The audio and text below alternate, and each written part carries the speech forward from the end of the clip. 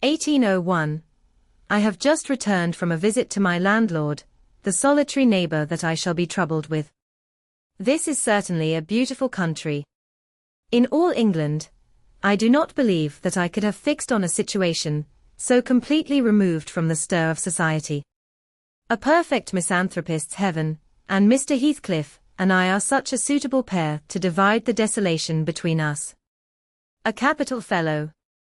He little imagined how my heart warmed towards him when I beheld his black eyes withdraw so suspiciously under their brows, as I rode up, and when his fingers sheltered themselves, with a jealous resolution, still further in his waistcoat, as I announced my name. Mr. Heathcliff, I said. A nod was the answer. Mr. Lockwood, your new tenant, sir. I do myself the honor of calling as soon as possible after my arrival, to express the hope that I have not inconvenienced you by my perseverance in soliciting the occupation of Thrushcross Grange. I heard yesterday, you had had some thoughts. Thrushcross Grange is my own, sir, he interrupted, wincing. I should not allow any one to inconvenience me, if I could hinder it. Walk in. The walk-in was uttered with closed teeth, and expressed the sentiment, go to the deuce. Even the gate over which he leant manifested no sympathizing movement to the words, and I think that circumstance determined me to accept the invitation.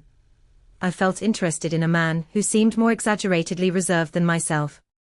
When he saw my horse's breast fairly pushing the barrier, he did put out his hand to unchain it, and then sullenly preceded me up the causeway, calling, as we entered the court, Joseph, take Mr. Lockwood's horse, and bring up some wine. Here we have the whole establishment of domestics, I suppose, was the reflection suggested by this compound order. No wonder the grass grows up between the flags, and cattle are the only hedge-cutters. Joseph was an elderly, nay, an old man, very old, perhaps, though hale and sinewy. The Lord help us, he soliloquized in an undertone of peevish displeasure, while relieving me of my horse, looking, meantime, in my face so sourly that I charitably conjectured he must have need of divine aid to digest his dinner, and his pious ejaculation had no reference to my unexpected advent. Wuthering Heights is the name of Mr. Heathcliff's dwelling. Wuthering being a significant provincial adjective, descriptive of the atmospheric tumult to which its station is exposed in stormy weather. Pure, bracing ventilation they must have up there at all times, indeed. One may guess the power of the north wind, blowing over the edge, by the excessive slant of a few stunted firs at the end of the house, and by a range of gaunt thorns all stretching their limbs one way, as if craving arms of the sun. Happily, the architect had foresight to build it strong. The narrow windows are deeply set in the wall, and the corners defended with large jutting stones. Before passing the threshold, I paused to admire a quantity of grotesque carving lavished over the front, and especially about the principal door, above which, among a wilderness of crumbling griffins and shameless little boys, I detected the date 1500, and the name Hareton Earnshaw. I would have made a few comments, and requested a short history of the place from the surly owner, but his attitude at the door appeared to demand my speedy entrance, or complete departure, and I had no desire to aggravate his impatience previous to inspecting the penetralium. One step brought us into the family sitting room, without any introductory lobby or passage. They call it here, the house, preeminently. It includes kitchen and parlor, generally, but I believe at Wuthering Heights the kitchen is forced to retreat altogether into another quarter. At least I distinguished a chatter of tongues, and a clatter of culinary utensils, deep within, and I observed no signs of roasting, boiling, or baking about the huge fireplace, nor any glitter of copper saucepans and tin cullenders on the walls. One end, indeed, reflected splendidly both light and heat from ranks of immense pewter dishes, interspersed with silver jugs and tankards, towering row after row, on a vast oak dresser, to the very roof. The latter had never been underdrawn, its entire anatomy lay bare to an inquiring eye, except where a frame of wood laden with oatcakes and clusters of legs of beef, mutton, and ham, concealed it. Above the chimney were sundry villainous old guns, and a couple of horse pistols, and, by way of ornament, 3 gaudily painted canisters disposed along its ledge. The floor was of smooth, white stone, the chairs, high-backed, primitive structures, painted green, one or two heavy black ones lurking in the shade. In an arch under the dresser reposed a huge, liver-colored bitch pointer, surrounded by a swarm of squealing puppies, and other dogs haunted other recesses. The apartment and furniture would have been nothing extraordinary as belonging to a homely, northern farmer, with a stubborn countenance, and stalwart limbs set out to advantage in knee breeches and gaiters. Such an individual seated in his armchair, his mug of ale frothing on the round table before him, is to be seen in any circuit of 5 or 6 miles among these hills, if you go at the right time after dinner. But Mr. Heathcliff forms a singular contrast to his abode and style of living. He is a dark-skinned gypsy in aspect, in dress and manners a gentleman, that is, as much a gentleman as many a country squire, rather slovenly, perhaps, yet not looking amiss with his negligence, because he has an erect and handsome figure, and rather morose. Possibly, some people might suspect him of a degree of underbred pride. I have a sympathetic chord within that tells me it is nothing of the sort. I know, by instinct, his reserve springs from an aversion to showy displays of feeling, to manifestations of mutual kindliness. He'll love and hate equally under cover, and esteem it a species of impertinence to be loved or hated again. No, I'm running on too fast. I bestow my own attributes over-liberally on him. Mr. Heathcliff may have entirely dissimilar reasons for keeping his hand out of the way, when he meets a would-be acquaintance, to those which actuate me. Let me hope my constitution is almost peculiar. My dear mother used to say I should never have a comfortable home, and only last summer, I proved myself perfectly unworthy of one. While enjoying a month of fine weather at the sea-coast, I was thrown into the company of a most fascinating creature, a real goddess in my eyes, as long as she took no notice of me. I never told my love vocally, still, if looks have language, the merest idiot might have guessed I was over head and ears. She understood me at last, and looked a return, the sweetest of all imaginable looks. And what did I do?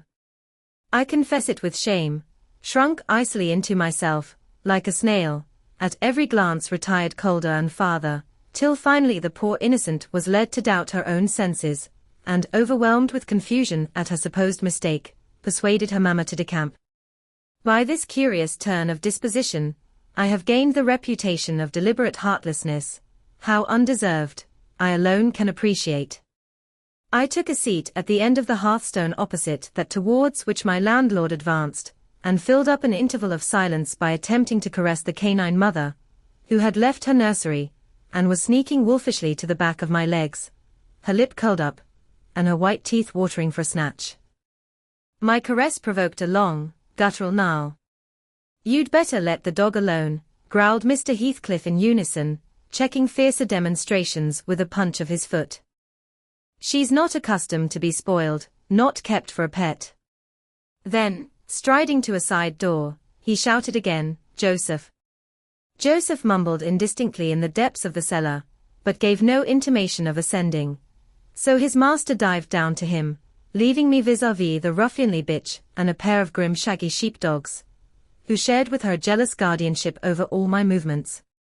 Not anxious to come in contact with their fangs, I sat still, but imagining they would scarcely understand tacit insults, I unfortunately indulged in winking and making faces at the trio, and some turn of my physiognomy so irritated Madame, that she suddenly broke into a fury and leapt on my knees. I flung her back, and hastened to interpose the table between us. This proceeding aroused the whole hive. Half a dozen four-footed fiends, of various sizes and ages, issued from hidden dens to the common centre.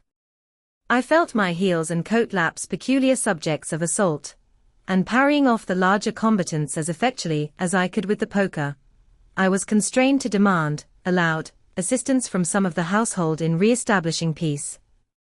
Mr. Heathcliff and his man climbed the cellar steps with vexatious phlegm. I don't think they moved 1 second faster than usual, though the hearth was an absolute tempest of worrying and yelping. Happily, an inhabitant of the kitchen made more dispatch, a lusty dame, with tucked-up gown, bare arms, and fire-flushed cheeks, rushed into the midst of us flourishing a frying pan, and used that weapon and her tongue, to such purpose, that the storm subsided magically, and she only remained, heaving like a sea after a high wind, when her master entered on the scene. "What the devil is the matter?" he asked, eyeing me in a manner that I could ill endure after this inhospitable treatment. "What the devil, indeed?" I muttered. "The herd of possessed swine could have had no worse spirits in them than those animals of yours, sir. You might as well leave a stranger with a brood of tigers." "They won't meddle with persons who touch nothing," he remarked, putting the bottle before me, and restoring the displaced table. "The dogs do right to be vigilant.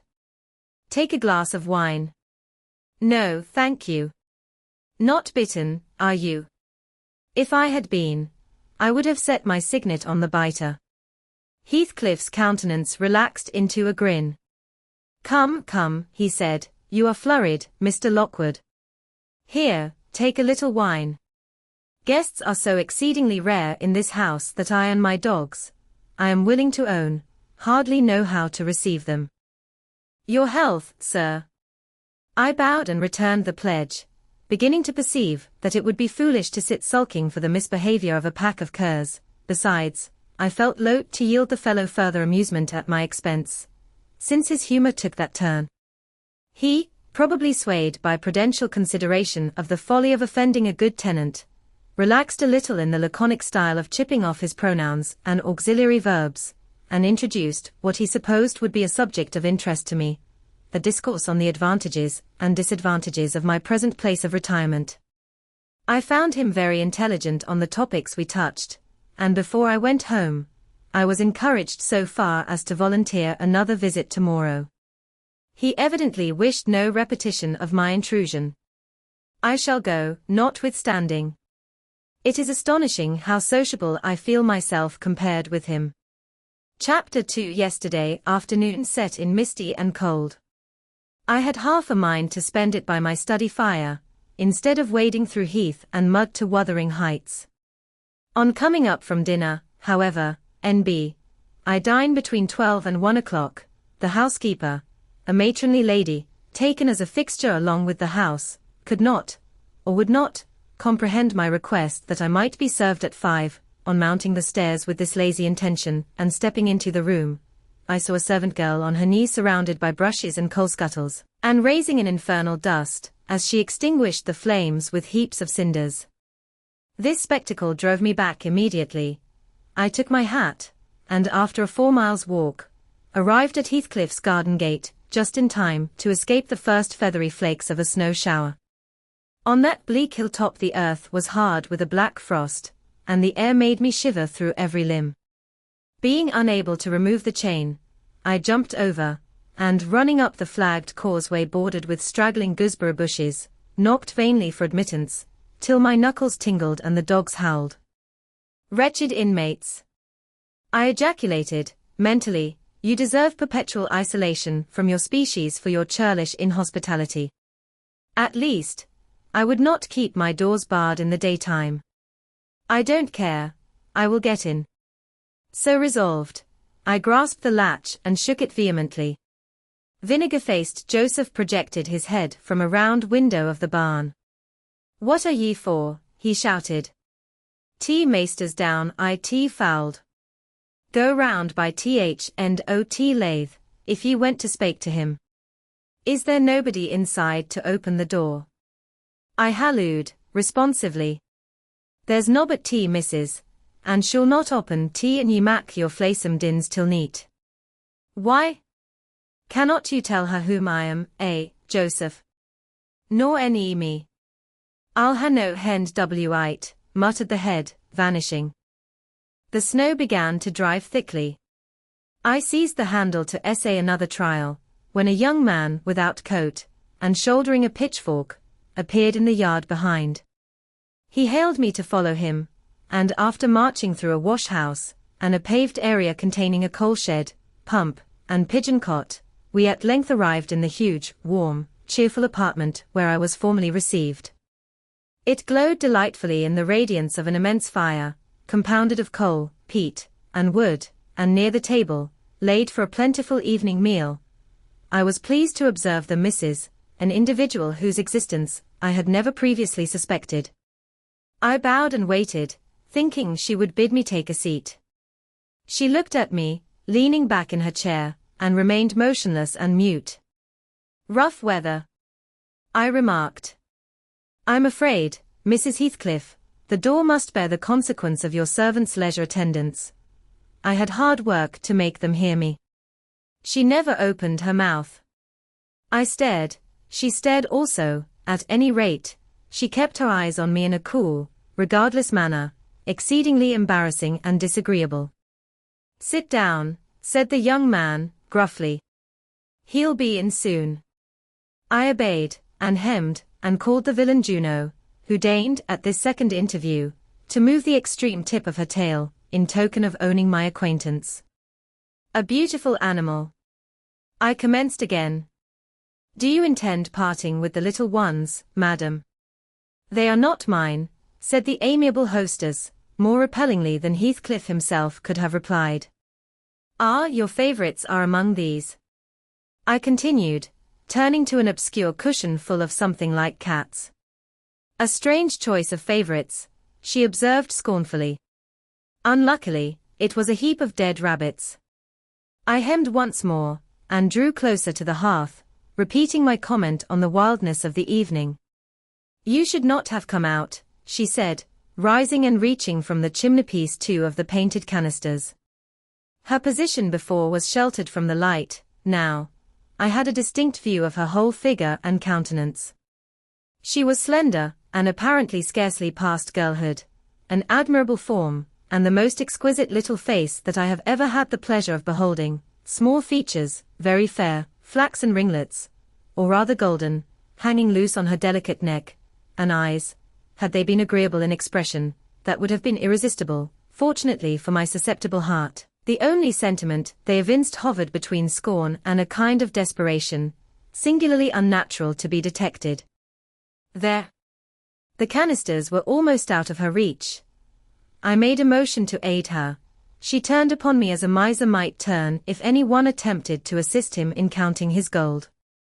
"I don't want your help," she snapped. "I can get them for myself."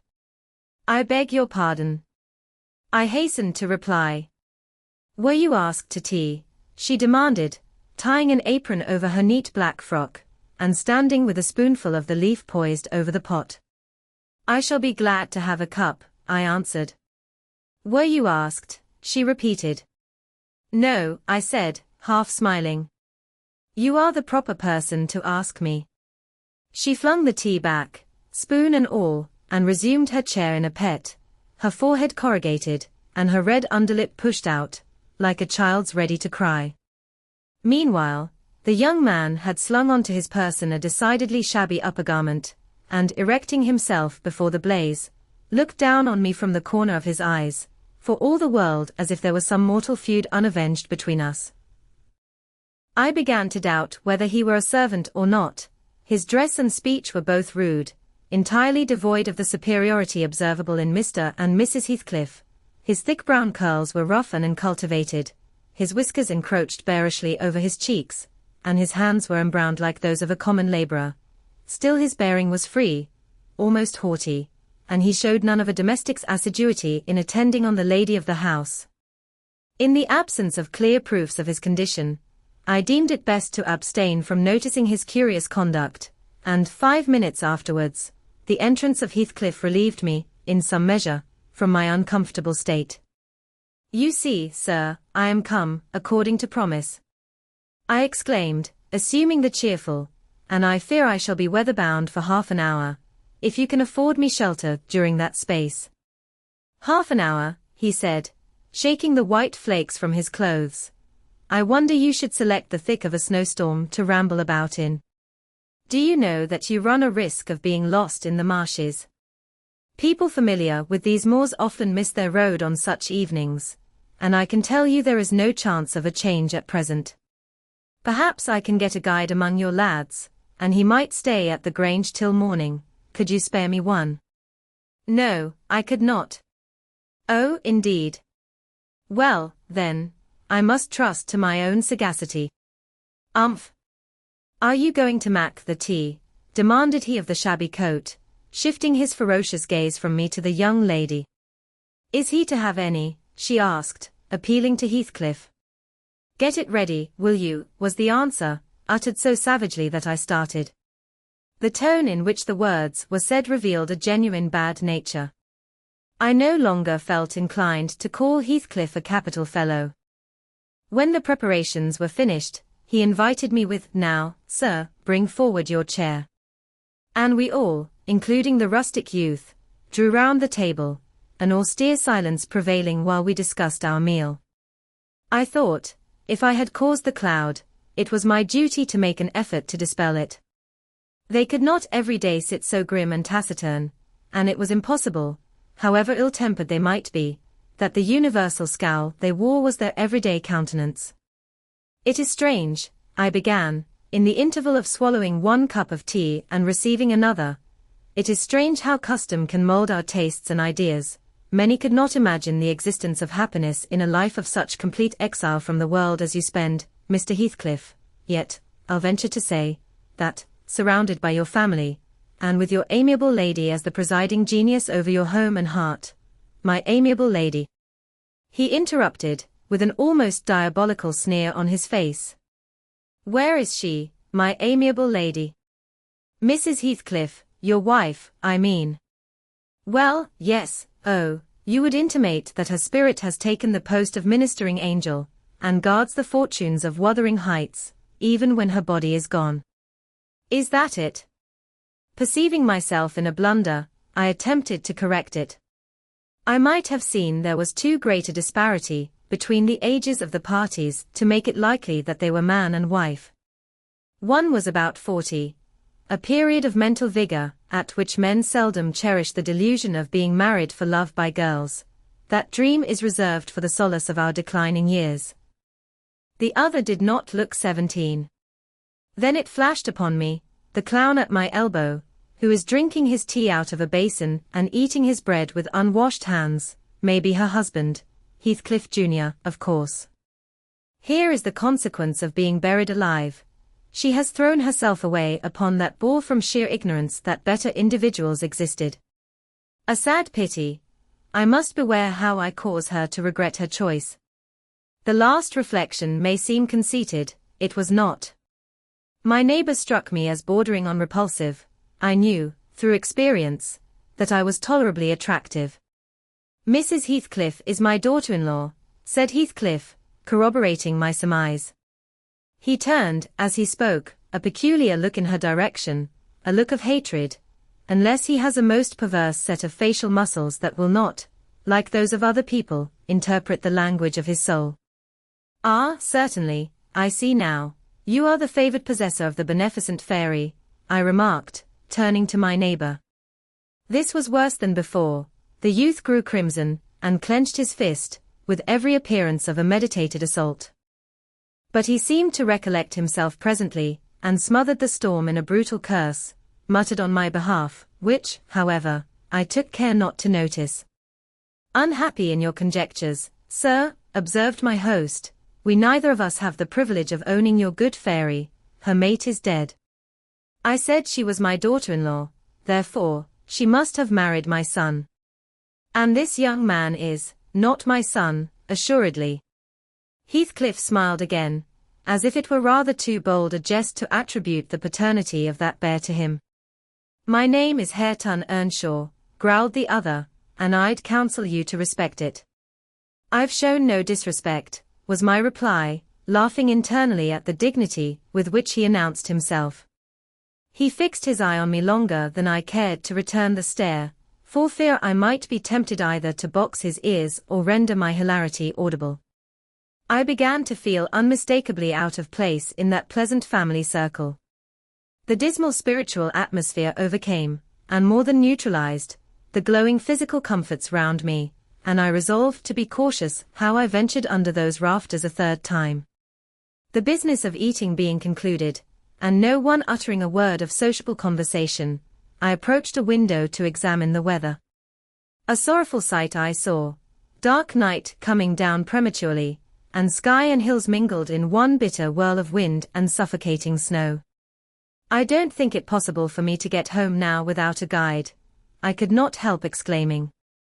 The roads will be buried already, and if they were bare, I could scarcely distinguish a foot in advance. Hareton, drive those dozen sheep into the barn porch. They'll be covered if left in the fold all night, and put a plank before them, said Heathcliff. How must I do? I continued, with rising irritation. There was no reply to my question, and on looking round I saw only Joseph bringing in a pail of porridge for the dogs, and Mrs. Heathcliff leaning over the fire, diverting herself with burning a bundle of matches, which had fallen from the chimney-piece, as she restored the tea canister to its place. The former, when he had deposited his burden, took a critical survey of the room, and in cracked tones grated out, "Or wonder how ya can fashion to stand there idleness un war, when all on em's gone out. Bud yari out, and it's no use talking, y'all never mend your ill ways, but go arate to tea divil, like your mother afore ye." I imagined, for a moment, that this piece of eloquence was addressed to me, and, sufficiently enraged, stepped towards the aged rascal with an intention of kicking him out of the door. Mrs. Heathcliff, however, checked me by her answer. "You scandalous old hypocrite," she replied. "Are you not afraid of being carried away bodily, whenever you mention the devil's name? I warn you to refrain from provoking me, or I'll ask your abduction, as a special favor. Stop. Look here, Joseph," she continued, taking a long, dark book from a shelf. "I'll show you how far I've progressed in the black art. I shall soon be competent to make a clear house of it. The red cow didn't die by chance, and your rheumatism can hardly be reckoned among providential visitations." "Oh, wicked, wicked," gasped the elder, "may the Lord deliver us from evil." "No, reprobate. You are a castaway, be off, or I'll hurt you seriously. I'll have you all modelled in wax and clay. And the first who passes the limits I fix shall, I'll not say what he shall be done to, but you'll see. Go, I'm looking at you." The little witch put a mock malignity into her beautiful eyes, and Joseph, trembling with sincere horror, hurried out, praying, and ejaculating "wicked" as he went. I thought her conduct must be prompted by a species of dreary fun, and now that we were alone, I endeavored to interest her in my distress. "Mrs. Heathcliff," I said earnestly, "you must excuse me for troubling you. I presume, because, with that face, I'm sure you cannot help being good-hearted. Do point out some landmarks, by which I may know my way home. I have no more idea how to get there than you would have how to get to London." "Take the road you came," she answered, ensconcing herself in a chair, with a candle, and the long book open before her.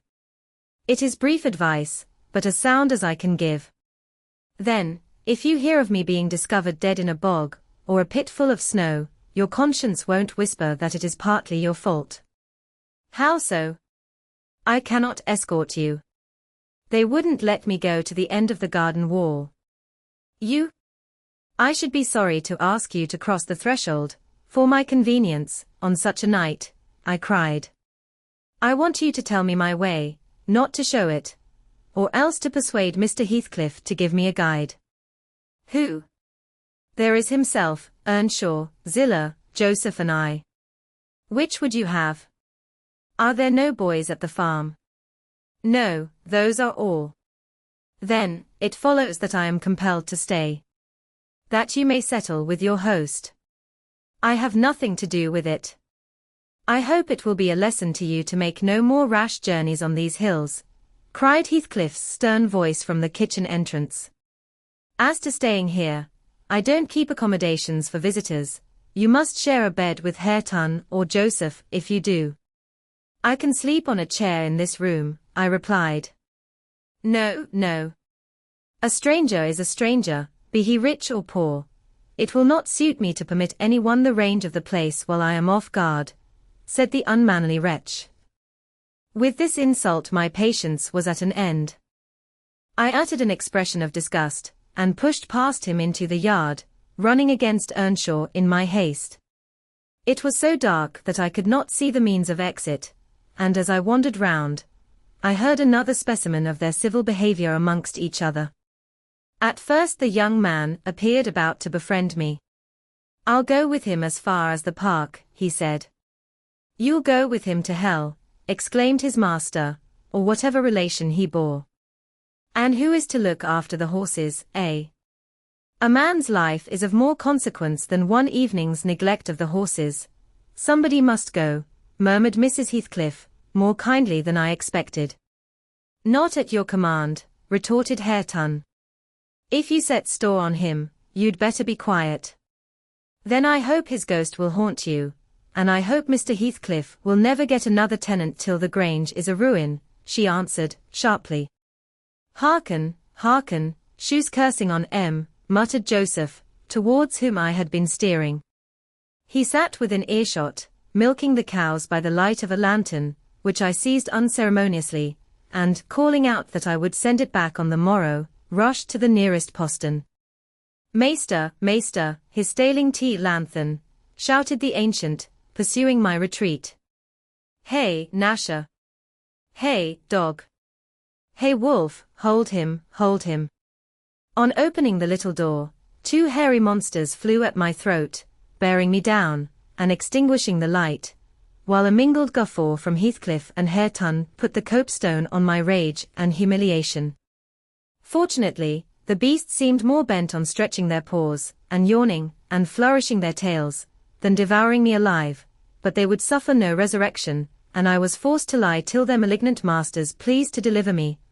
Then, hatless and trembling with wrath, I ordered the miscreants to let me out, on their peril to keep me 1 minute longer, with several incoherent threats of retaliation that, in their indefinite depth of virulency, smacked of King Lear. The vehemence of my agitation brought on a copious bleeding at the nose, and still Heathcliff laughed, and still I scolded. I don't know what would have concluded the scene, had there not been one person at hand rather more rational than myself, and more benevolent than my entertainer. This was Zillah, the stout housewife, who at length issued forth to inquire into the nature of the uproar. She thought that some of them had been laying violent hands on me, and not daring to attack her master, she turned her vocal artillery against the younger scoundrel. "Well, Mr. Earnshaw," she cried, "I wonder what you'll have agate next. Are we going to murder folk on our very doorstones? I see this house will never do for me, look at poor lad, his fair choking. Wisht, you mun'n't go on so. Come in, and I'll cure that. There now, hold ye still." With these words, she suddenly splashed a pint of icy water down my neck, and pulled me into the kitchen.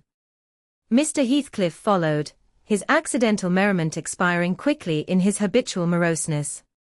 I was sick exceedingly, and dizzy, and faint, and thus compelled perforce to accept lodgings under his roof. He told Zillah to give me a glass of brandy, and then passed on to the inner room, while she condoled with me on my sorry predicament, and having obeyed his orders, whereby I was somewhat revived, ushered me to bed. Chapter 3. While leading the way upstairs, she recommended that I should hide the candle, and not make a noise, for her master had an odd notion about the chamber she would put me in, and never let anybody lodge there willingly. I asked the reason. She did not know, she answered. She had only lived there a year or two, and they had so many queer goings-on, she could not begin to be curious. Too stupefied to be curious myself, I fastened my door and glanced round for the bed. The whole furniture consisted of a chair, a clothes press, and a large oak case, with squares cut out near the top resembling coach windows. Having approached this structure, I looked inside, and perceived it to be a singular sort of old-fashioned couch, very conveniently designed to obviate the necessity for every member of the family having a room to himself. In fact, it formed a little closet, and the ledge of a window, which it enclosed, served as a table. I slid back the panelled sides, got in with my light, pulled them together again, and felt secure against the vigilance of Heathcliff and every one else. The ledge, where I placed my candle, had a few mildewed books piled up in one corner, and it was covered with writing scratched on the paint. This writing, however, was nothing but a name repeated in all kinds of characters, large and small, Catherine Earnshaw, here and there varied to Catherine Heathcliff, and then again to Catherine Linton. In vapid listlessness I leant my head against the window, and continued spelling over Catherine Earnshaw, Heathcliff, Linton, till my eyes closed, but they had not rested 5 minutes when a glare of white letters started from the dark, as vivid as spectres. The air swarmed with Catherines, and rousing myself to dispel the obtrusive name, I discovered my candle wick reclining on one of the antique volumes, and perfuming the place with an odor of roasted calf skin. I snuffed it off, and, very ill at ease under the influence of cold and lingering nausea, sat up and spread open the injured tome on my knee.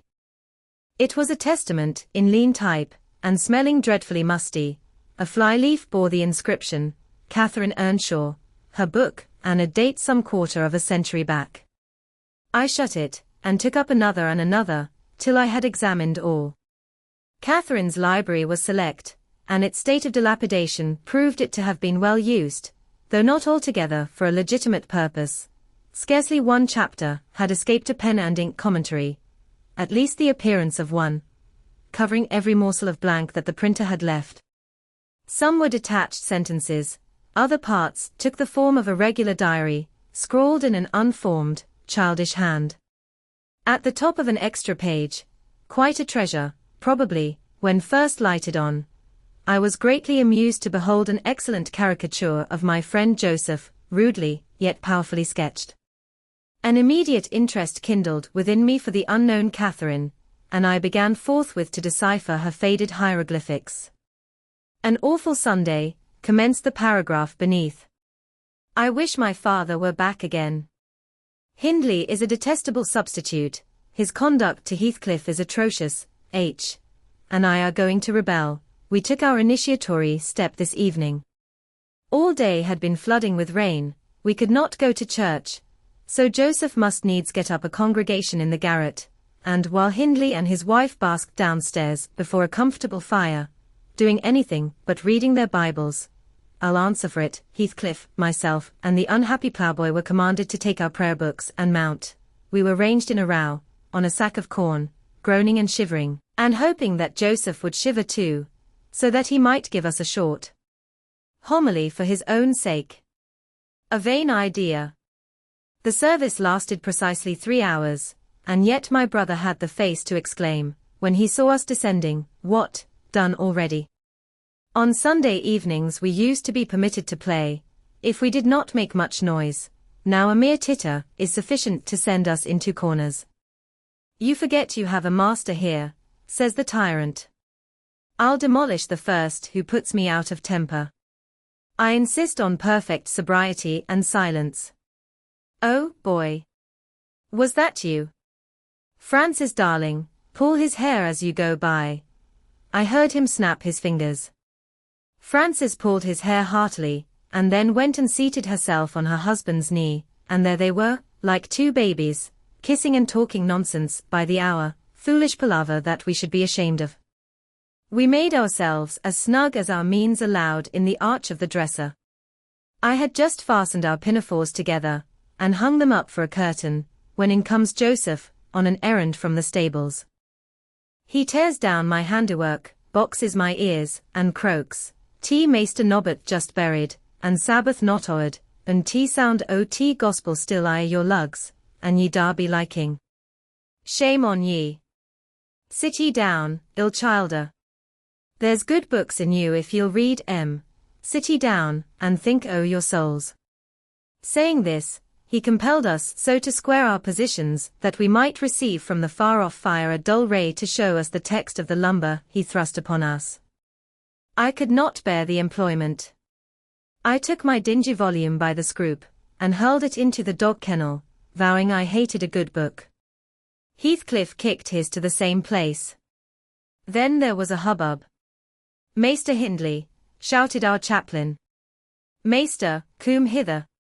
Miss Cathy's riven th back off, helmet o salvation, un Heathcliff's paused his fit into t first part, o t brood way to destruction. It's fair flaysome that ye let go on this gate. Ek. Th old man wad ha laced properly, but his gone. Hindley hurried up from his paradise on the hearth, and seizing one of us by the collar, and the other by the arm, hurled both into the back kitchen, where, Joseph asseverated, old Nick would fetch us as sure as we were living, and so comforted, we each sought a separate nook to await his advent. I reached this book, and a pot of ink from a shelf, and pushed the house door ajar to give me light, and I have got the time on with writing for 20 minutes, but my companion is impatient, and proposes that we should appropriate the dairywoman's cloak, and have a scamper on the moors, under its shelter. A pleasant suggestion, and then, if the surly old man come in, he may believe his prophecy verified, we cannot be damper, or colder, in the rain than we are here. I suppose Catherine fulfilled her project, for the next sentence took up another subject. She waxed lachrymose. How little did I dream that Hindley would ever make me cry so, she wrote. My head aches, till I cannot keep it on the pillow, and still I can't give over. Poor Heathcliff. Hindley calls him a vagabond, and won't let him sit with us, nor eat with us any more, and, he says, he and I must not play together, and threatens to turn him out of the house if we break his orders. He has been blaming our father, how dared he, for treating H. too liberally, and swears he will reduce him to his right place. I began to nod drowsily over the dim page. My eye wandered from manuscript to print. I saw a red ornamented title, 70 times 7, and the first of the 71st. A pious discourse delivered by the Reverend Jabez Branderham, in the chapel of Gimmerden, Suffolk. And while I was, half-consciously, worrying my brain to guess what Jabez Branderham would make of his subject, I sank back in bed, and fell asleep. Alas, for the effects of bad tea and bad temper. What else could it be that made me pass such a terrible night? I don't remember another that I can at all compare with it since I was capable of suffering. I began to dream, almost before I ceased to be sensible of my locality. I thought it was morning, and I had set out on my way home, with Joseph for a guide. The snow lay yards deep in our road, and as we floundered on, my companion wearied me with constant reproaches that I had not brought a pilgrim's staff, telling me that I could never get into the house without one, and boastfully flourishing a heavy-headed cudgel, which I understood to be so denominated. For a moment I considered it absurd that I should need such a weapon to gain admittance into my own residence. Then a new idea flashed across me. I was not going there, we were journeying to hear the famous Jabez Branderham preach, from the text, 70 times 7, and either Joseph, the preacher, or I had committed the first of the 71st, and were to be publicly exposed and excommunicated. We came to the chapel. I have passed it really in my walks, twice or thrice. It lies in a hollow, between two hills, an elevated hollow, near a swamp, whose peaty moisture is said to answer all the purposes of embalming on the few corpses deposited there. The roof has been kept whole hitherto, but as the clergyman's stipend is only £20 per annum, and a house with 2 rooms, threatening speedily to determine into one, no clergyman will undertake the duties of pastor, especially as it is currently reported that his flock would rather let him starve than increase the living by 1 penny from their own pockets. However, in my dream, Jabez had a full and attentive congregation, and he preached, good God! What a sermon, divided into 490 parts, each fully equal to an ordinary address from the pulpit, and each discussing a separate sin. Where he searched for them, I cannot tell. He had his private manner of interpreting the phrase, and it seemed necessary the brother should sin different sins on every occasion. They were of the most curious character, odd transgressions that I never imagined previously. Oh, how weary I grew! How I writhed, and yawned, and nodded, and revived! How I pinched and pricked myself, and rubbed my eyes, and stood up, and sat down again, and nudged Joseph to inform me if he would ever have done. I was condemned to hear all out. Finally, he reached the first of the 71st. At that crisis, a sudden inspiration descended on me. I was moved to rise and denounce Jabez Branderham as the sinner of the sin that no Christian need pardon. Sir, I exclaimed, sitting here within these four walls, at one stretch, I have endured and forgiven the 490 heads of your discourse. 70 times 7 times have I plucked up my hat, and been about to depart. 70 times 7 times have you preposterously forced me to resume my seat. The 491st is too much. Fellow martyrs, have at him. Drag him down, and crush him to atoms, that the place which knows him may know him no more. Thou art the man, cried Jabez, after a solemn pause, leaning over his cushion. 70 times 7 times didst thou gapingly contort thy visage. 70 times 7 did I take counsel with my soul, lo, this is human weakness, this also may be absolved. The first of the 71st is come.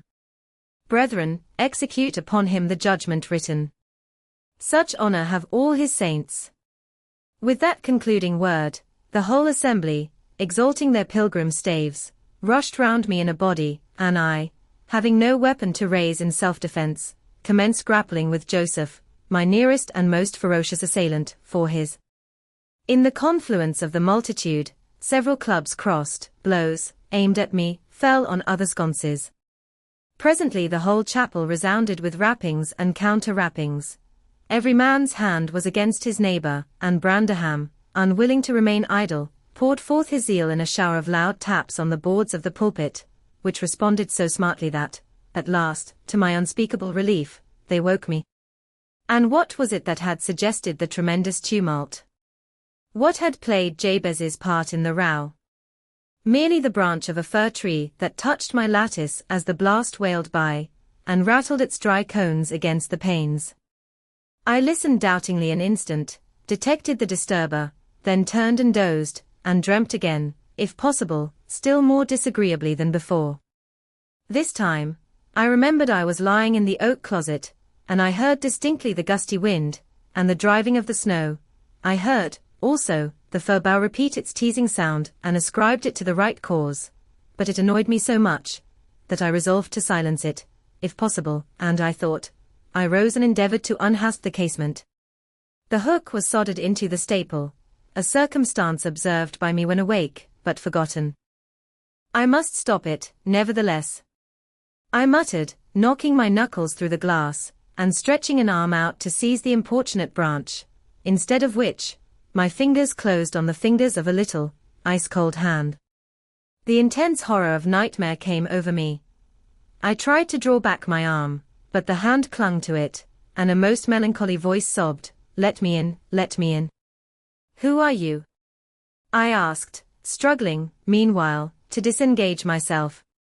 "Catherine Linton," it replied, shiveringly. Why did I think of Linton? I had read Earnshaw 20 times for Linton. I'm come home. I'd lost my way on the moor. As it spoke, I discerned, obscurely, a child's face looking through the window. Terror made me cruel, and, finding it useless to attempt shaking the creature off, I pulled its wrist onto the broken pane, and rubbed it to and fro till the blood ran down and soaked the bedclothes. Still it wailed, "Let me in," and maintained its tenacious gripe, almost maddening me with fear. "How can I?" I said at length. "Let me go, if you want me to let you in."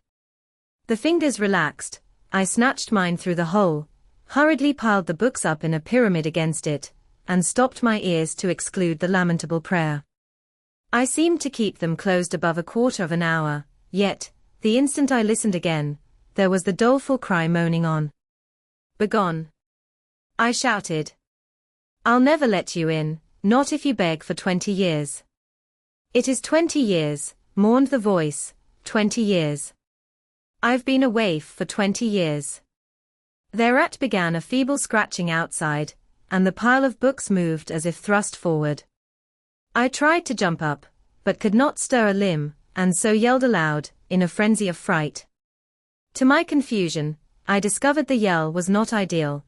Hasty footsteps approached my chamber door. Somebody pushed it open, with a vigorous hand, and a light glimmered through the squares at the top of the bed. I sat shuddering, yet, and wiping the perspiration from my forehead. The intruder appeared to hesitate, and muttered to himself. At last, he said, in a half-whisper, plainly not expecting an answer, "Is anyone here?" I considered it best to confess my presence, for I knew Heathcliff's accents, and feared he might search further, if I kept quiet. With this intention, I turned and opened the panels. I shall not soon forget the effect my action produced.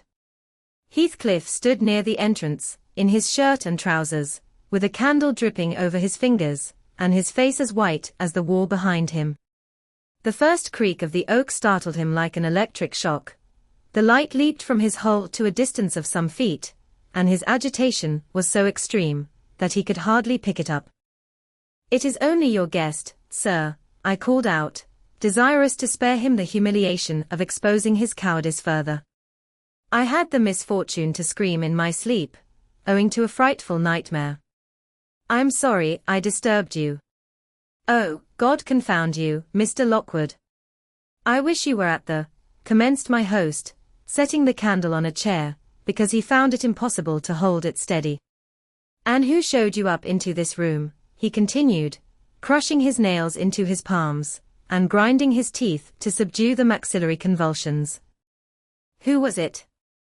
I've a good mind to turn them out of the house this moment." "It was your servant Zillah," I replied, flinging myself onto the floor, and rapidly resuming my garments.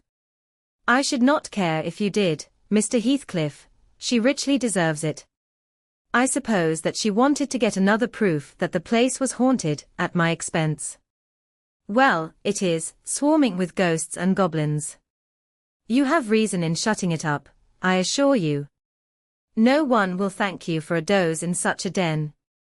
"What do you mean?" asked Heathcliff, "and what are you doing?" "Lie down and finish out the night, since you are here, but, for heaven's sake, don't repeat that horrid noise. Nothing could excuse it, unless you were having your throat cut. If the little fiend had got in at the window, she probably would have strangled me." I returned. "I'm not going to endure the persecutions of your hospitable ancestors again. Was not the Reverend Jabez Branderham akin to you on the mother's side? And that minx, Catherine Linton, or Earnshaw, or however she was called, she must have been a changeling, wicked little soul. She told me she had been walking the earth these 20 years, a just punishment for her mortal transgressions, I've no doubt." Scarcely were these words uttered when I recollected the association of Heathcliff's with Catherine's name in the book, which had completely slipped from my memory, till thus awakened. I blushed at my inconsideration, but, without showing further consciousness of the offence, I hastened to add, "The truth is, sir, I passed the first part of the night in," here I stopped afresh. I was about to say perusing those old volumes, then it would have revealed my knowledge of their written, as well as their printed, contents, so, correcting myself, I went on in spelling over the name scratched on that window ledge. A monotonous occupation, calculated to set me asleep, like counting, or, "What can you mean by talking in this way to me?" thundered Heathcliff with savage vehemence. How dare you, under my roof, God? He's mad to speak so." And he struck his forehead with rage.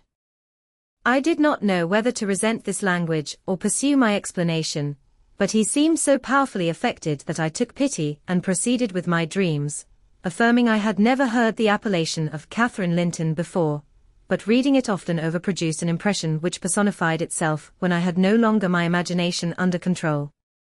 Heathcliff gradually fell back into the shelter of the bed, as I spoke, finally sitting down almost concealed behind it. I guessed, however, by his irregular and intercepted breathing, that he struggled to vanquish an excess of violent emotion. Not liking to show him that I had heard the conflict, I continued my toilette rather noisily, looked at my watch, and soliloquized on the length of the night. Not 3 o'clock yet. I could have taken oath it had been 6. Time stagnates here, we must surely have retired to rest at 8. Always at 9 in winter, and rise at 4, said my host, suppressing a groan, and as I fancied, by the motion of his arm's shadow, dashing a tear from his eyes. "Mr. Lockwood," he added, "you may go into my room, you'll only be in the way, coming downstairs so early, and your childish outcry has sent sleep to the devil for me." And for me, too, I replied. I'll walk in the yard till daylight, and then I'll be off, and you need not dread a repetition of my intrusion.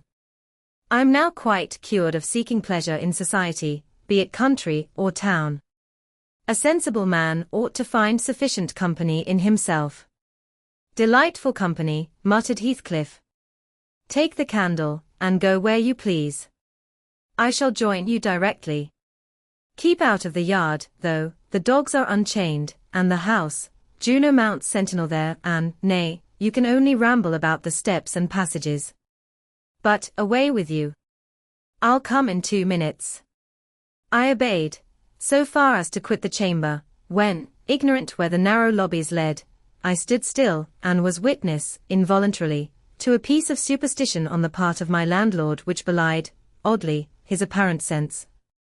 He got onto the bed, and wrenched open the lattice, bursting, as he pulled at it, into an uncontrollable passion of tears. Come in. Come in, he sobbed. Cathy, do come. Oh, do, once more. Oh. My heart's darling. Hear me this time, Catherine, at last. The spectre showed a spectre's ordinary caprice. It gave no sign of being, but the snow and wind whirled wildly through, even reaching my station, and blowing out the light. There was such anguish in the gush of grief that accompanied this raving, that my compassion made me overlook its folly, and I drew off, half angry to have listened at all, and vexed at having related my ridiculous nightmare, since it produced that agony, though why was beyond my comprehension. I descended cautiously to the lower regions, and landed in the back kitchen, where a gleam of fire, raked compactly together, enabled me to rekindle my candle. Nothing was stirring except a brindled, grey cat, which crept from the ashes, and saluted me with a querulous mew. 2 benches, shaped in sections of a circle, nearly enclosed the hearth. On one of these I stretched myself, and Grimalkin mounted the other. We were both of us nodding ere any one invaded our retreat, and then it was Joseph, shuffling down a wooden ladder that vanished in the roof, through a trap, the ascent to his garret, I suppose. He cast a sinister look at the little flame, which I had enticed to play between the ribs, swept the cat from its elevation, and bestowing himself in the vacancy, commenced the operation of stuffing a 3-inch pipe with tobacco. My presence in his sanctum was evidently esteemed a piece of impudence too shameful for remark. He silently applied the tube to his lips, folded his arms, and puffed away. I let him enjoy the luxury unannoyed, and after sucking out his last wreath, and heaving a profound sigh, he got up, and departed as solemnly as he came. A more elastic footstep entered next, and now I opened my mouth for a good morning, but closed it again, the salutation unachieved, for Herr Earnshaw was performing his orison sotto voce, in a series of curses directed against every object he touched, while he rummaged a corner for a spade or shovel to dig through the drifts. He glanced over the back of the bench, dilating his nostrils, and thought as little of exchanging civilities with me as with my companion the cat. I guessed, by his preparations, that egress was allowed, and leaving my hard couch, made a movement to follow him. He noticed this, and thrust at an inner door with the end of his spade, intimating by an inarticulate sound that there was the place where I must go, if I changed my locality. It opened into the house, where the females were already astir, Zillah urging flakes of flame up the chimney with a colossal bellows, and Mrs. Heathcliff, kneeling on the hearth, reading a book by the aid of the blaze. She held her hand interposed between the furnace heat and her eyes, and seemed absorbed in her occupation, desisting from it only to chide the servant for covering her with sparks, or to push away a dog, now and then, that snoozled its nose over forwardly into her face. I was surprised to see Heathcliff there also. He stood by the fire, his back towards me, just finishing a stormy scene with poor Zillah, who ever and anon interrupted her labor to pluck up the corner of her apron, and heave an indignant groan. "And you worthless," he broke out as I entered, turning to his daughter-in-law, and employing an epithet as harmless as duck, or sheep, but generally represented by a dash. "There you are, at your idle tricks again. The rest of them do earn their bread, you live on my charity. Put your trash away, and find something to do. You shall pay me for the plague of having you eternally in my sight. Do you hear, damnable jade? I'll put my trash away, because you can make me if I refuse, answered the young lady, closing her book, and throwing it on a chair. But I'll not do anything, though you should swear your tongue out, except what I please. Heathcliff lifted his hand, and the speaker sprang to a safer distance, obviously acquainted with its weight. Having no desire to be entertained by a cat and dog combat, I stepped forward briskly, as if eager to partake the warmth of the hearth, and innocent of any knowledge of the interrupted dispute. Each had enough decorum to suspend further hostilities. Heathcliff placed his fists, out of temptation, in his pockets. Mrs. Heathcliff curled her lip, and walked to a seat far off, where she kept her word by playing the part of a statue during the remainder of my stay. That was not long. I declined joining their breakfast, and at the first gleam of dawn, took an opportunity of escaping into the free air, now clear and still and cold as impalpable ice. My landlord hallooed for me to stop ere I reached the bottom of the garden, and offered to accompany me across the moor.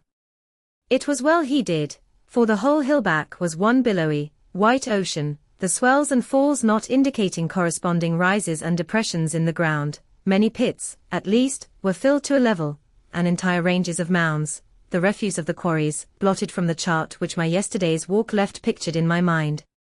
I had remarked on one side of the road, at intervals of 6 or 7 yards, a line of upright stones, continued through the whole length of the barren.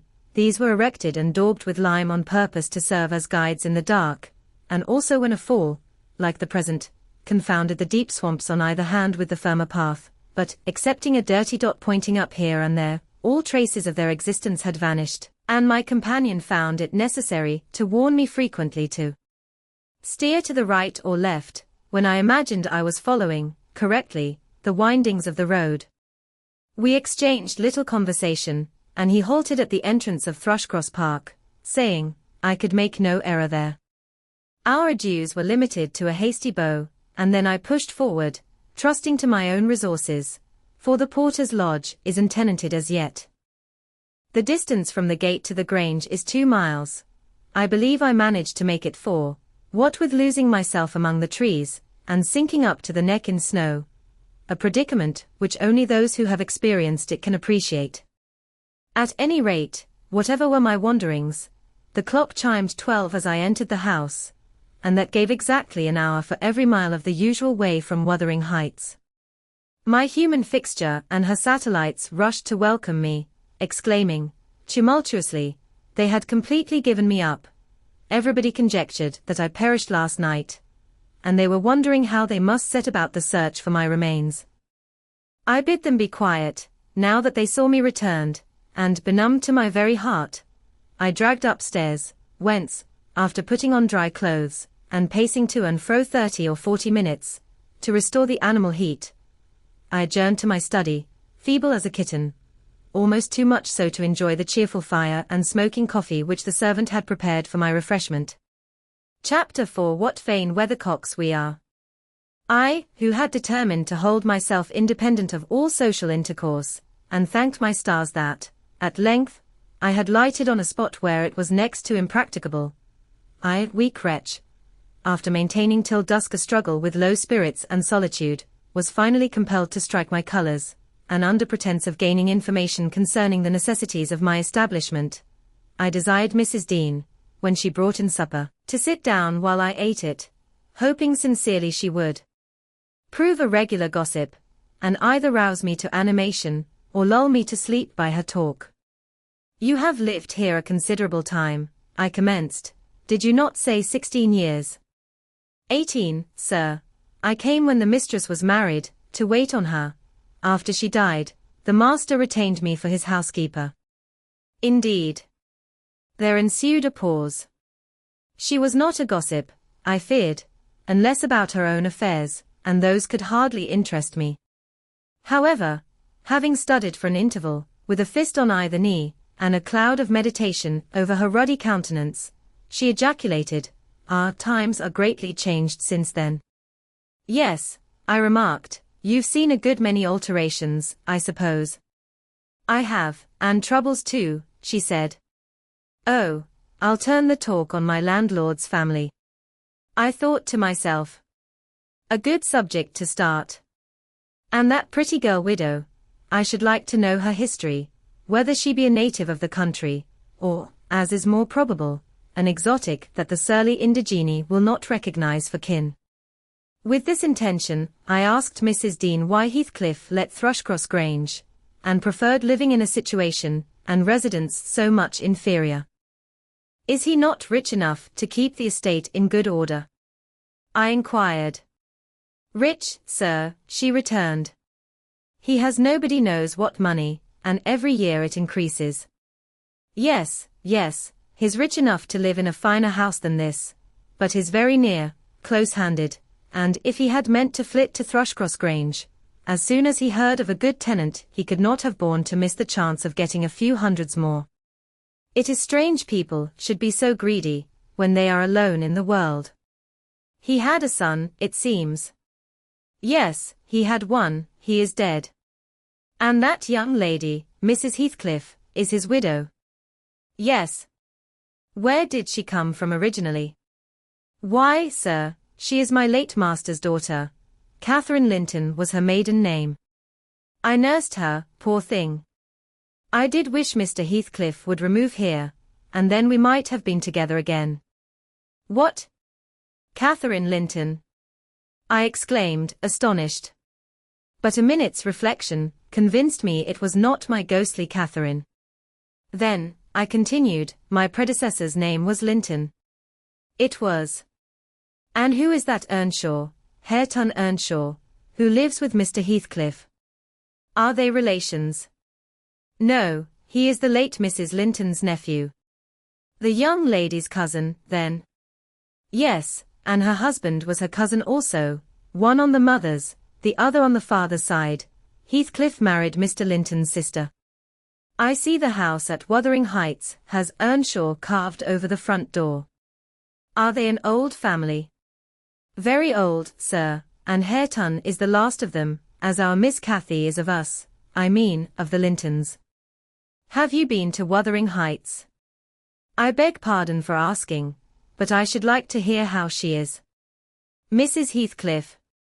She looked very well, and very handsome, yet, I think, not very happy. Oh dear, I don't wonder. And how did you like the master? A rough fellow, rather, Mrs. Dean. Is not that his character? Rough as a saw edge, and hard as whinstone. The less you meddle with him the better.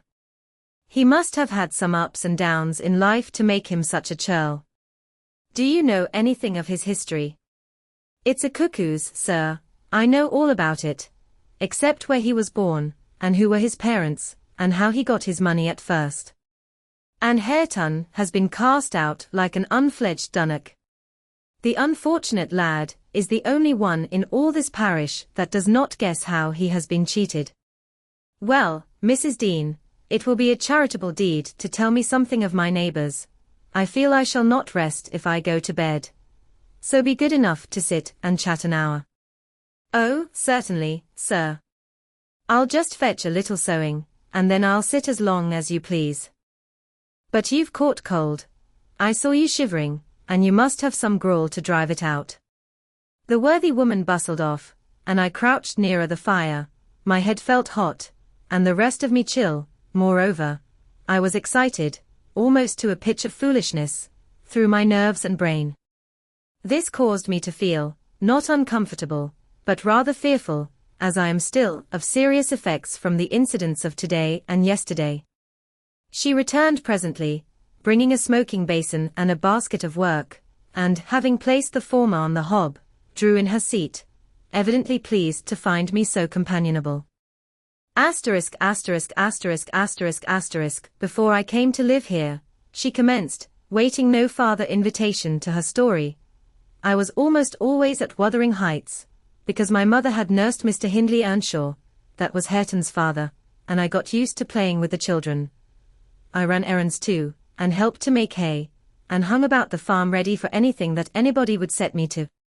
One fine summer morning, it was the beginning of harvest, I remember, Mr. Earnshaw, the old master, came downstairs, dressed for a journey, and after he had told Joseph what was to be done during the day, he turned to Hindley, and Cathy, and me, for I sat eating my porridge with them, and he said, speaking to his son, now, my bonny man, I'm going to Liverpool today, what shall I bring you? You may choose what you like. Only let it be little, for I shall walk there and back, 60 miles each way, that is a long spell. Hindley named a fiddle, and then he asked Miss Cathy. She was hardly 6 years old, but she could ride any horse in the stable, and she chose a whip. He did not forget me, for he had a kind heart, though he was rather severe sometimes. He promised to bring me a pocketful of apples and pears, and then he kissed his children, said goodbye, and set off. It seemed a long while to us all, the 3 days of his absence, and often did little Cathy ask when he would be home. Mrs. Earnshaw expected him by supper time on the 3rd evening, and she put the meal off hour after hour. There were no signs of his coming, however, and at last the children got tired of running down to the gate to look. Then it grew dark. She would have had them to bed, but they begged sadly to be allowed to stay up, and, just about 11 o'clock, the door latch was raised quietly, and in stepped the master. He threw himself into a chair, laughing and groaning, and bid them all stand off, for he was nearly killed. He would not have such another walk for the 3 kingdoms. And at the end of it to be flighted to death, he said, opening his greatcoat, which he held bundled up in his arms. See here, wife. I was never so beaten with anything in my life, but you must e'en take it as a gift of God, though it's as dark almost as if it came from the devil. We crowded round, and over Miss Cathy's head I had a peep at a dirty, ragged, black-haired child, big enough both to walk and talk. Indeed, its face looked older than Catherine's, yet when it was set on its feet, it only stared round, and repeated over and over again some gibberish that nobody could understand. I was frightened, and Mrs. Earnshaw was ready to fling it out of doors. She did fly up, asking how he could fashion to bring that gypsy brat into the house, when they had their own bairns to feed and fend for. What he meant to do with it, and whether he were mad. The master tried to explain the matter, but he was really half dead with fatigue, and all that I could make out, amongst her scolding, was a tale of his seeing it starving, and houseless, and as good as dumb, in the streets of Liverpool, where he picked it up and inquired for its owner. Not a soul knew to whom it belonged, he said, and his money and time being both limited, he thought it better to take it home with him at once, than run into vain expenses there, because he was determined he would not leave it as he found it. Well, the conclusion was, that my mistress grumbled herself calm, and Mr. Earnshaw told me to wash it, and give it clean things, and let it sleep with the children. Hindley and Cathy contented themselves with looking and listening till peace was restored. Then, both began searching their father's pockets for the presents he had promised them. The former was a boy of 14, but when he drew out what had been a fiddle, crushed to morsels in the greatcoat, he blubbered aloud, and Cathy, when she learned the master had lost her whip in attending on the stranger, showed her humor by grinning and spitting at the stupid little thing, earning for her pains a sound blow from her father, to teach her cleaner manners. They entirely refused to have it in bed with them, or even in their room, and I had no more sense, so I put it on the landing of the stairs, hoping it might be gone on the morrow.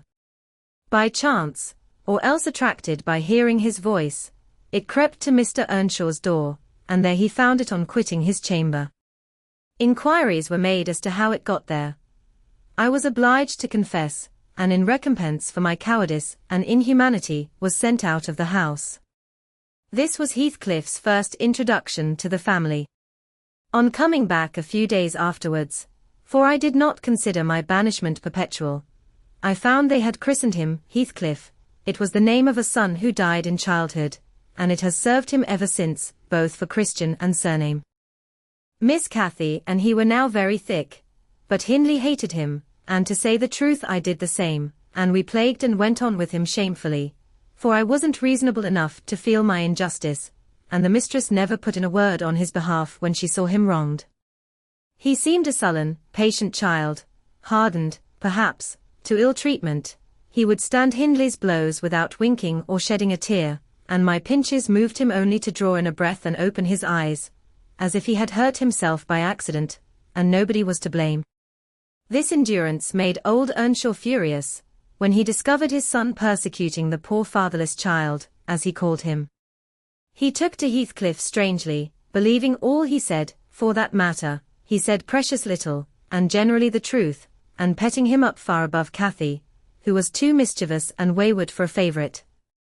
So, from the very beginning, he bred bad feeling in the house, and at Mrs. Earnshaw's death, which happened in less than 2 years after, the young master had learned to regard his father as an oppressor rather than a friend, and Heathcliff as a usurper of his parents' affections and his privileges, and he grew bitter with brooding over these injuries.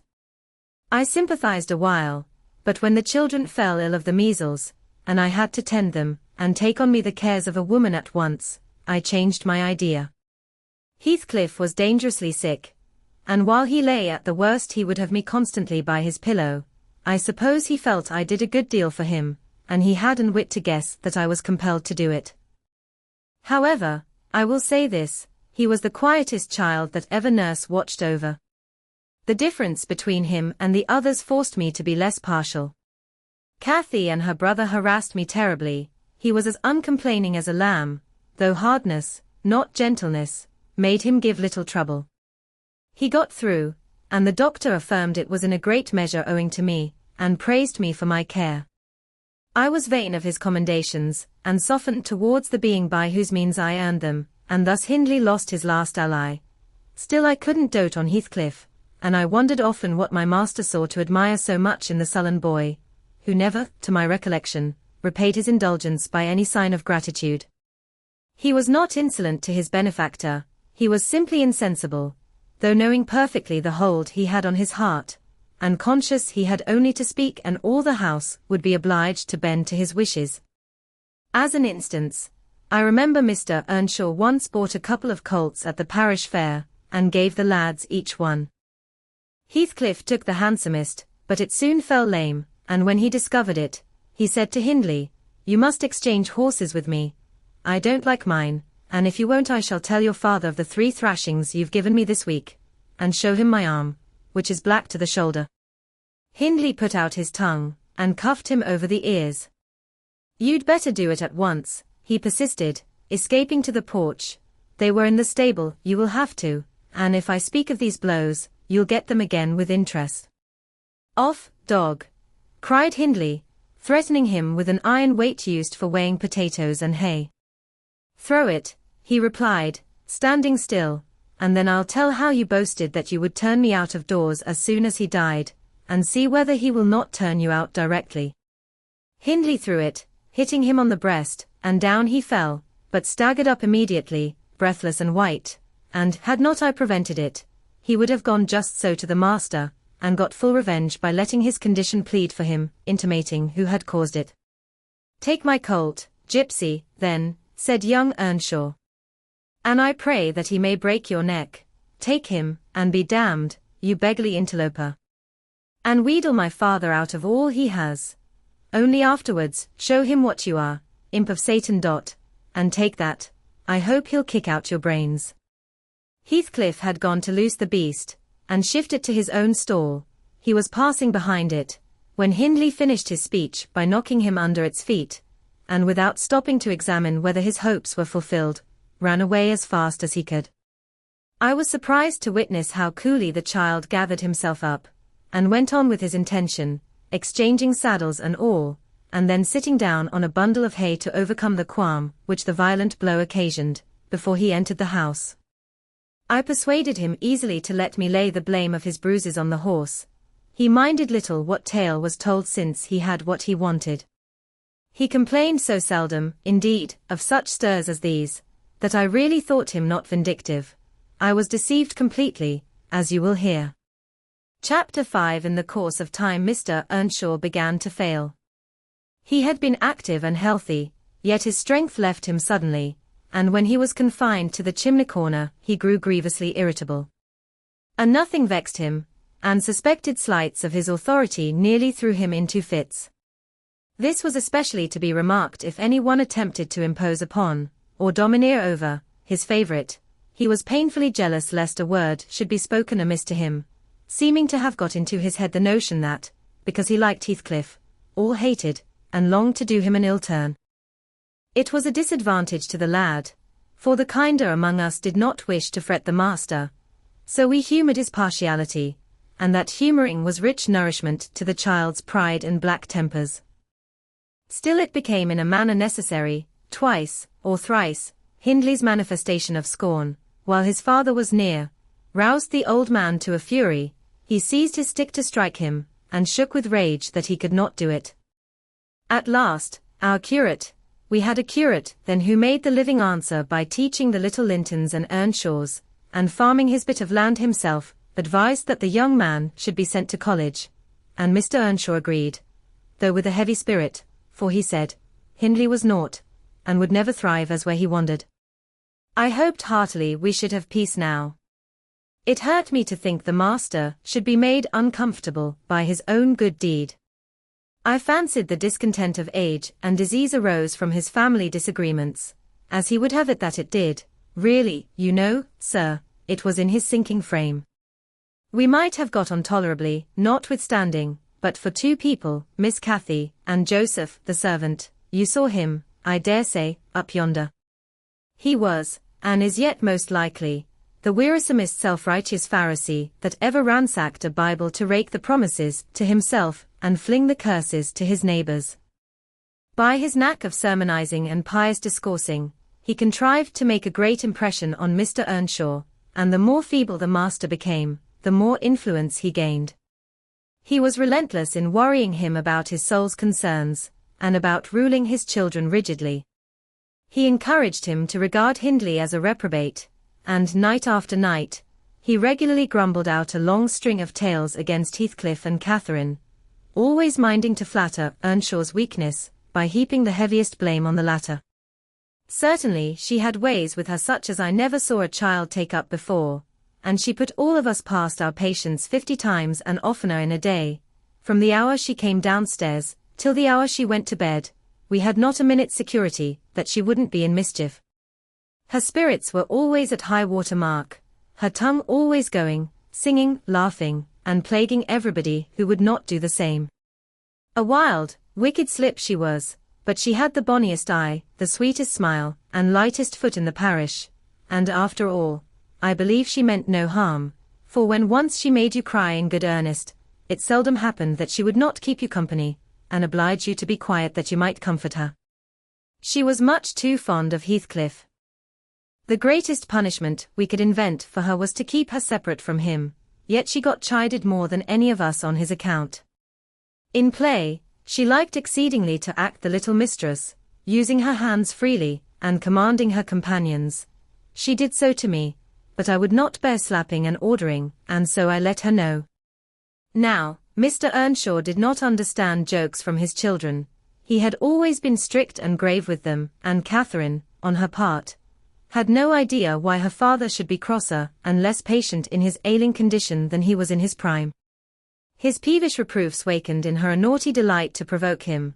She was never so happy as when we were all scolding her at once, and she defying us with her bold, saucy look, and her ready words, turning Joseph's religious curses into ridicule, baiting me, and doing just what her father hated most, showing how her pretended insolence, which he thought real, had more power over Heathcliff than his kindness, how the boy would do her bidding in anything, and his only when it suited his own inclination. After behaving as badly as possible all day, she sometimes came fondling to make it up at night. Nay, Cathy, the old man would say, I cannot love thee, thou art worse than thy brother. Go, say thy prayers, child, and ask God's pardon. I doubt thy mother and I must rue that we ever reared thee. That made her cry, at first, and then being repulsed continually hardened her, and she laughed if I told her to say she was sorry for her faults, and begged to be forgiven. But the hour came, at last, that ended Mr. Earnshaw's troubles on earth. He died quietly in his chair one October evening, seated by the fireside. A high wind blustered round the house, and roared in the chimney. It sounded wild and stormy, yet it was not cold, and we were all together. I, a little removed from the hearth, busy at my knitting, and Joseph reading his Bible near the table, for the servants generally sat in the house then, after their work was done. Miss Cathy had been sick, and that made her still. She leant against her father's knee, and Heathcliff was lying on the floor with his head in her lap. I remember the master, before he fell into a doze, stroking her bonny hair. It pleased him rarely to see her gentle, and saying, "Why canst thou not always be a good lass, Cathy?" And she turned her face up to his, and laughed, and answered, "Why cannot you always be a good man, father?" But as soon as she saw him vexed again, she kissed his hand, and said she would sing him to sleep. She began singing very low, till his fingers dropped from hers, and his head sank on his breast. Then I told her to hush, and not stir, for fear she should wake him. We all kept as mute as mice a full half-hour, and should have done so longer, only Joseph, having finished his chapter, got up and said that he must rouse the master for prayers and bed. He stepped forward, and called him by name, and touched his shoulder, but he would not move. So he took the candle and looked at him. I thought there was something wrong, as he set down the light, and seizing the children each by an arm, whispered them to frame upstairs, and make little din. They might pray alone that evening, he had somewhat to do. "I shall bid father good night first," said Catherine, putting her arms round his neck, before we could hinder her. The poor thing discovered her loss directly. She screamed out, "Oh, he's dead, Heathcliff. He's dead." And they both set up a heart-breaking cry. I joined my wail to theirs, loud and bitter, but Joseph asked what we could be thinking of to roar in that way over a saint in heaven. He told me to put on my cloak and run to Gimmerton for the doctor and the parson. I could not guess the use that either would be of, then. However, I went, through wind and rain, and brought one, the doctor, back with me. The other said he would come in the morning. Leaving Joseph to explain matters, I ran to the children's room. Their door was ajar. I saw they had never lain down, though it was past midnight, but they were calmer, and did not need me to console them. The little souls were comforting each other with better thoughts than I could have hit on. No parson in the world ever pictured heaven so beautifully as they did, in their innocent talk, and while I sobbed and listened, I could not help wishing we were all there safe together. Chapter 6. Mr. Hindley came home to the funeral, and, a thing that amazed us, and set the neighbours gossiping right and left, he brought a wife with him. What she was, and where she was born, he never informed us. Probably, she had neither money nor name to recommend her, or he would scarcely have kept the union from his father. She was not one that would have disturbed the house much on her own account. Every object she saw, the moment she crossed the threshold, appeared to delight her, and every circumstance that took place about her, except the preparing for the burial and the presence of the mourners. I thought she was half silly, from her behavior while that went on. She ran into her chamber, and made me come with her, though I should have been dressing the children, and there she sat shivering and clasping her hands, and asking repeatedly, "Are they gone yet?" Then she began describing with hysterical emotion the effect it produced on her to see black, and started, and trembled, and at last, fell a-weeping, and when I asked what was the matter, answered, she didn't know, but she felt so afraid of dying. I imagined her as little likely to die as myself. She was rather thin, but young, and fresh-complexioned, and her eyes sparkled as bright as diamonds.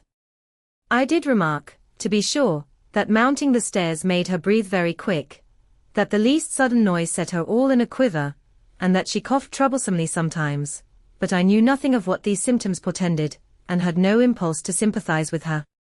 We don't in general take to foreigners here, Mr. Lockwood, unless they take to us first. Young Earnshaw was altered considerably in the 3 years of his absence. He had grown sparer, and lost his colour, and spoke and dressed quite differently, and on the very day of his return, he told Joseph and me we must thenceforth quarter ourselves in the back kitchen, and leave the house for him. Indeed, he would have carpeted and papered a small spare room for a parlour, but his wife expressed such pleasure at the white floor and huge glowing fireplace, at the pewter dishes and delf case, and dog kennel, and the wide space there was to move about in where they usually sat, that he thought it unnecessary to her comfort, and so dropped the intention. She expressed pleasure, too, at finding a sister among her new acquaintance, and she prattled to Catherine, and kissed her, and ran about with her, and gave her quantities of presents, at the beginning. Her affection tired very soon, however, and when she grew peevish, Hindley became tyrannical.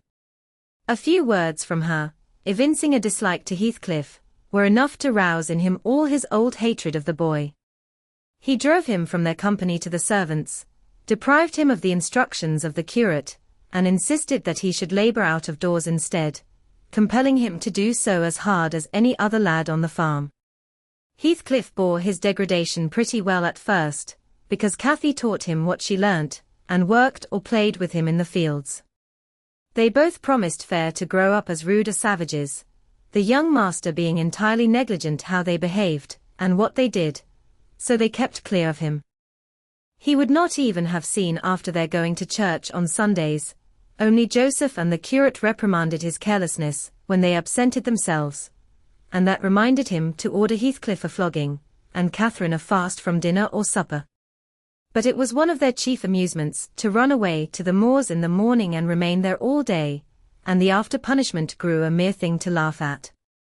The curate might set as many chapters as he pleased for Catherine to get by heart, and Joseph might thrash Heathcliff till his arm ached. They forgot everything the minute they were together again, at least the minute they had contrived some naughty plan of revenge. And many a time I've cried to myself to watch them growing more reckless daily, and I not daring to speak a syllable, for fear of losing the small power I still retained over the unfriended creatures. One Sunday evening, it chanced that they were banished from the sitting-room, for making a noise, or a light offence of the kind, and when I went to call them to supper, I could discover them nowhere.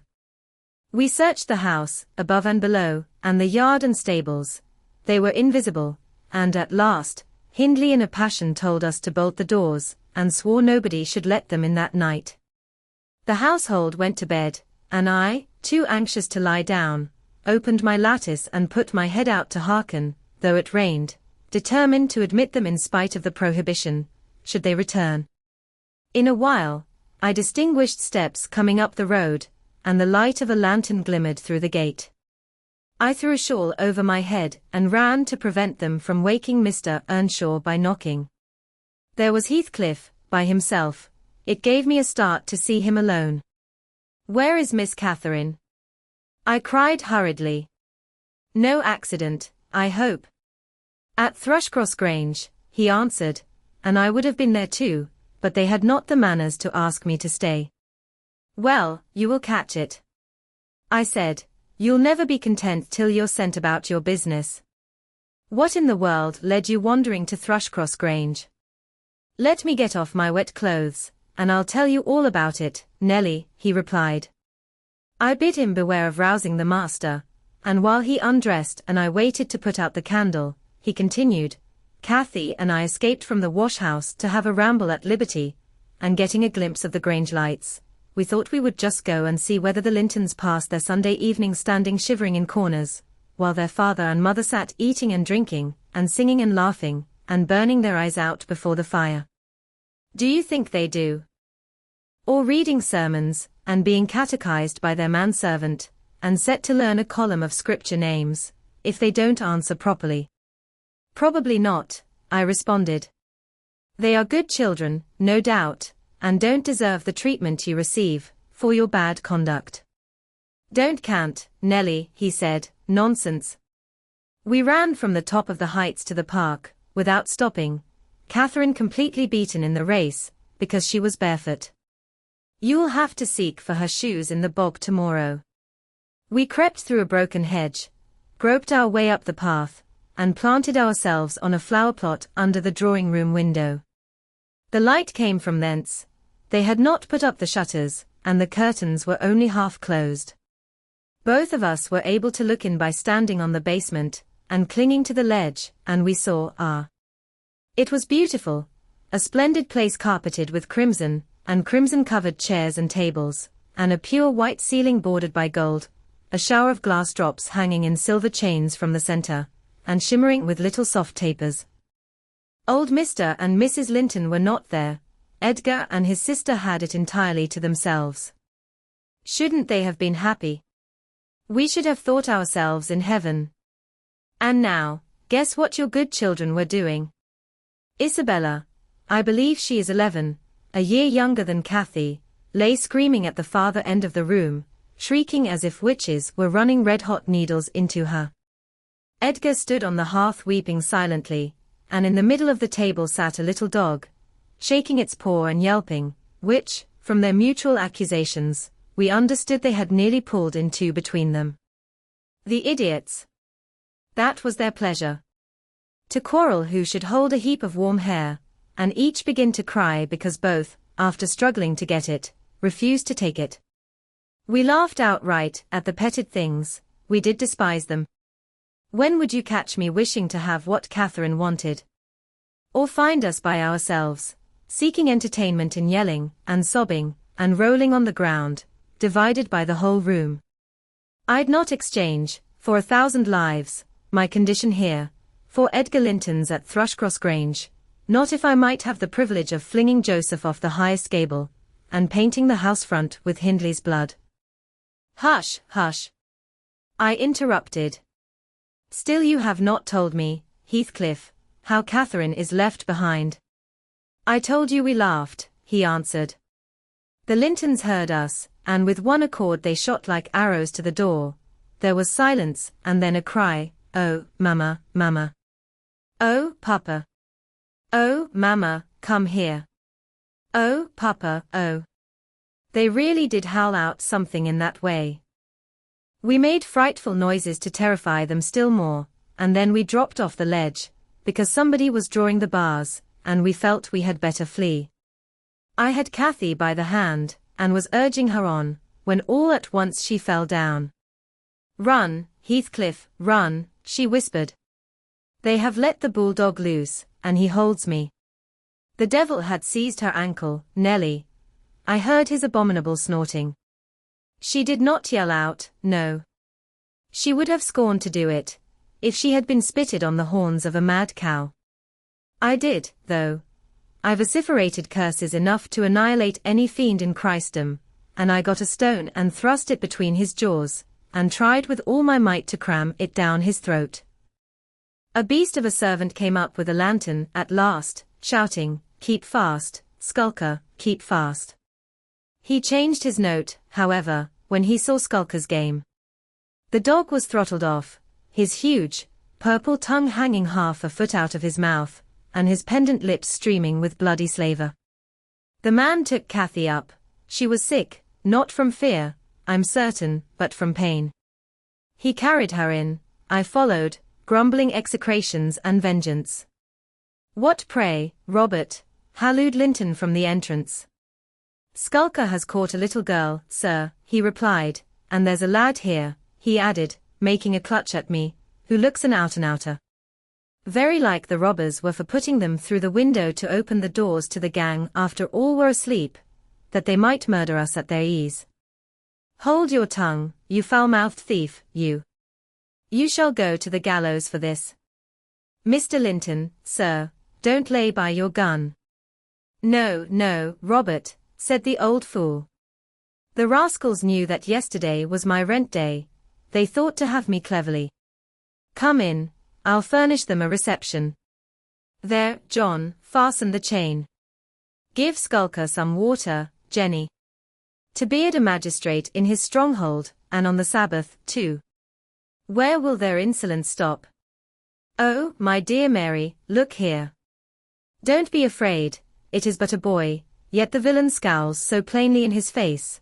Would it not be a kindness to the country to hang him at once, before he shows his nature in acts as well as features?" He pulled me under the chandelier, and Mrs. Linton placed her spectacles on her nose and raised her hands in horror. The cowardly children crept nearer also, Isabella lisping, "Frightful thing. Put him in the cellar, Papa. He's exactly like the son of the fortune-teller that stole my tame pheasant. Isn't he, Edgar?" While they examined me, Cathy came round. She heard the last speech and laughed. Edgar Linton, after an inquisitive stare, collected sufficient wit to recognize her. They see us at church, you know, though we seldom meet them elsewhere. That's Miss Earnshaw, he whispered to his mother, and look how Skulker has bitten her, how her foot bleeds. Miss Earnshaw. Nonsense, cried the dame, Miss Earnshaw scouring the country with a gypsy. And yet, my dear, the child is in mourning, surely it is, and she may be lamed for life. What culpable carelessness in her brother, exclaimed Mr. Linton, turning from me to Catherine. I've understood from Shielders, that was the curate, sir, that he lets her grow up in absolute heathenism. But who is this? Where did she pick up this companion? Aho! I declare he is that strange acquisition my late neighbour made, in his journey to Liverpool, a little Lascar, or an American or Spanish castaway. A wicked boy, at all events, remarked the old lady, and quite unfit for a decent house. Did you notice his language, Linton? I'm shocked that my children should have heard it. I recommenced cursing. Don't be angry, Nelly, and so Robert was ordered to take me off. I refused to go without Cathy.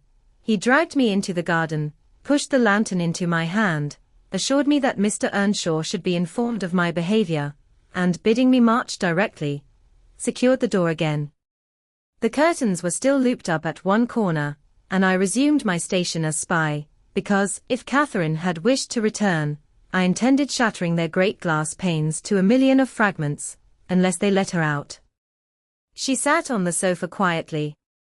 Mrs. Linton took off the grey cloak of the dairymaid which we had borrowed for our excursion, shaking her head and expostulating with her, I suppose. She was a young lady, and they made a distinction between her treatment and mine. Then the woman-servant brought a basin of warm water, and washed her feet, and Mr. Linton mixed a tumbler of negus, and Isabella emptied a plateful of cakes into her lap, and Edgar stood gaping at a distance. Afterwards, they dried and combed her beautiful hair, and gave her a pair of enormous slippers, and wheeled her to the fire, and I left her, as merry as she could be, dividing her food between the little dog and Skulker, whose nose she pinched as he ate, and kindling a spark of spirit in the vacant blue eyes of the Lintons, the dim reflection from her own enchanting face. I saw they were full of stupid admiration. She is so immeasurably superior to them, to everybody on earth, is she not, Nelly? There will more come of this business than you reckon on, I answered, covering him up and extinguishing the light. You are incurable, Heathcliff, and Mr. Hindley will have to proceed to extremities, see if he won't. My words came truer than I desired. The luckless adventure made Earnshaw furious. And then Mr. Linton, to mend matters, paid us a visit himself on the morrow, and read the young master such a lecture on the road he guided his family, that he was stirred to look about him, in earnest. Heathcliff received no flogging, but he was told that the first word he spoke to Miss Catherine should ensure a dismissal, and Mrs. Earnshaw undertook to keep her sister-in-law in due restraint when she returned home, employing art, not force. With force she would have found it impossible. Chapter 7. Cathy stayed at Thrushcross Grange 5 weeks, till Christmas. By that time her ankle was thoroughly cured, and her manners much improved. The mistress visited her often in the interval, and commenced her plan of reform by trying to raise her self-respect with fine clothes and flattery, which she took readily. So that, instead of a wild, hatless little savage jumping into the house, and rushing to squeeze us all breathless, there lighted from a handsome black pony a very dignified person, with brown ringlets falling from the cover of a feathered beaver, and a long cloth habit, which she was obliged to hold up with both hands that she might sail in. Hindley lifted her from her horse, exclaiming delightedly, "Why, Cathy, you are quite a beauty. I should scarcely have known you. You look like a lady now." Isabella Linton is not to be compared with her, is she, Francis? Isabella has not her natural advantages, replied his wife, but she must mind and not grow wild again here. Ellen, help Miss Catherine off with her things. Stay, dear, you will disarrange your curls, let me untie your hat. I removed the habit, and there shone forth beneath a grand plaid silk frock, white trousers, and burnished shoes, and while her eyes sparkled joyfully when the dogs came bounding up to welcome her, she dared hardly touch them lest they should fawn upon her splendid garments. She kissed me gently. I was all flour making the Christmas cake, and it would not have done to give me a hug, and then she looked round for Heathcliff. Mr. and Mrs. Earnshaw watched anxiously their meeting, thinking it would enable them to judge, in some measure, what grounds they had for hoping to succeed in separating the two friends. Heathcliff was hard to discover at first. If he were careless and uncared for, before Catherine's absence, he had been 10 times more so since. Nobody but I even did him the kindness to call him a dirty boy, and bid him wash himself, once a week, and children of his age seldom have a natural pleasure in soap and water. Therefore, not to mention his clothes, which had seen 3 months' service in mire and dust, and his thick uncombed hair, the surface of his face and hands was dismally beclouded. He might well skulk behind the settle, on beholding such a bright, graceful damsel enter the house, instead of a rough-headed counterpart of himself, as he expected. "Is Heathcliff not here?" she demanded, pulling off her gloves, and displaying fingers wonderfully whitened with doing nothing and staying indoors. "Heathcliff, you may come forward," cried Mr. Hindley, enjoying his discomfiture, and gratified to see what a forbidding young blackguard he would be compelled to present himself. "You may come and wish Miss Catherine welcome, like the other servants." Cathy, catching a glimpse of her friend in his concealment, flew to embrace him. She bestowed 7 or 8 kisses on his cheek within the second, and then stopped, and drawing back, burst into a laugh, exclaiming, "Why, how very black and cross you look. And how funny and grim. But that's because I'm used to Edgar and Isabella Linton." "Well, Heathcliff, have you forgotten me?" She had some reason to put the question, for shame and pride threw double gloom over his countenance, and kept him immovable. "Shake hands, Heathcliff," said Mr. Earnshaw, condescendingly, "once in a way, that is permitted." "I shall not," replied the boy, finding his tongue at last. "I shall not stand to be laughed at. I shall not bear it." And he would have broken from the circle, but Miss Cathy seized him again. "I did not mean to laugh at you," she said. "I could not hinder myself. Heathcliff, shake hands at least. What are you sulky for? It was only that you looked odd.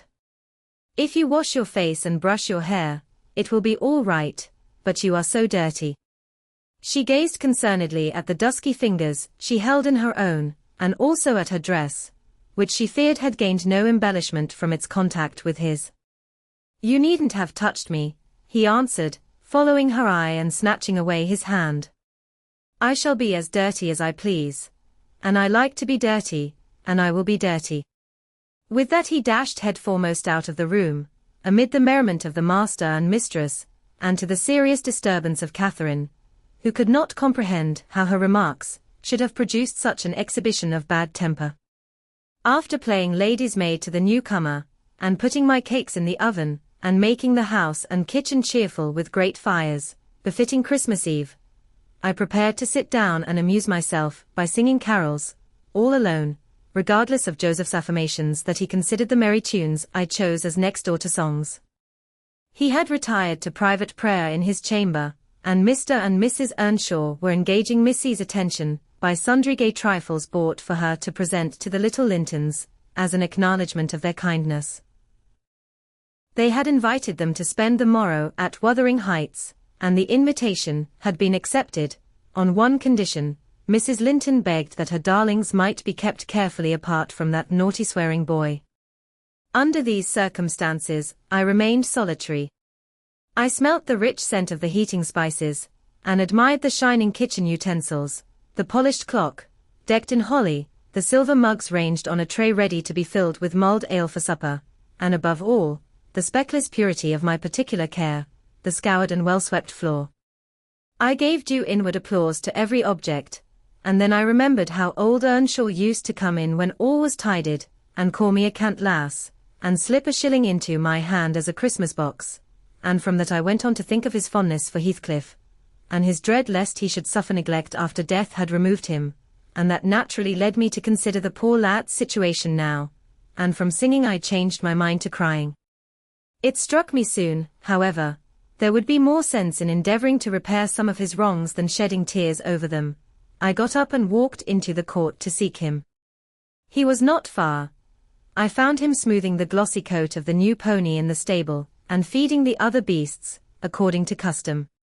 "Make haste, Heathcliff," I said, "the kitchen is so comfortable, and Joseph is upstairs. Make haste, and let me dress you smart before Miss Cathy comes out, and then you can sit together, with the whole hearth to yourselves, and have a long chatter till bedtime."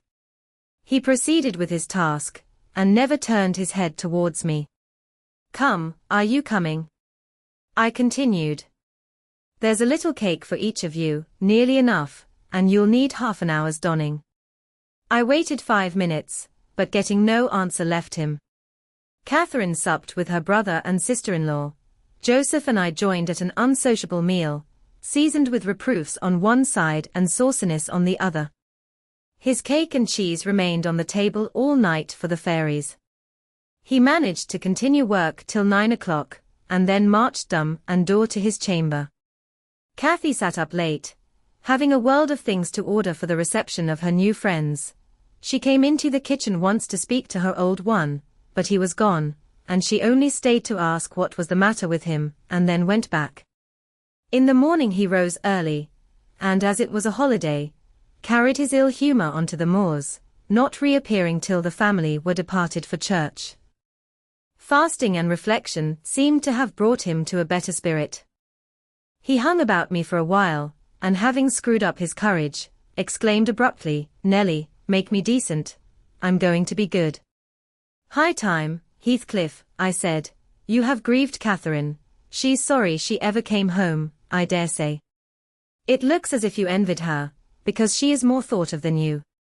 The notion of envying Catherine was incomprehensible to him, but the notion of grieving her he understood clearly enough. "Did she say she was grieved?" he inquired, looking very serious. "She cried when I told her you were off again this morning." "Well, I cried last night," he returned, "and I had more reason to cry than she." "Yes, you had the reason of going to bed with a proud heart and an empty stomach," said I. "Proud people breed sad sorrows for themselves. But, if you be ashamed of your touchiness, you must ask pardon, mind, when she comes in. You must go up and offer to kiss her, and say, you know best what to say. Only do it heartily, and not as if you thought her converted into a stranger by her grand dress. And now, though I have dinner to get ready, I'll steal time to arrange you so that Edgar Linton shall look quite a doll beside you, and that he does.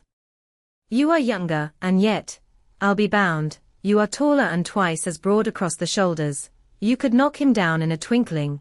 Don't you feel that you could?" Heathcliff's face brightened a moment, then it was overcast afresh, and he sighed.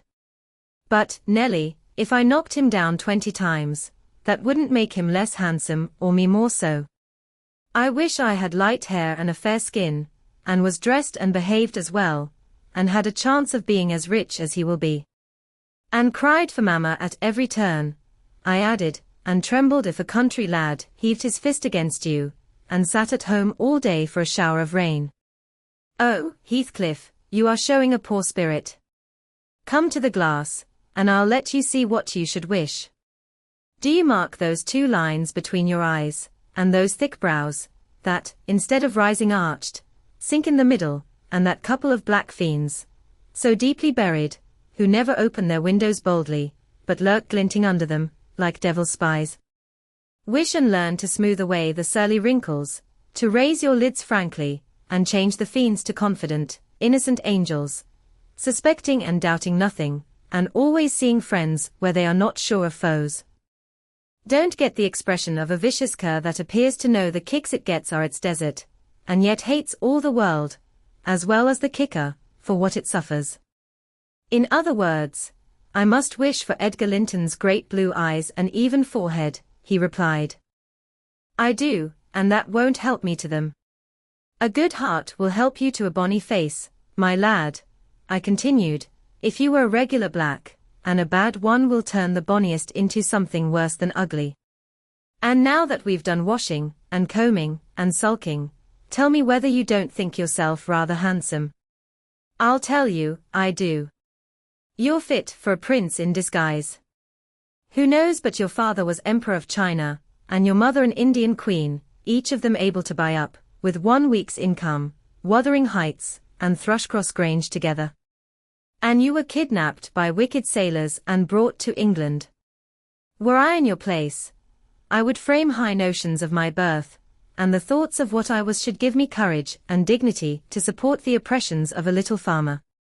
So I chattered on, and Heathcliff gradually lost his frown and began to look quite pleasant, when all at once our conversation was interrupted by a rumbling sound moving up the road and entering the court. He ran to the window and I to the door, just in time to behold the 2 Lintons descend from the family carriage, smothered in cloaks and furs, and the Earnshaws dismount from their horses. They often rode to church in winter. Catherine took a hand of each of the children, and brought them into the house and set them before the fire, which quickly put colour into their white faces.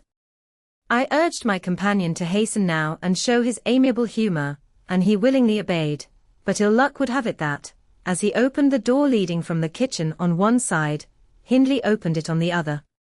They met, and the master, irritated at seeing him clean and cheerful, or, perhaps, eager to keep his promise to Mrs. Linton, shoved him back with a sudden thrust, and angrily bade Joseph keep the fellow out of the room. Send him into the garret till dinner is over. He'll be cramming his fingers in the tarts and stealing the fruit, if left alone with them a minute. Nay, sir, I could not avoid answering, he'll touch nothing, not he, and I suppose he must have his share of the dainties as well as we. He shall have his share of my hand, if I catch him downstairs till dark, cried Hindley. Begone, you vagabond. What? You are attempting the coxcomb, are you? Wait till I get hold of those elegant locks, see if I won't pull them a bit longer. They are long enough already, observed Master Linton, peeping from the doorway. I wonder they don't make his head ache. It's like a colt's mane over his eyes. He ventured this remark without any intention to insult, but Heathcliff's violent nature was not prepared to endure the appearance of impertinence from one whom he seemed to hate, even then, as a rival.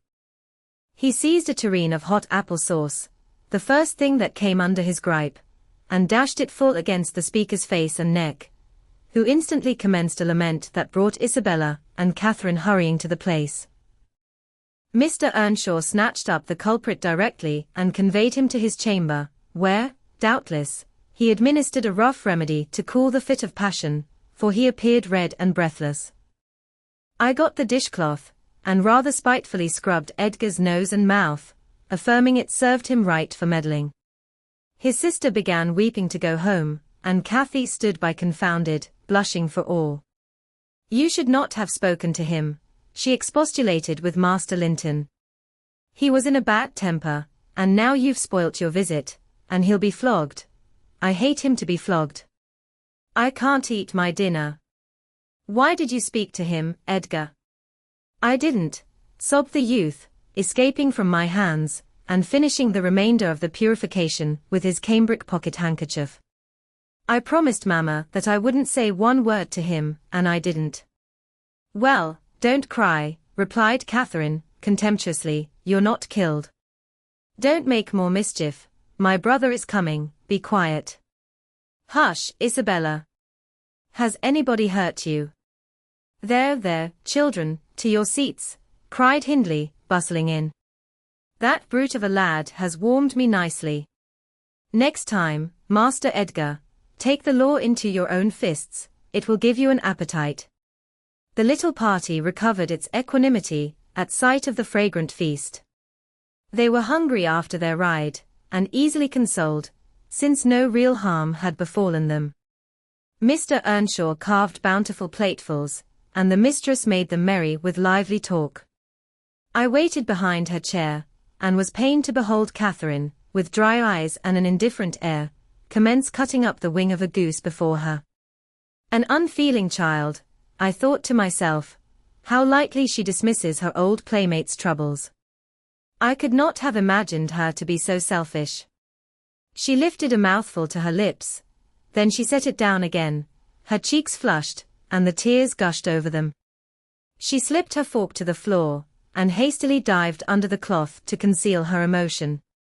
I did not call her unfeeling long, for I perceived she was in purgatory throughout the day, and wearying to find an opportunity of getting by herself, or paying a visit to Heathcliff, who had been locked up by the master, as I discovered, on endeavouring to introduce to him a private mess of victuals. In the evening we had a dance. Cathy begged that he might be liberated then, as Isabella Linton had no partner. Her entreaties were vain, and I was appointed to supply the deficiency.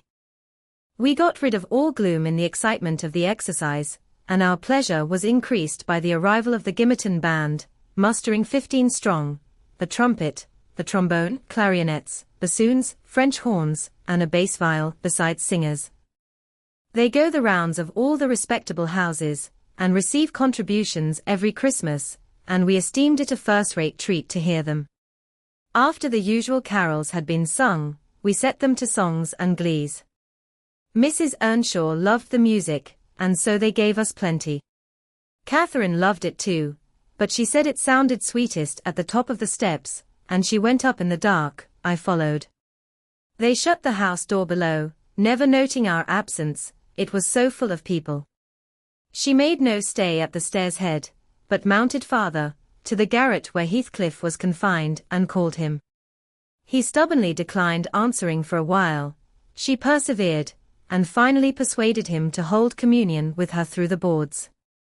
I let the poor things converse unmolested, till I supposed the songs were going to cease, and the singers to get some refreshment. Then I clambered up the ladder to warn her. Instead of finding her outside, I heard her voice within. The little monkey had crept by the skylight of one garret, along the roof, into the skylight of the other, and it was with the utmost difficulty I could coax her out again. When she did come, Heathcliff came with her, and she insisted that I should take him into the kitchen, as my fellow servant had gone to a neighbour's, to be removed from the sound of our devil's psalmody, as it pleased him to call it. I told them I intended by no means to encourage their tricks, but as the prisoner had never broken his fast since yesterday's dinner, I would wink at his cheating Mr. Hindley that once.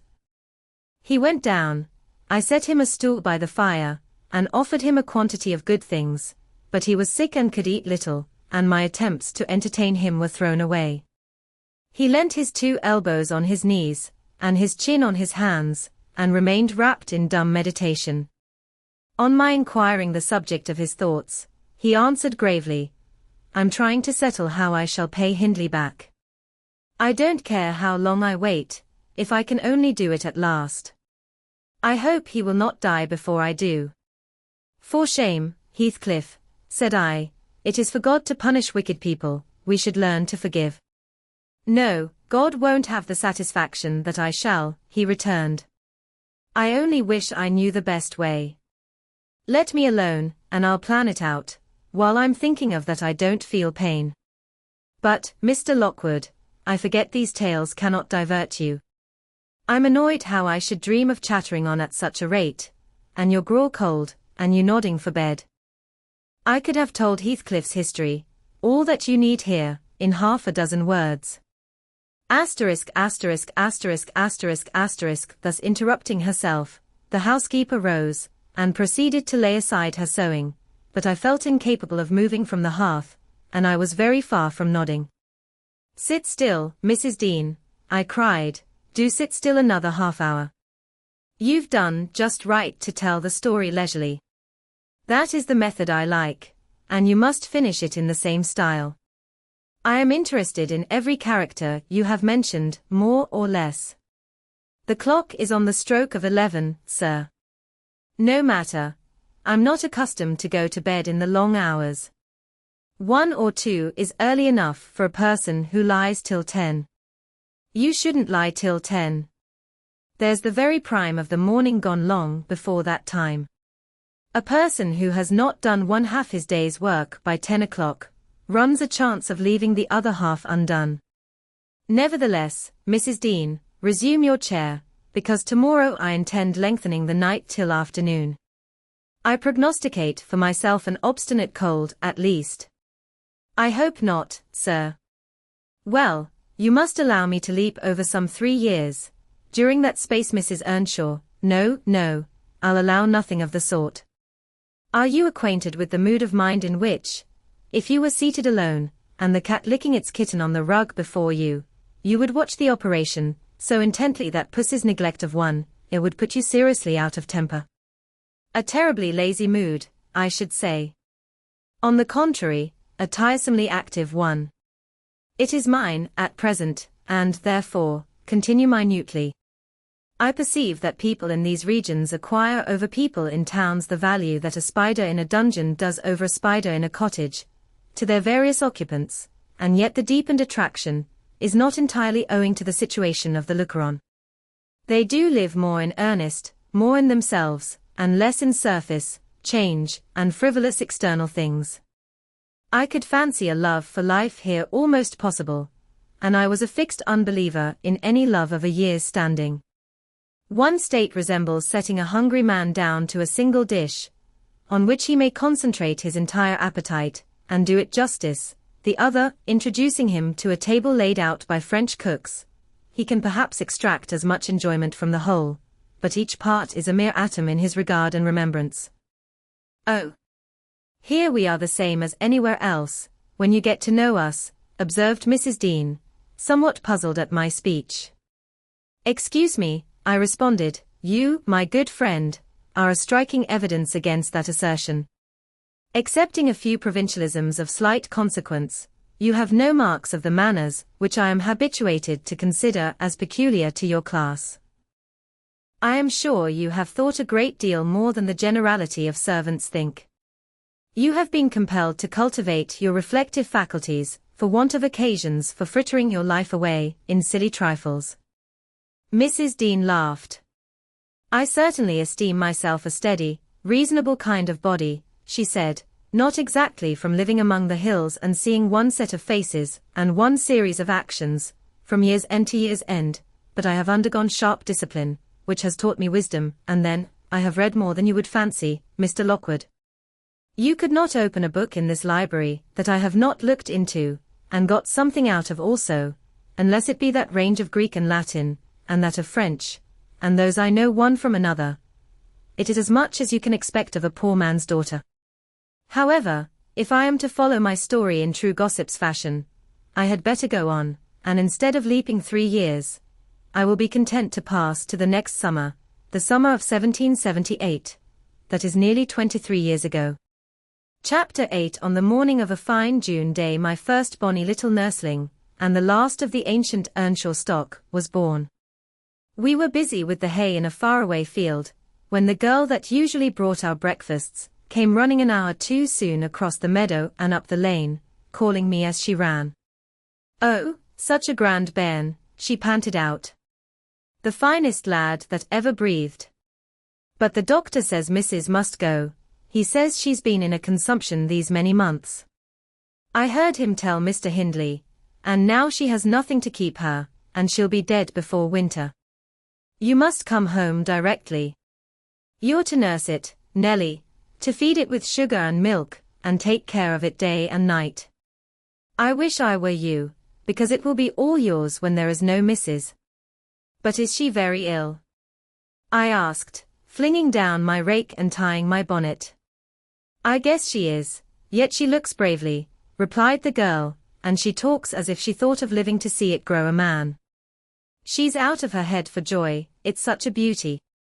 If I were her I'm certain I should not die. I should get better at the bare sight of it, in spite of Kenneth. I was fairly mad at him. Dame Archer brought the cherub down to master, in the house, and his face just began to light up, when the old croaker steps forward, and says he, Earnshaw, it's a blessing your wife has been spared to leave you this son. When she came, I felt convinced we shouldn't keep her long, and now, I must tell you, the winter will probably finish her. Don't take on, and fret about it too much, it can't be helped. And besides, you should have known better than to choose such a rush of a lass. And what did the master answer? I inquired. I think he swore, but I didn't mind him. I was straining to see the bairn, and she began again to describe it rapturously. I, as zealous as herself, hurried eagerly home to admire, on my part, though I was very sad for Hindley's sake. He had room in his heart only for two idols, his wife and himself. He doted on both, and adored one, and I couldn't conceive how he would bear the loss. When we got to Wuthering Heights, there he stood at the front door, and as I passed in, I asked, how was the baby? Nearly ready to run about, Nell, he replied, putting on a cheerful smile. And the mistress? I ventured to inquire. The doctor says she's— Damn the doctor, he interrupted, reddening. Frances is quite right. She'll be perfectly well by this time next week. Are you going upstairs? Will you tell her that I'll come, if she'll promise not to talk? I left her because she would not hold her tongue, and she must. Tell her Mr. Kenneth says she must be quiet. I delivered this message to Mrs. Earnshaw. She seemed in flighty spirits, and replied merrily, I hardly spoke a word, Ellen, and there he has gone out twice, crying. Well, say I promise I won't speak, but that does not bind me not to laugh at him. Poor soul! Till within a week of her death, that gay heart never failed her, and her husband persisted doggedly, nay, furiously, in affirming her health improved every day. When Kenneth warned him that his medicines were useless at that stage of the malady, and he needn't put him to further expense by attending her, he retorted, I know you need not. She's well. She does not want any more attendance from you. She never was in a consumption. It was a fever, and it is gone. Her pulse is as slow as mine now, and her cheek as cool. He told his wife the same story, and she seemed to believe him, but one night, while leaning on his shoulder, in the act of saying she thought she should be able to get up tomorrow, a fit of coughing took her. A very slight one. He raised her in his arms. She put her two hands about his neck, her face changed, and she was dead. As the girl had anticipated, the child Hareton fell wholly into my hands. Mr. Earnshaw, provided he saw him healthy and never heard him cry, was contented, as far as regarded him. For himself, he grew desperate. His sorrow was of that kind that will not lament. He neither wept nor prayed. He cursed and defied, execrated God and man, and gave himself up to reckless dissipation. The servants could not bear his tyrannical and evil conduct long. Joseph and I were the only two that would stay. I had not the heart to leave my charge, and besides, you know, I had been his foster sister, and excused his behavior more readily than a stranger would. Joseph remained to hector over tenants and laborers, and because it was his vocation to be where he had plenty of wickedness to reprove. The master's bad ways and bad companions formed a pretty example for Catherine and Heathcliff. His treatment of the latter was enough to make a fiend of a saint. And, truly, it appeared as if the lad were possessed of something diabolical at that period. He delighted to witness Hindley degrading himself past redemption, and became daily more notable for savage sullenness and ferocity.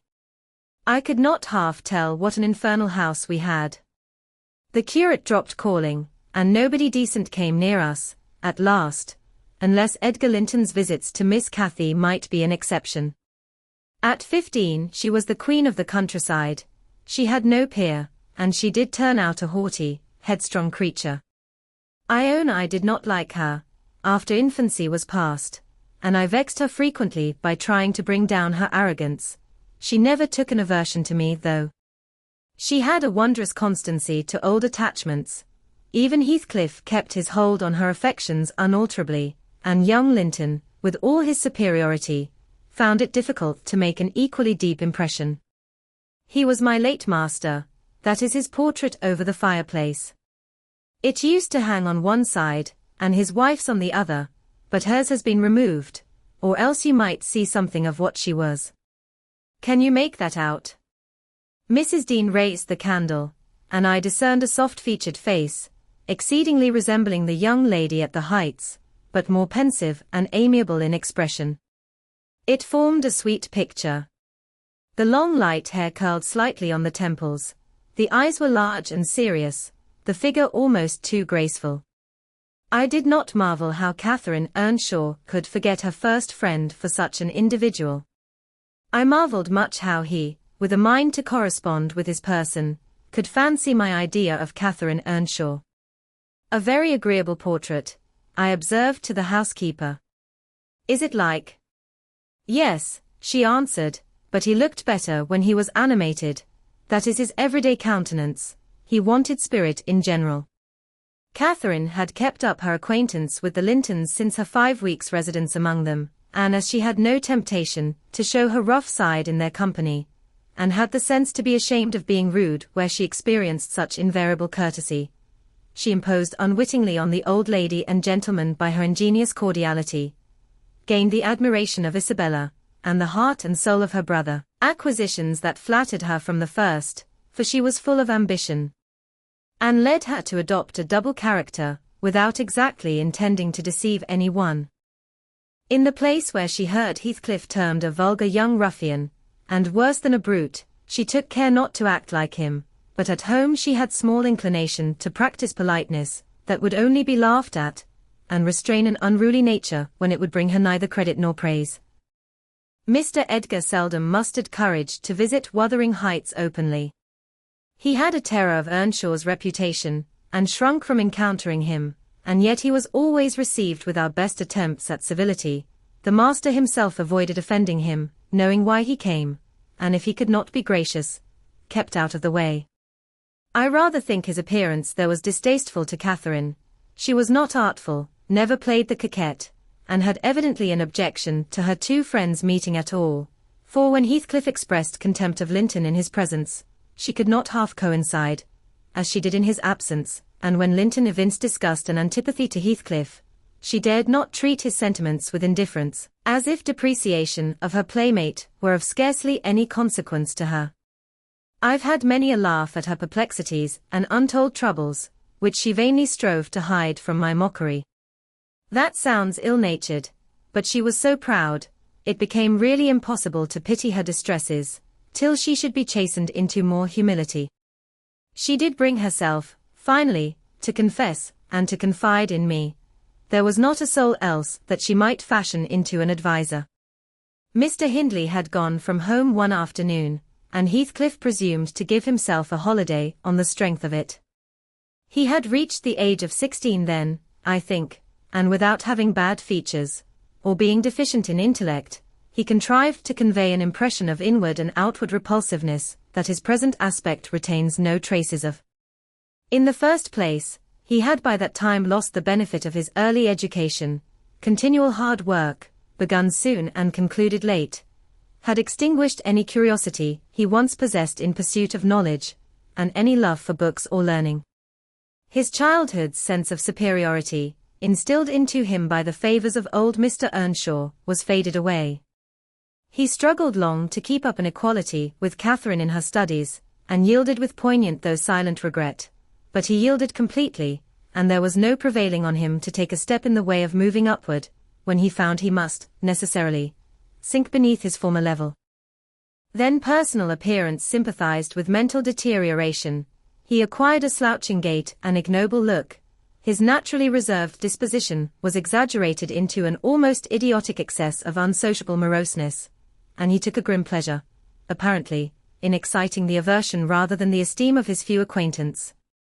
Catherine and he were constant companions still at his seasons of respite from labor, but he had ceased to express his fondness for her in words, and recoiled with angry suspicion from her girlish caresses, as if conscious there could be no gratification in lavishing such marks of affection on him. On the before-named occasion he came into the house to announce his intention of doing nothing, while I was assisting Miss Cathy to arrange her dress. She had not reckoned on his taking it into his head to be idle, and imagining she would have the whole place to herself, she managed, by some means, to inform Mr. Edgar of her brother's absence, and was then preparing to receive him. "Cathy, are you busy this afternoon?" asked Heathcliff. "Are you going anywhere?" "No, it is raining," she answered. "Why have you that silk frock on, then?" he said. "Nobody coming here, I hope?" "Not that I know of," stammered Miss, "but you should be in the field now, Heathcliff. It is an hour past dinner time, I thought you were gone. Hindley does not often free us from his accursed presence, observed the boy. I'll not work any more today, I'll stay with you. Oh, but Joseph will tell, she suggested, you'd better go. Joseph is loading lime on the further side of Penistone Crags. It will take him till dark, and he'll never know. So saying, he lounged to the fire and sat down. Catherine reflected an instant, with knitted brows. She found it needful to smooth the way for an intrusion. Isabella and Edgar Linton talked of calling this afternoon, she said, at the conclusion of a minute's silence. As it rains, I hardly expect them, but they may come, and if they do, you run the risk of being scolded for no good. Order Ellen to say you are engaged, Cathy, he persisted. Don't turn me out for those pitiful, silly friends of yours. I'm on the point, sometimes, of complaining but I'll not. That they what? Cried Catherine, gazing at him with a troubled countenance. Oh, Nelly, she added petulantly, jerking her head away from my hands, you've combed my hair quite out of curl. That's enough, let me alone. What are you on the point of complaining about, Heathcliff? Nothing, only look at the almanac on that wall. He pointed to a framed sheet hanging near the window, and continued, the crosses are for the evenings you have spent with the Lintons, the dots for those spent with me. Do you see? I've marked every day. Yes, very foolish, as if I took notice, replied Catherine, in a peevish tone. And where is the sense of that? To show that I do take notice, said Heathcliff. And should I always be sitting with you? She demanded, growing more irritated. What good do I get? What do you talk about? You might be dumb, or a baby, for anything you say to amuse me, or for anything you do, either. You never told me before that I talked too little, or that you disliked my company, Cathy, exclaimed Heathcliff, in much agitation. It's no company at all, when people know nothing and say nothing, she muttered. Her companion rose up, but he hadn't time to express his feelings further, for a horse's feet were heard on the flags, and having knocked gently, young Linton entered, his face brilliant with delight at the unexpected summons he had received. Doubtless Catherine marked the difference between her friends, as one came in and the other went out. The contrast resembled what you see in exchanging a bleak, hilly, coal country for a beautiful fertile valley, and his voice and greeting were as opposite as his aspect. He had a sweet, low manner of speaking, and pronounced his words as you do. That's less gruff than we talk here, and softer. I'm not come too soon, am I? He said, casting a look at me. I had begun to wipe the plate, and tidy some drawers at the far end in the dresser. No, answered Catherine.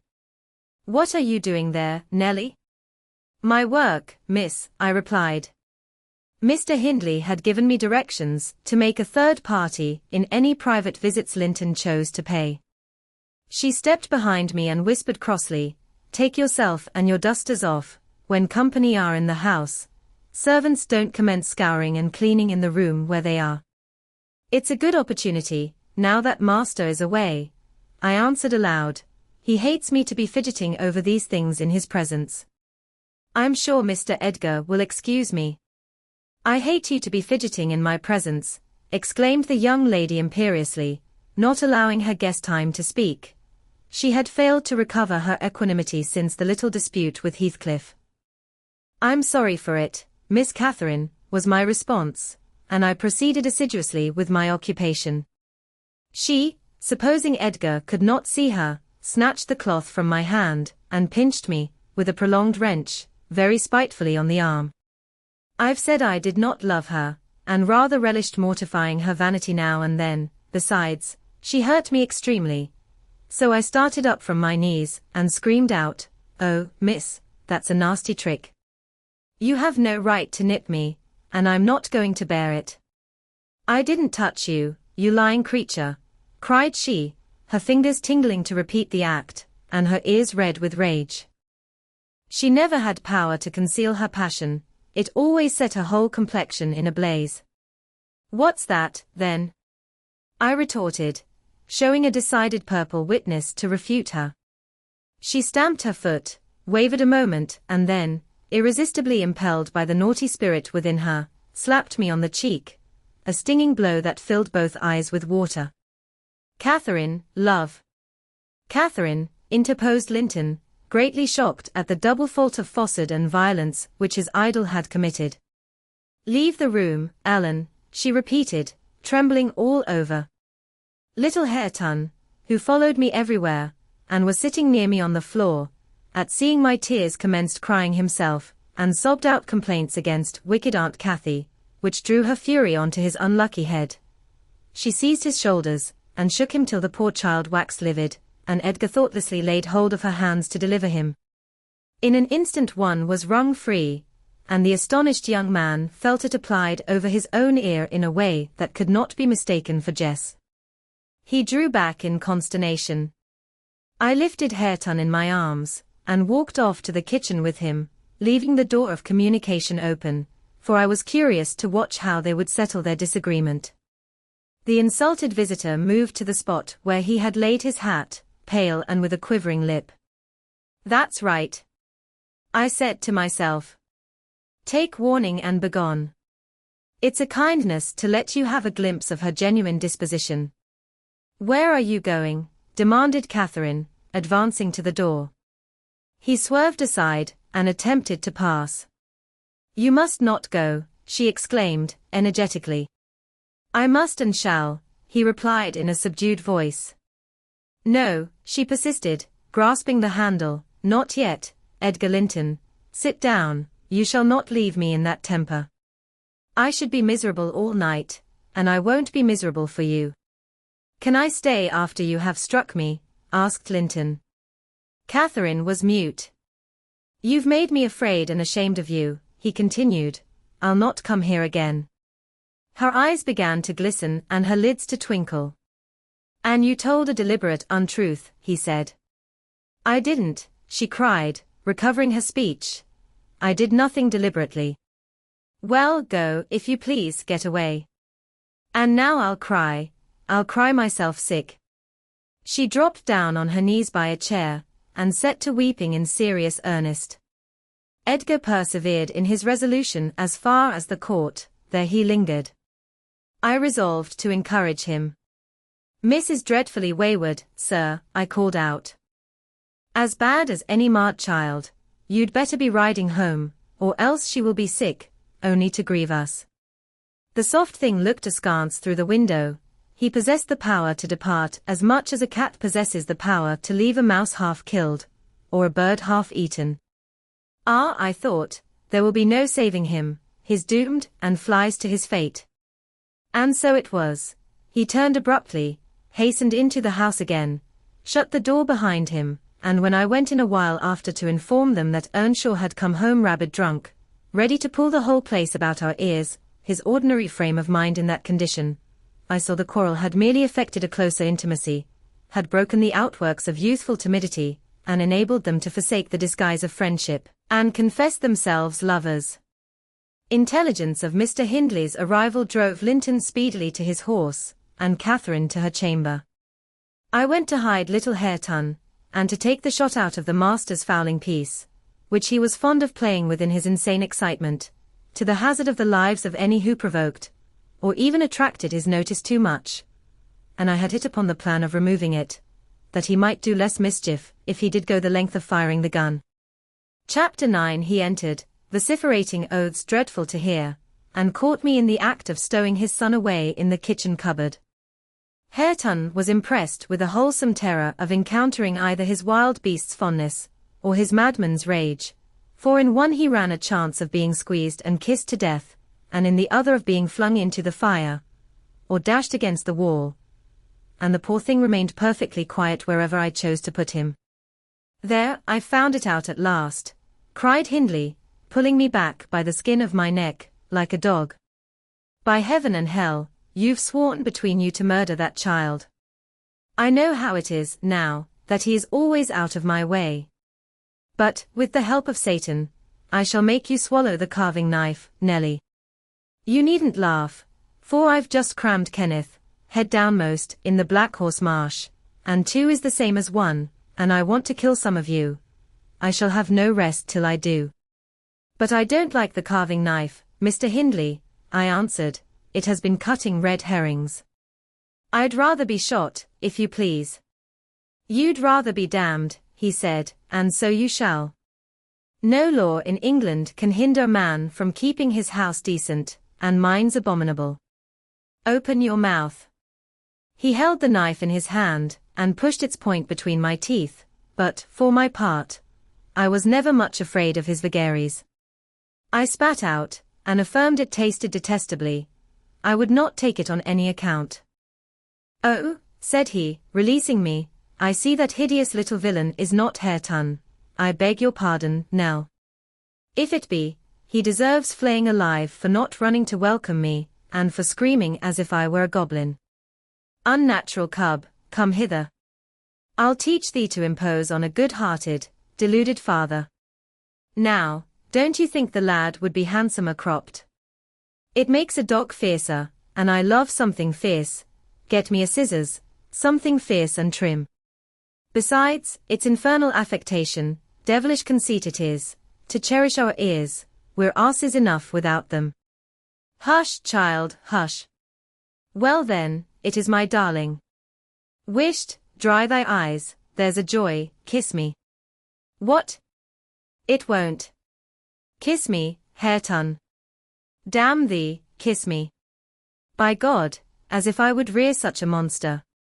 As sure as I'm living, I'll break the brat's neck.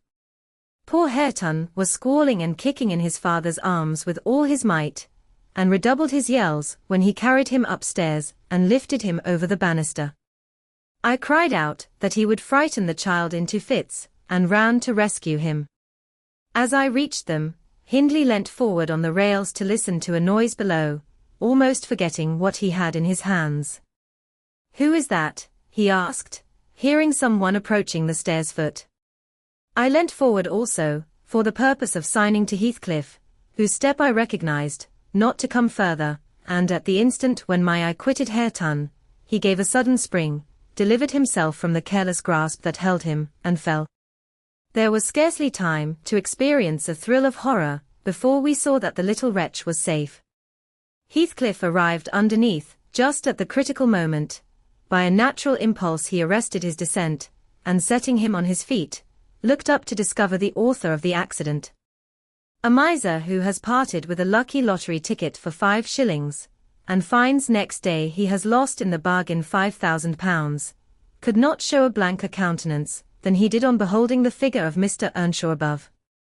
It expressed, plainer than words could do, the intensest anguish at having made himself the instrument of thwarting his own revenge. Had it been dark, I dare say he would have tried to remedy the mistake by smashing Hareton's skull on the steps, but we witnessed his salvation, and I was presently below with my precious charge pressed to my heart. Hindley descended more leisurely, sobered and abashed. It is your fault, Ellen, he said. You should have kept him out of sight. You should have taken him from me. Is he injured anywhere? Injured? I cried angrily. If he is not killed, he'll be an idiot. Oh. I wonder his mother does not rise from her grave to see how you use him. You're worse than a heathen, treating your own flesh and blood in that manner. He attempted to touch the child, who, on finding himself with me, sobbed off his terror directly. At the first finger his father laid on him, however, he shrieked again louder than before, and struggled as if he would go into convulsions. You shall not meddle with him, I continued. He hates you, they all hate you, that's the truth. A happy family you have, and a pretty state you'll come to. I shall come to a prettier, yet, Nelly, laughed the misguided man, recovering his hardness. At present, convey yourself and him away. And hark you, Heathcliff. Clear you two quite from my reach and hearing. I wouldn't murder you tonight, unless, perhaps, I set the house on fire, but that's as my fancy goes. While saying this he took a pint bottle of brandy from the dresser, and poured some into a tumbler. Nay, don't. I entreated. Mr. Hindley, do take warning. Have mercy on this unfortunate boy, if you care nothing for yourself. Any one will do better for him than I shall, he answered. Have mercy on your own soul, I said, endeavoring to snatch the glass from his hand. Not I. On the contrary, I shall have great pleasure in sending it to perdition to punish its maker, exclaimed the blasphemer. Here's to its hearty damnation. He drank the spirits and impatiently bade us go, terminating his command with a sequel of horrid imprecations too bad to repeat, or remember. It's a pity he cannot kill himself with drink, observed Heathcliff, muttering an echo of curses back when the door was shut. He's doing his very utmost, but his constitution defies him. Mr. Kenneth says he would wager his mare that he'll outlive any man on this side Gimmerton, and go to the grave a hoary sinner, unless some happy chance out of the common course befall him. I went into the kitchen, and sat down to lull my little lamb to sleep. Heathcliff, as I thought, walked through to the barn. It turned out afterwards that he only got as far as the other side the settle, when he flung himself on a bench by the wall, removed from the fire, and remained silent. I was rocking Hareton on my knee, and humming a song that began, "It was far in the night, and the bairnies grat, the mither beneath the moors heard that," when Miss Cathy, who had listened to the hubbub from her room, put her head in, and whispered, "Are you alone, Nelly?" "Yes, miss," I replied. She entered and approached the hearth. I, supposing she was going to say something, looked up. The expression of her face seemed disturbed and anxious. Her lips were half asunder, as if she meant to speak, and she drew a breath, but it escaped in a sigh instead of a sentence. I resumed my song, not having forgotten her recent behavior. "Where's Heathcliff?" she said, interrupting me. "About his work in the stable," was my answer. He did not contradict me, perhaps he had fallen into a doze. There followed another long pause, during which I perceived a drop or two trickle from Catherine's cheek to the flags. Is she sorry for her shameful conduct? I asked myself. That will be a novelty, but she may come to the point as she will, I shan't help her. No, she felt small trouble regarding any subject, save her own concerns. "Oh, dear," she cried at last. "I'm very unhappy." "A pity," observed I, "you're hard to please. So many friends and so few cares, and can't make yourself content."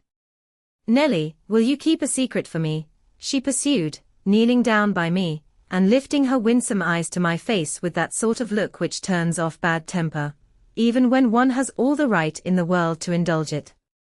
"Is it worth keeping?" I inquired, less sulkily. "Yes, and it worries me, and I must let it out. I want to know what I should do. Today, Edgar Linton has asked me to marry him, and I've given him an answer. Now, before I tell you whether it was a consent or denial, you tell me which it ought to have been." "Really, Miss Catherine, how can I know?" I replied. "To be sure, considering the exhibition you performed in his presence this afternoon, I might say it would be wise to refuse him. Since he asked you after that, he must either be hopelessly stupid, or a venturesome fool." "If you talk so, I won't tell you any more," she returned, peevishly rising to her feet. "I accepted him, Nelly. Be quick, and say whether I was wrong." "You accepted him. Then what good is it discussing the matter? You have pledged your word, and cannot retract. But say whether I should have done so, do," she exclaimed in an irritated tone, chafing her hands together, and frowning. "There are many things to be considered before that question can be answered properly," I said, sententiously. "First and foremost, do you love Mr. Edgar?" "Who can help it?" "Of course I do," she answered. Then I put her through the following catechism. For a girl of 22, it was not injudicious. "Why do you love him, Miss Cathy?" "Nonsense, I do, that's sufficient." "By no means, you must say why." "Well, because he is handsome, and pleasant to be with." "Bad," was my commentary. "And because he is young and cheerful." Bad, still. And because he loves me. Indifferent, coming there. And he will be rich, and I shall like to be the greatest woman of the neighborhood, and I shall be proud of having such a husband. Worst of all. And now, say how you love him. As everybody loves, you're silly, Nelly. Not at all, answer. I love the ground under his feet, and the air over his head, and everything he touches, and every word he says. I love all his looks, and all his actions, and him entirely and altogether. There now. And why? Nay, you are making a jest of it. It is exceedingly ill-natured. It's no jest to me, said the young lady, scowling, and turning her face to the fire. I'm very far from jesting, Miss Catherine, I replied. You love Mr. Edgar, because he is handsome, and young, and cheerful, and rich, and loves you. The last, however, goes for nothing. You would love him without that, probably, and with it you wouldn't, unless he possessed the four former attractions. No, to be sure not. I should only pity him, hate him, perhaps, if he were ugly and a clown. But there are several other handsome, rich young men in the world, handsomer, possibly, and richer than he is. What should hinder you from loving them? If there be any, they are out of my way. I've seen none like Edgar. You may see some, and he won't always be handsome, and young, and may not always be rich. He is now, and I have only to do with the present. I wish you would speak rationally. Well, that settles it. If you have only to do with the present, marry Mr. Linton. I don't want your permission for that. I shall marry him, and yet you have not told me whether I'm right. Perfectly right, if people be right to marry only for the present. And now, let us hear what you are unhappy about. Your brother will be pleased, the old lady and gentleman will not object, I think. You will escape from a disorderly, comfortless home into a wealthy, respectable one, and you love Edgar, and Edgar loves you. All seems smooth and easy. Where is the obstacle? Here. And here, replied Catherine, striking one hand on her forehead, and the other on her breast, in whichever place the soul lives. In my soul and in my heart. I'm convinced I'm wrong. That's very strange. I cannot make it out. It's my secret. But if you will not mock at me, I'll explain it. I can't do it distinctly, but I'll give you a feeling of how I feel. She seated herself by me again. Her countenance grew sadder and graver, and her clasped hands trembled. Nelly, do you never dream queer dreams? She said, suddenly, after some minutes' reflection. Yes, now and then, I answered. And so do I. I've dreamt in my life dreams that have stayed with me ever after, and changed my ideas. They've gone through and through me, like wine through water, and altered the color of my mind. And this is one. I'm going to tell it, but take care not to smile at any part of it. Oh. Don't, Miss Catherine. I cried. We're dismal enough without conjuring up ghosts and visions to perplex us. Come, come, be merry and like yourself. Look at little Hareton. He's dreaming nothing dreary. How sweetly he smiles in his sleep. Yes, and how sweetly his father curses in his solitude.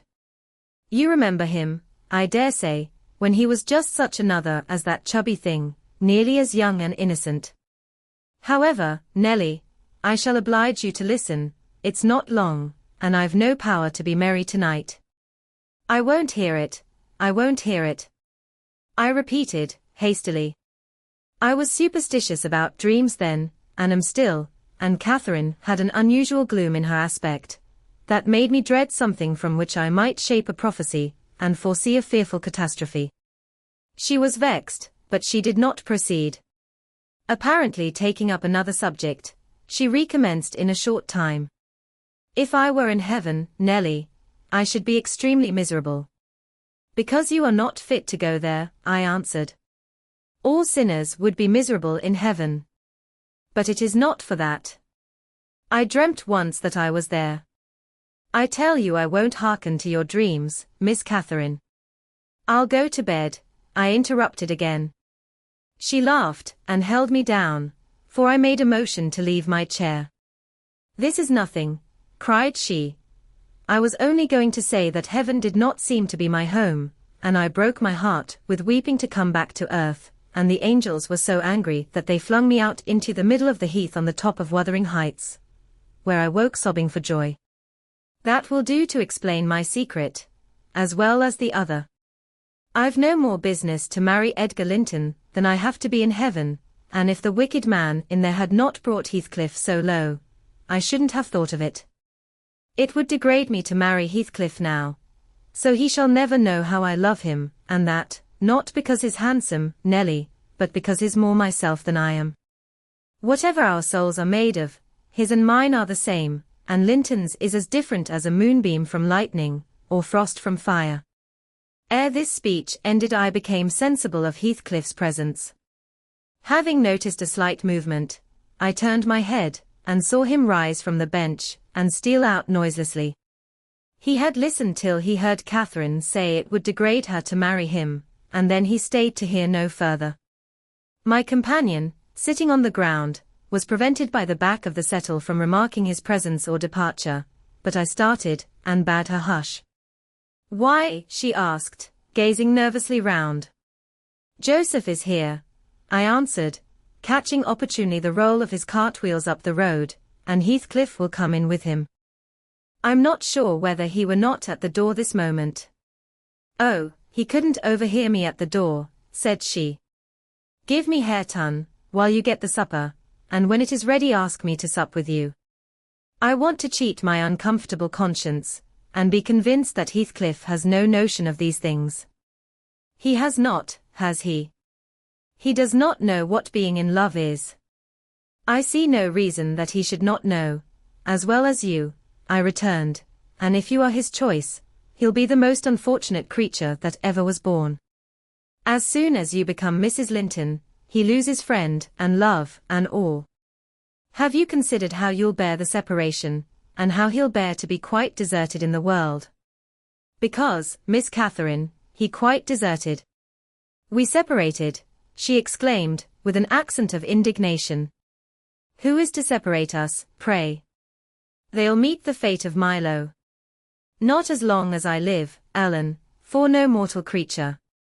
Every Linton on the face of the earth might melt into nothing before I could consent to forsake Heathcliff. Oh, that's not what I intend, that's not what I mean. I shouldn't be Mrs. Linton were such a price demanded. He'll be as much to me as he has been all his lifetime. Edgar must shake off his antipathy, and tolerate him, at least. He will, when he learns my true feelings towards him. Nelly, I see now you think me a selfish wretch. But did it never strike you that if Heathcliff and I married, we should be beggars? Whereas, if I marry Linton I can aid Heathcliff to rise, and place him out of my brother's power. With your husband's money, Miss Catherine? I asked. You'll find him not so pliable as you calculate upon, and though I'm hardly a judge, I think that's the worst motive you've given yet for being the wife of young Linton. It is not, retorted she, it is the best. The others were the satisfaction of my whims, and for Edgar's sake, too, to satisfy him. This is for the sake of one who comprehends in his person my feelings to Edgar and myself. I cannot express it, but surely you and everybody have a notion that there is or should be an existence of yours beyond you. What were the use of my creation, if I were entirely contained here? My great miseries in this world have been Heathcliff's miseries, and I watched and felt each from the beginning. My great thought in living is himself. If all else perished, and he remained, I should still continue to be, and if all else remained, and he were annihilated, the universe would turn to a mighty stranger. I should not seem a part of it. My love for Linton is like the foliage in the woods. Time will change it, I'm well aware, as winter changes the trees. My love for Heathcliff resembles the eternal rocks beneath, a source of little visible delight, but necessary. Nelly, I am Heathcliff. His always, always in my mind, not as a pleasure, any more than I am always a pleasure to myself, but as my own being. So don't talk of our separation again. It is impracticable, Anne." She paused, and hid her face in the folds of my gown, but I jerked it forcibly away. I was out of patience with her folly. "If I can make any sense of your nonsense, miss," I said, "it only goes to convince me that you are ignorant of the duties you undertake in marrying, or else that you are a wicked, unprincipled girl. But trouble me with no more secrets. I'll not promise to keep them." "You'll keep that?" she asked, eagerly. "No, I'll not promise," I repeated.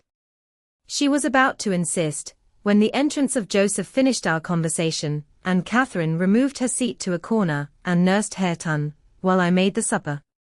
After it was cooked, my fellow servant and I began to quarrel who should carry some to Mr. Hindley, and we didn't settle it till all was nearly cold.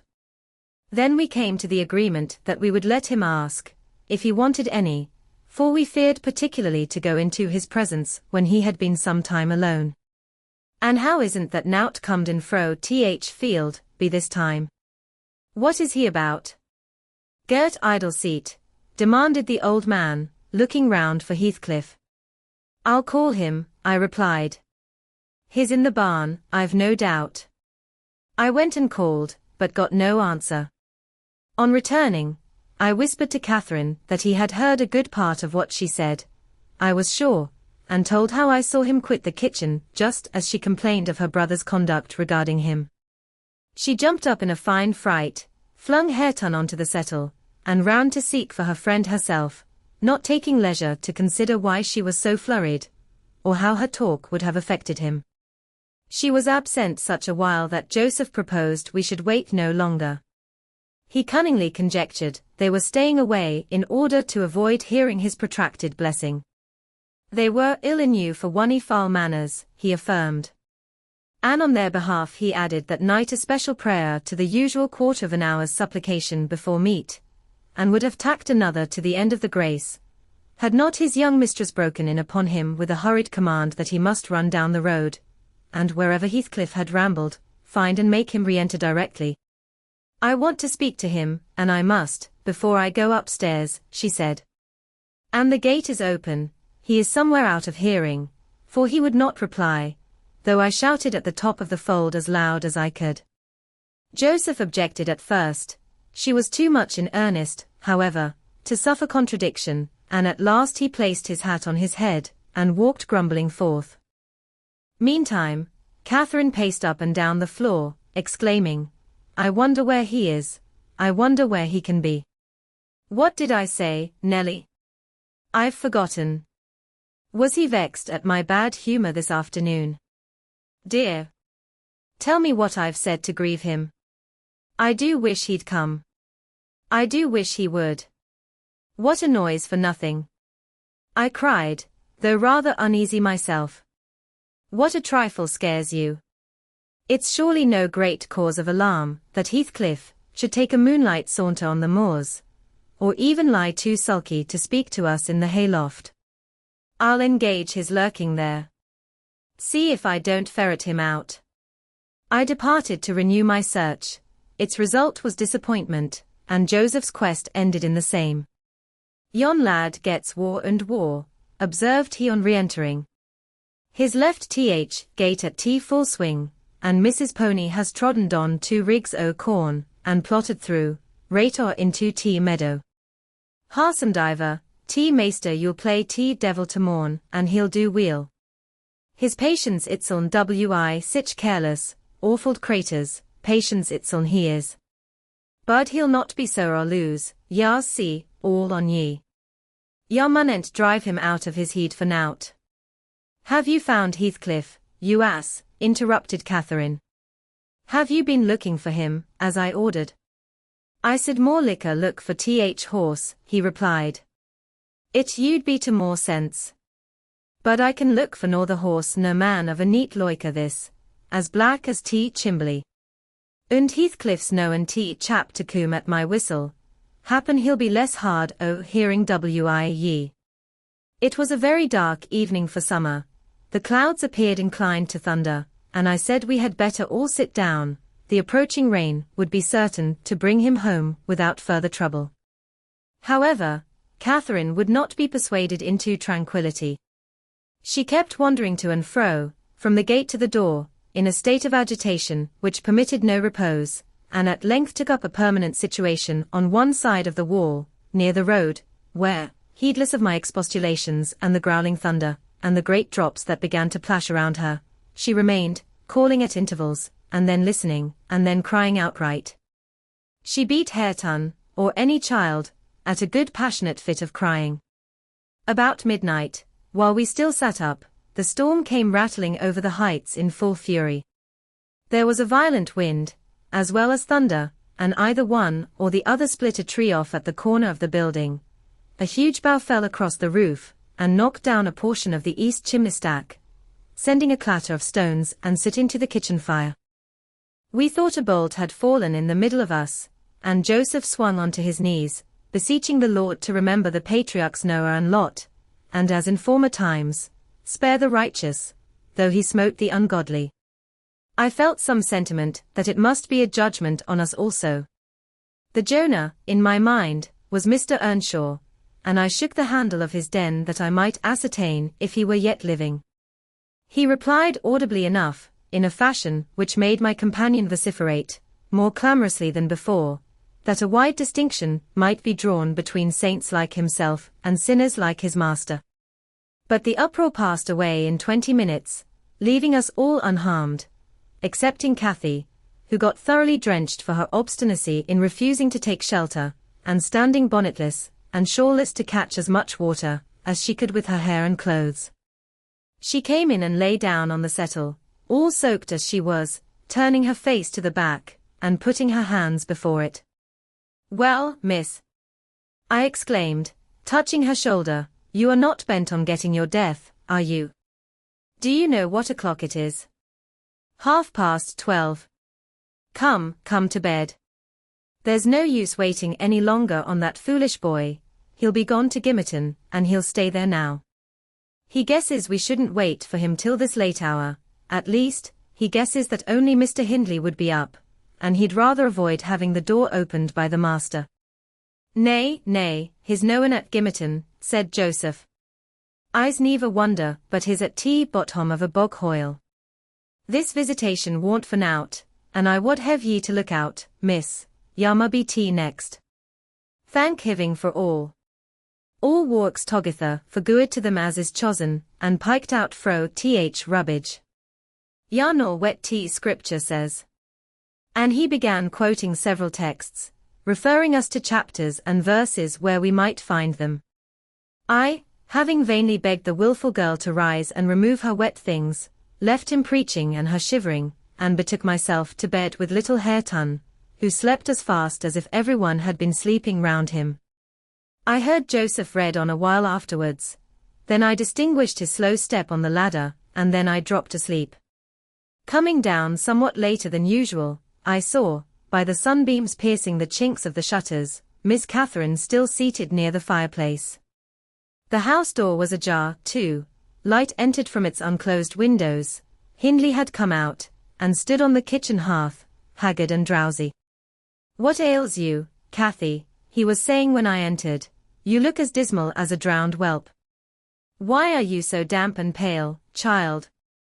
"I've been wet," she answered reluctantly, "and I'm cold, that's all." "Oh, she is naughty," I cried, perceiving the master to be tolerably sober. "She got steeped in the shower of yesterday evening, and there she has sat the night through, and I couldn't prevail on her to stir." Mr. Earnshaw stared at us in surprise. "The night through," he repeated. "What kept her up? Not fear of the thunder, surely? That was over hours since." Neither of us wished to mention Heathcliff's absence, as long as we could conceal it. So I replied, I didn't know how she took it into her head to sit up, and she said nothing. The morning was fresh and cool. I threw back the lattice, and presently the room filled with sweet scents from the garden, but Catherine called peevishly to me, "Ellen, shut the window. I am starving." And her teeth chattered as she shrank closer to the almost extinguished embers. She's ill, said Hindley, taking her wrist. I suppose that's the reason she would not go to bed. Damn it. I don't want to be troubled with more sickness here. What took you into the rain? Running after tea, lads, as usual, croaked Joseph, catching an opportunity from our hesitation to thrust in his evil tongue. If I were ya, maester, I'd just slam tea boards I their faces all on 'em, gentle and simple. Never a day you tea yari off, but yon cat o' Linton comes sneaking hither, and Miss Nelly, shoe's a fine lass. Shoe sits watching for ye I tea kitchen, and as yari in at one door, his out at t'other, and, then, where grand lady goes a courting of her side. It's bonny behaviour, lurking among tea fields, after 12 tea night, wi that foul, flaysome divil of a gypsy, Heathcliff. They think I'm blind, but I'm knowin', nout utt sort. I seed young Linton both coming and going, and I seed ya directing his discourse to me, ya good for nout, slatternly witch. Nip up and bolt into th house, tea minute ya heard tea maester's horsefit clatter up tea road. Silence, eavesdropper, cried Catherine, none of your insolence before me.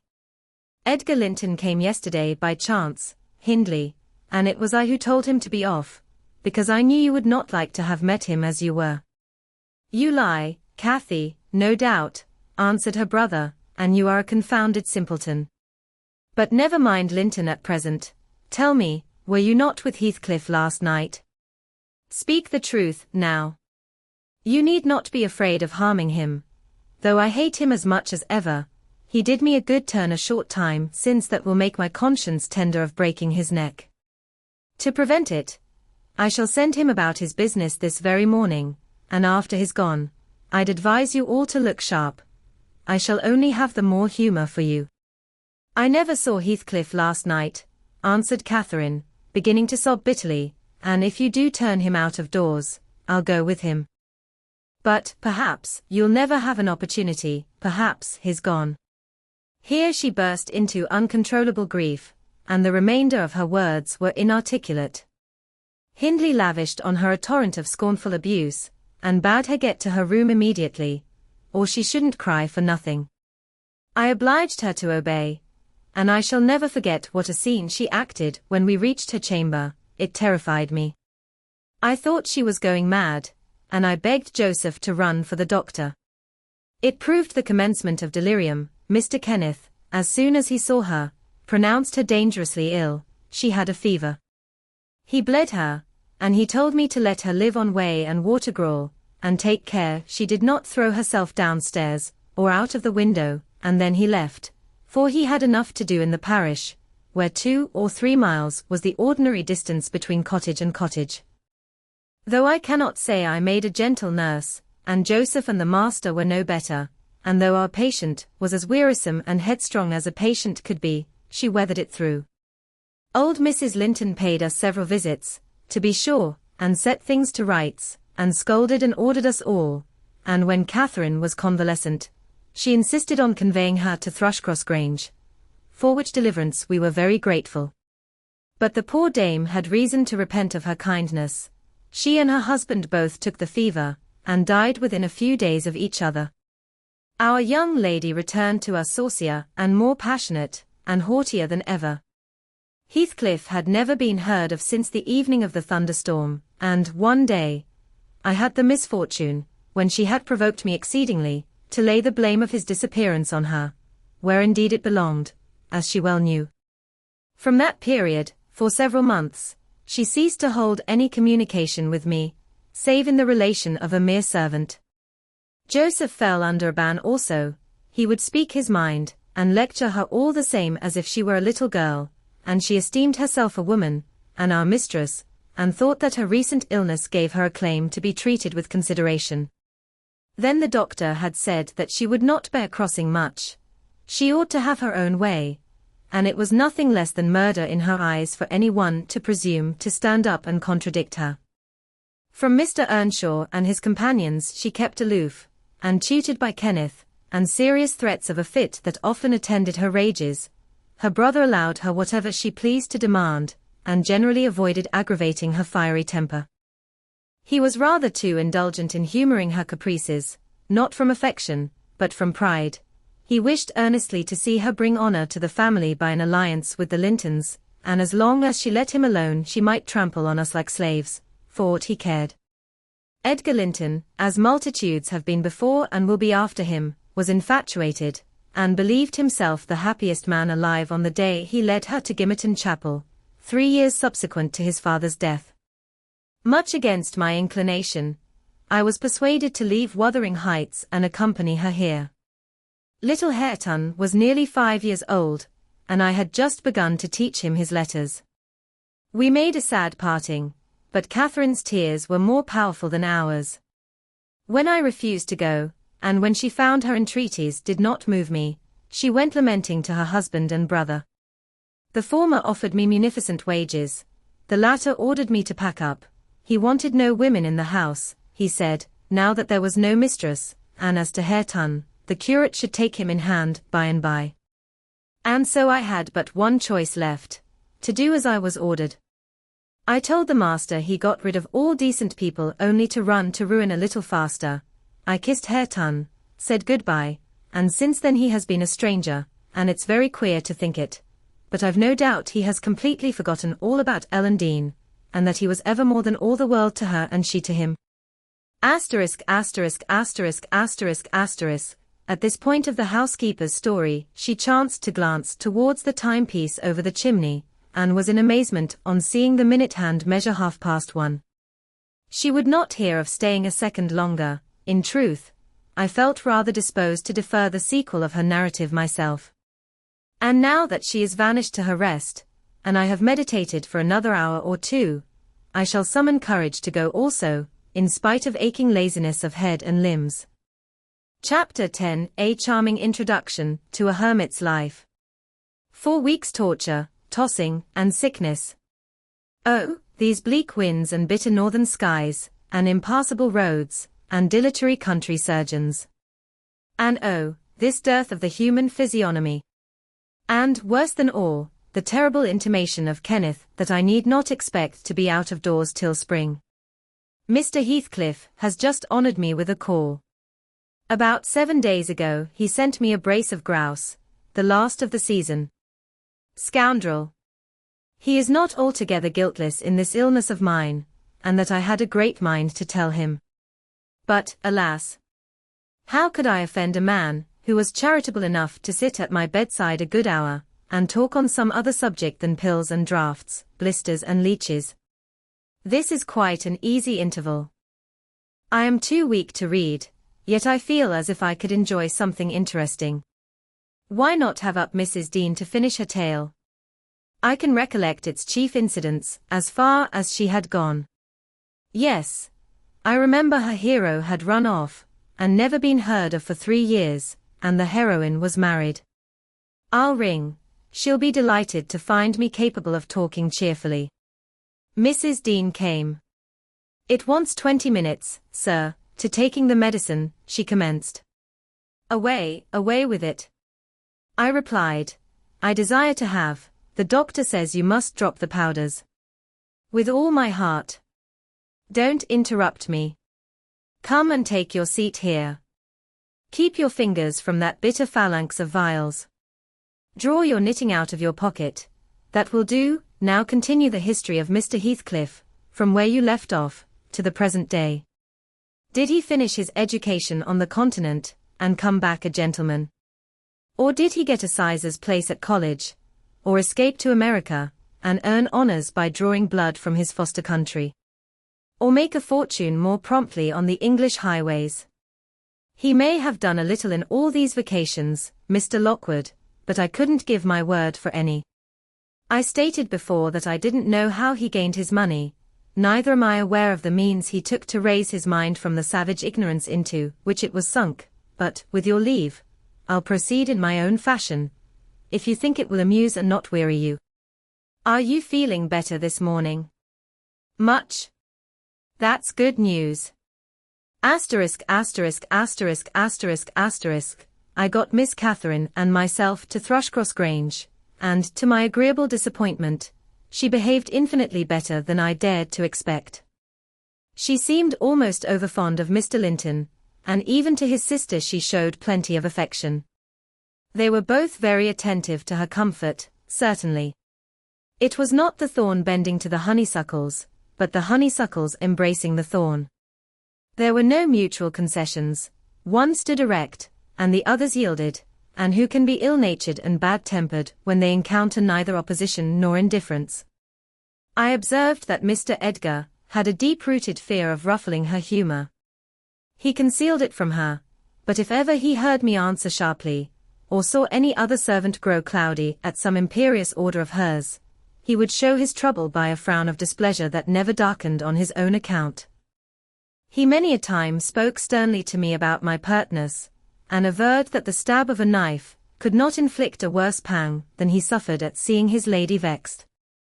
Not to grieve a kind master, I learned to be less touchy, and for the space of half a year, the gunpowder lay as harmless as sand, because no fire came near to explode it. Catherine had seasons of gloom and silence now and then. They were respected with sympathizing silence by her husband, who ascribed them to an alteration in her constitution, produced by her perilous illness, as she was never subject to depression of spirits before. The return of sunshine was welcomed by answering sunshine from him. I believe I may assert that they were really in possession of deep and growing happiness. It ended. Well, we must be for ourselves in the long run. The mild and generous are only more justly selfish than the domineering, and it ended when circumstances caused each to feel that the one's interest was not the chief consideration in the other's thoughts. On a mellow evening in September, I was coming from the garden with a heavy basket of apples which I had been gathering. It had got dusk, and the moon looked over the high wall of the court, causing undefined shadows to lurk in the corners of the numerous projecting portions of the building. I set my burden on the house steps by the kitchen door, and lingered to rest, and drew in a few more breaths of the soft, sweet air. My eyes were on the moon, and my back to the entrance, when I heard a voice behind me say, "Nelly, is that you?"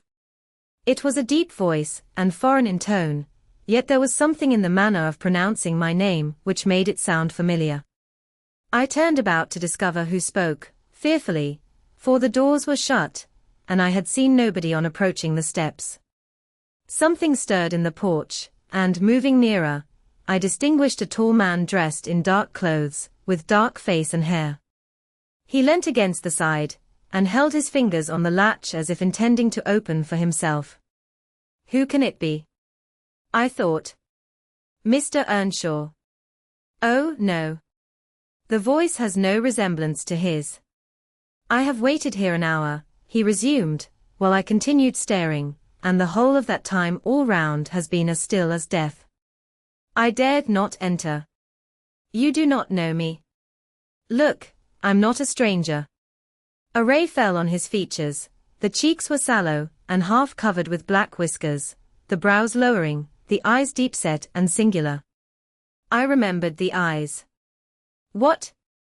I cried, uncertain whether to regard him as a worldly visitor, and I raised my hands in amazement. What? You come back? Is it really you? Is it? Yes, Heathcliff, he replied, glancing from me up to the windows, which reflected a score of glittering moons, but showed no lights from within. Are they at home? Where is she? Nelly, you are not glad. You needn't be so disturbed. Is she here? Speak. I want to have one word with her, your mistress. Go, and say some person from Gimmerton desires to see her. How will she take it? I exclaimed. What will she do? The surprise bewilders me, it will put her out of her head. And you are Heathcliff. But altered. Nay, there's no comprehending it. Have you been for a soldier? Go and carry my message, he interrupted, impatiently. I'm in hell till you do. He lifted the latch, and I entered, but when I got to the parlour where Mr. and Mrs. Linton were, I could not persuade myself to proceed. At length I resolved on making an excuse to ask if they would have the candles lighted, and I opened the door. They sat together in a window whose lattice lay back against the wall, and displayed, beyond the garden trees, and the wild green park, the valley of Gimmerton, with a long line of mist winding nearly to its top, for very soon after you pass the chapel, as you may have noticed, the sough that runs from the marshes joins a beck which follows the bend of the glen. Wuthering Heights rose above this silvery vapor, but our old house was invisible, it rather dips down on the other side. Both the room and its occupants, and the scene they gazed on, looked wondrously peaceful. I shrank reluctantly from performing my errand, and was actually going away leaving it unsaid, after having put my question about the candles, when a sense of my folly compelled me to return, and mutter, "A person from Gimmerton wishes to see you." "What does he want?" asked Mrs. Linton. I did not question him, I answered. "Well, close the curtains, Nellie," she said, "and bring up tea. I'll be back again directly." She quitted the apartment. Mr. Edgar inquired, carelessly, who it was. "Some one mistress does not expect," I replied. "That Heathcliff, you recollect him, sir, who used to live at Mr. Earnshaw's." "What? The gypsy, the ploughboy," he cried.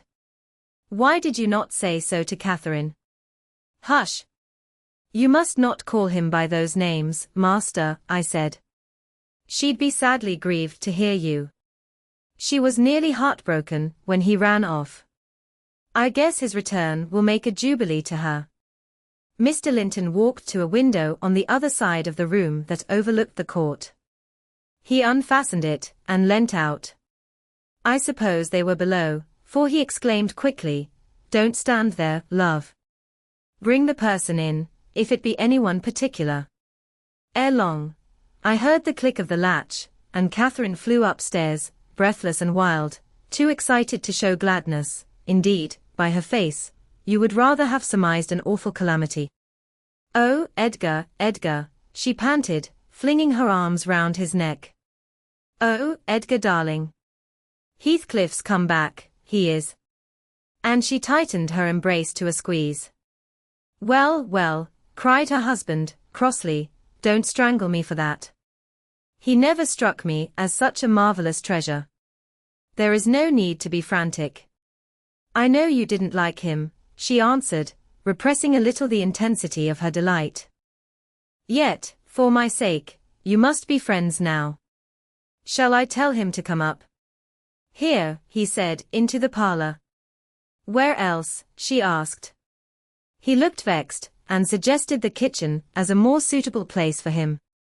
Mrs. Linton eyed him with a droll expression, half angry, half laughing at his fastidiousness.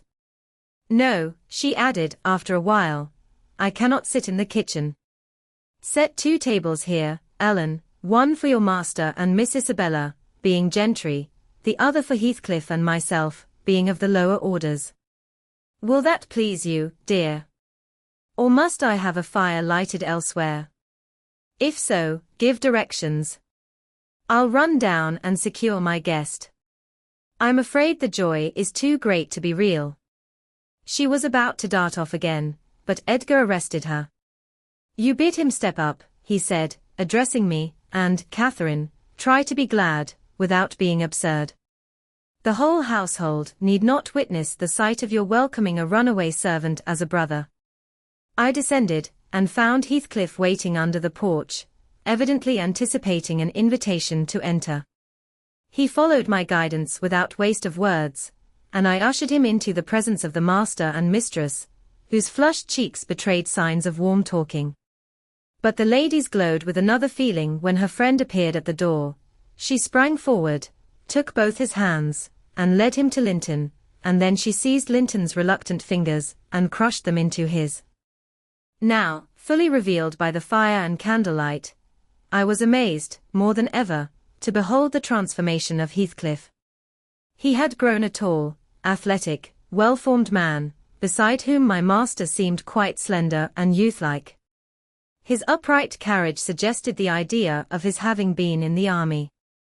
His countenance was much older in expression and decision of feature than Mr. Linton's. It looked intelligent, and retained no marks of former degradation. A half-civilized ferocity lurked yet in the depressed brows and eyes full of black fire, but it was subdued, and his manner was even dignified, quite divested of roughness, though too stern for grace. My master's surprise equalled or exceeded mine. He remained for a minute at a loss how to address the ploughboy, as he had called him. Heathcliff dropped his slight hand, and stood looking at him coolly till he chose to speak. "Sit down, sir," he said, at length.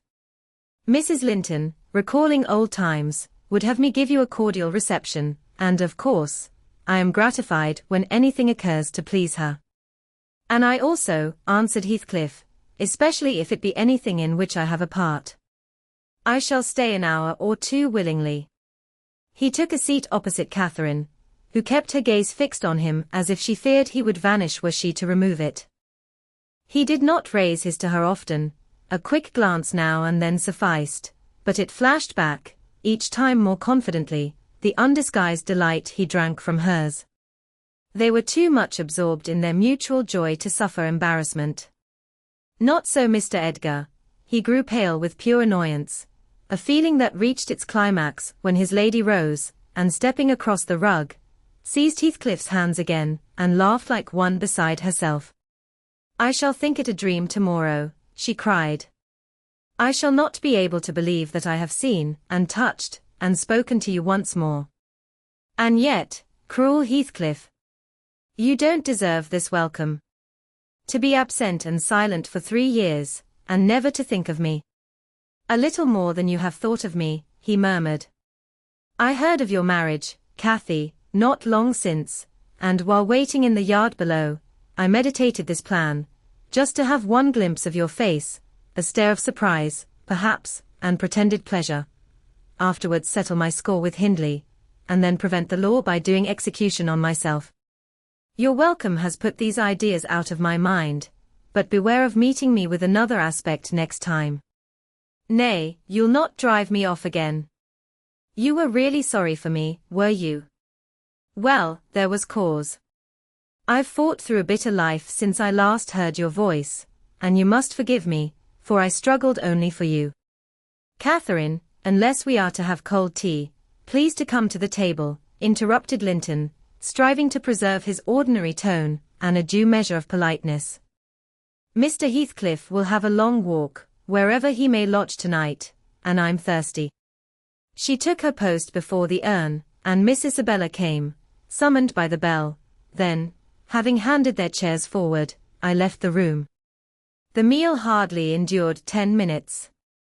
Catherine's cup was never filled. She could neither eat nor drink. Edgar had made a slop in his saucer, and scarcely swallowed a mouthful. Their guest did not protract his stay that evening above an hour longer. I asked, as he departed, if he went to Gimmerton.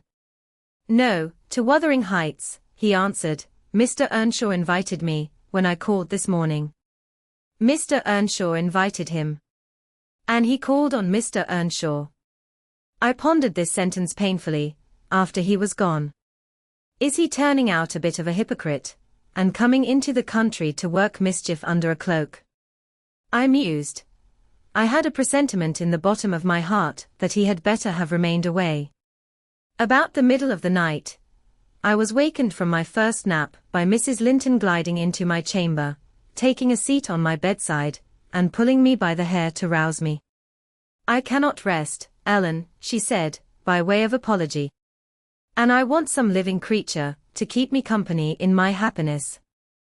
Edgar is sulky, because I'm glad of a thing that does not interest him.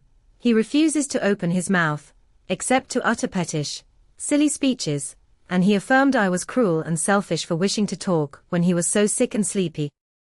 He always contrives to be sick at the least cross." I gave a few sentences of commendation to Heathcliff, and he, either for a headache, or a pang of envy, began to cry. So I got up and left him.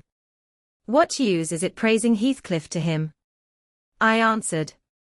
As lads they had an aversion to each other, and Heathcliff would hate just as much to hear him praised. It's human nature. Let Mr. Linton alone about him, unless you would like an open quarrel between them. "But does it not show great weakness?" pursued she. "I'm not envious, I never feel hurt at the brightness of Isabella's yellow hair and the whiteness of her skin, at her dainty elegance, and the fondness all the family exhibit for her. Even you, Nelly, if we have a dispute sometimes, you back Isabella at once, and I yield like a foolish mother. I call her a darling, and flatter her into a good temper. It pleases her brother to see us cordial, and that pleases me. But they are very much alike. They are spoiled children, and fancy the world was made for their accommodation, and though I humour both, I think a smart chastisement might improve them all the same. You're mistaken, Mrs. Linton, said I, they humour you. I know what there would be to do if they did not. You can well afford to indulge their passing whims as long as their business is to anticipate all your desires. You may, however, fall out, at last, over something of equal consequence to both sides, and then those you term weak are very capable of being as obstinate as you. And then we shall fight to the death, shan't we, Nelly? She returned, laughing. No. I tell you, I have such faith in Linton's love, that I believe I might kill him, and he wouldn't wish to retaliate. I advised her to value him the more for his affection. I do, she answered, but he needn't resort to whining for trifles.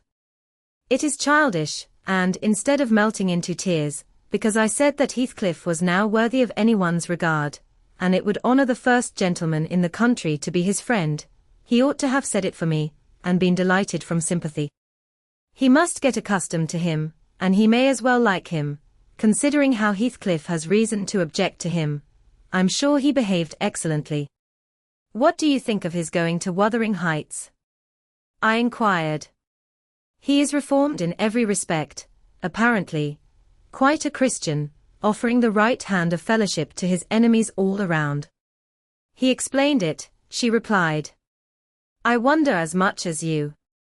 He said he called to gather information concerning me from you, supposing you resided there still, and Joseph told Hindley, who came out and fell to questioning him of what he had been doing, and how he had been living, and finally, desired him to walk in.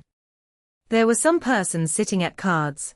Heathcliff joined them. My brother lost some money to him, and finding him plentifully supplied, he requested that he would come again in the evening, to which he consented. Hindley is too reckless to select his acquaintance prudently. He doesn't trouble himself to reflect on the causes he might have for mistrusting one whom he has basely injured. But Heathcliff affirms his principal reason for resuming a connection with his ancient persecutor is a wish to install himself in quarters at walking distance from the Grange, and an attachment to the house where we lived together, and likewise a hope that I shall have more opportunities of seeing him there than I could have if he settled in Gimmerton.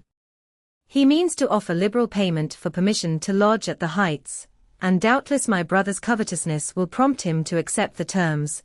He was always greedy, though what he grasps with one hand he flings away with the other. It's a nice place for a young man to fix his dwelling in, said I.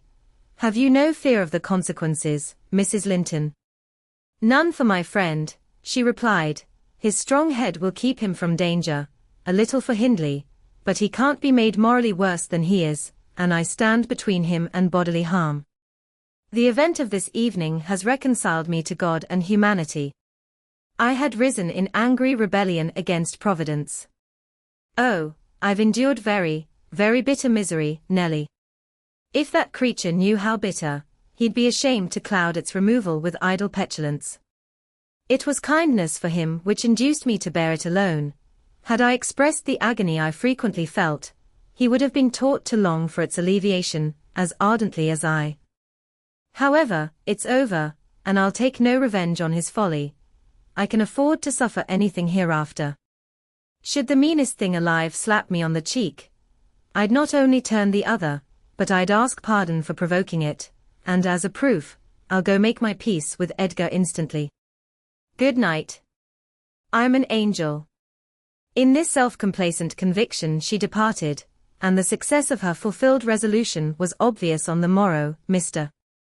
Linton had not only abjured his peevishness, though his spirits seemed still subdued by Catherine's exuberance of vivacity, but he ventured no objection to her taking Isabella with her to Wuthering Heights in the afternoon, and she rewarded him with such a summer of sweetness and affection in return as made the house a paradise for several days, both master and servants profiting from the perpetual sunshine.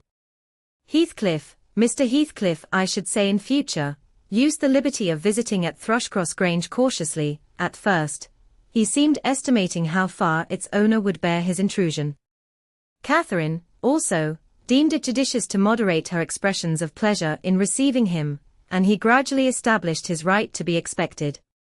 He retained a great deal of the reserve for which his boyhood was remarkable, and that served to repress all startling demonstrations of feeling.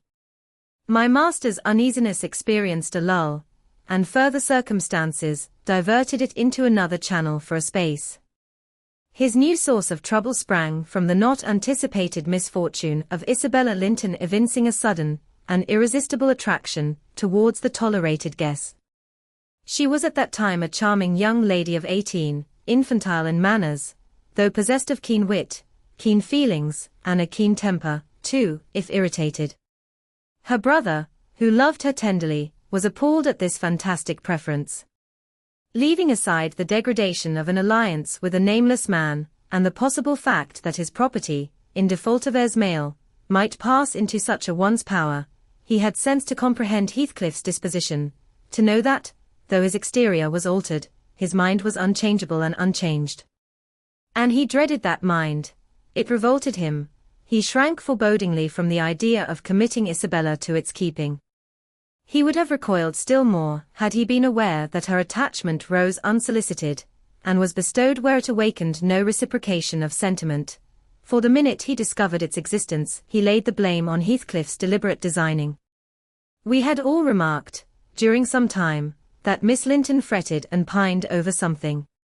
She grew cross and wearisome, snapping at and teasing Catherine continually, at the imminent risk of exhausting her limited patience. We excused her, to a certain extent, on the plea of ill health. She was dwindling and fading before our eyes.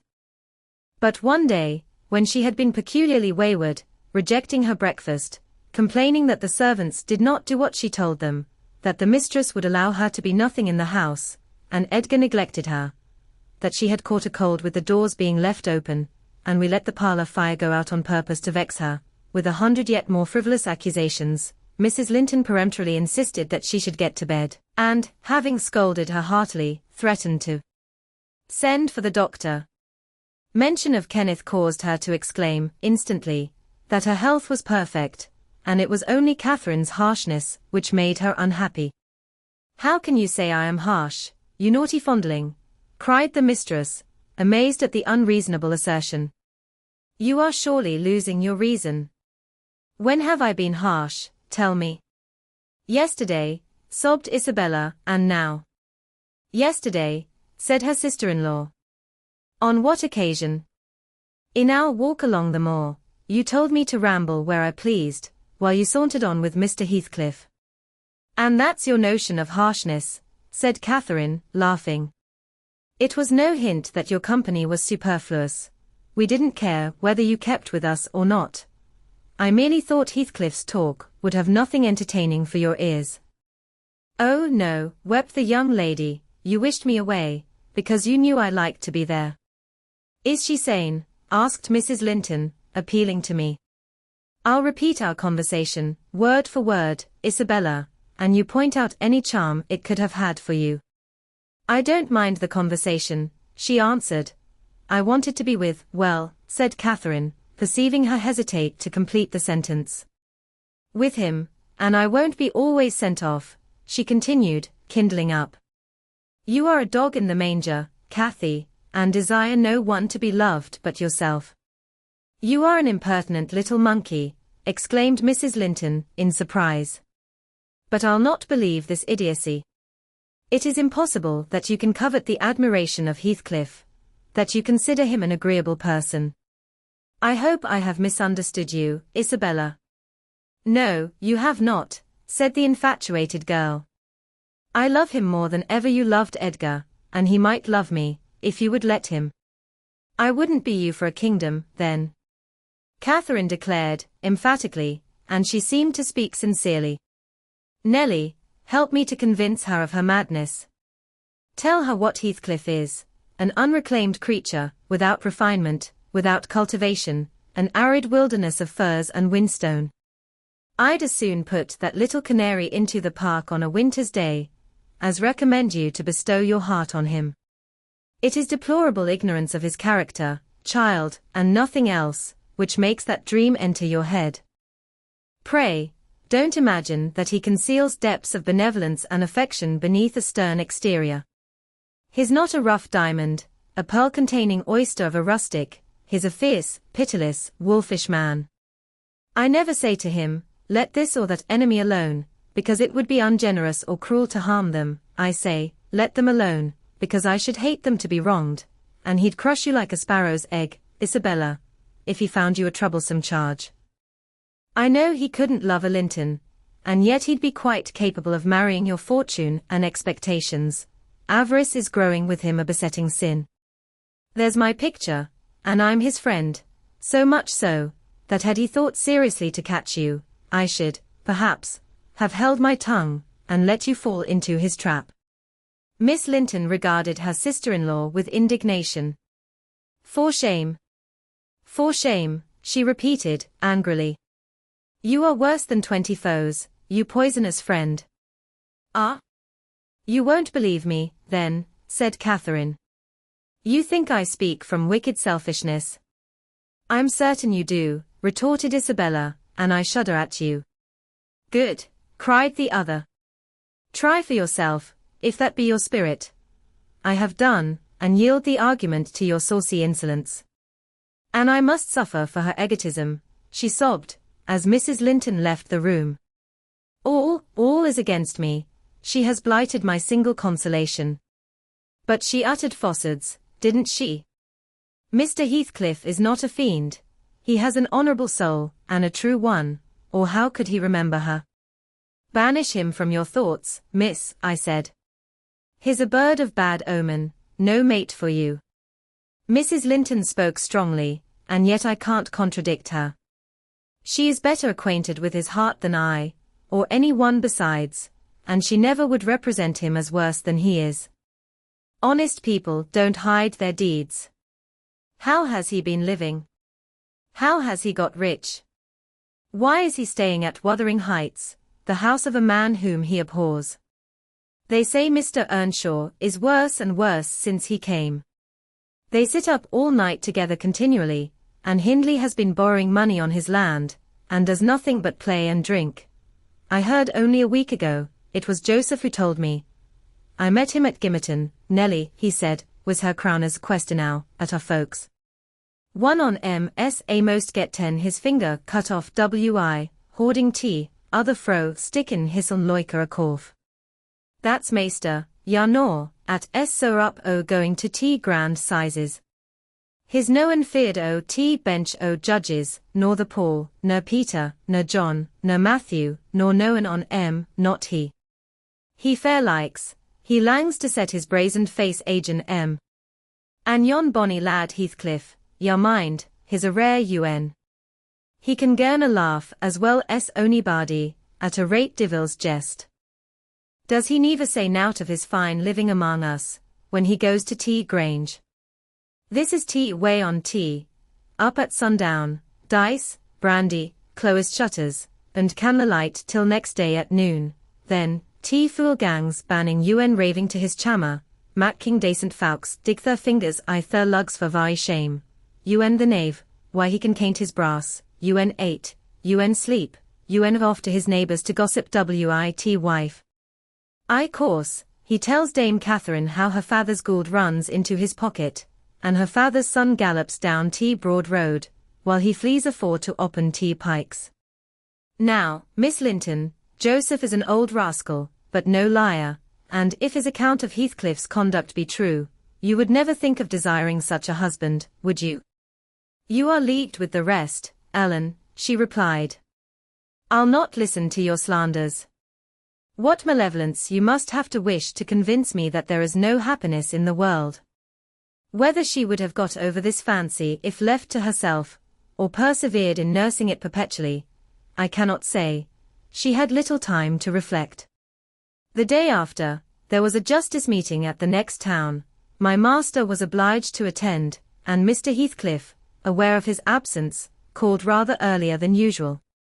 Catherine and Isabella were sitting in the library, on hostile terms, but silent, the latter alarmed at her recent indiscretion, and the disclosure she had made of her secret feelings in a transient fit of passion, the former, on mature consideration, really offended with her companion, and if she laughed again at her pertness, inclined to make it no laughing matter to her.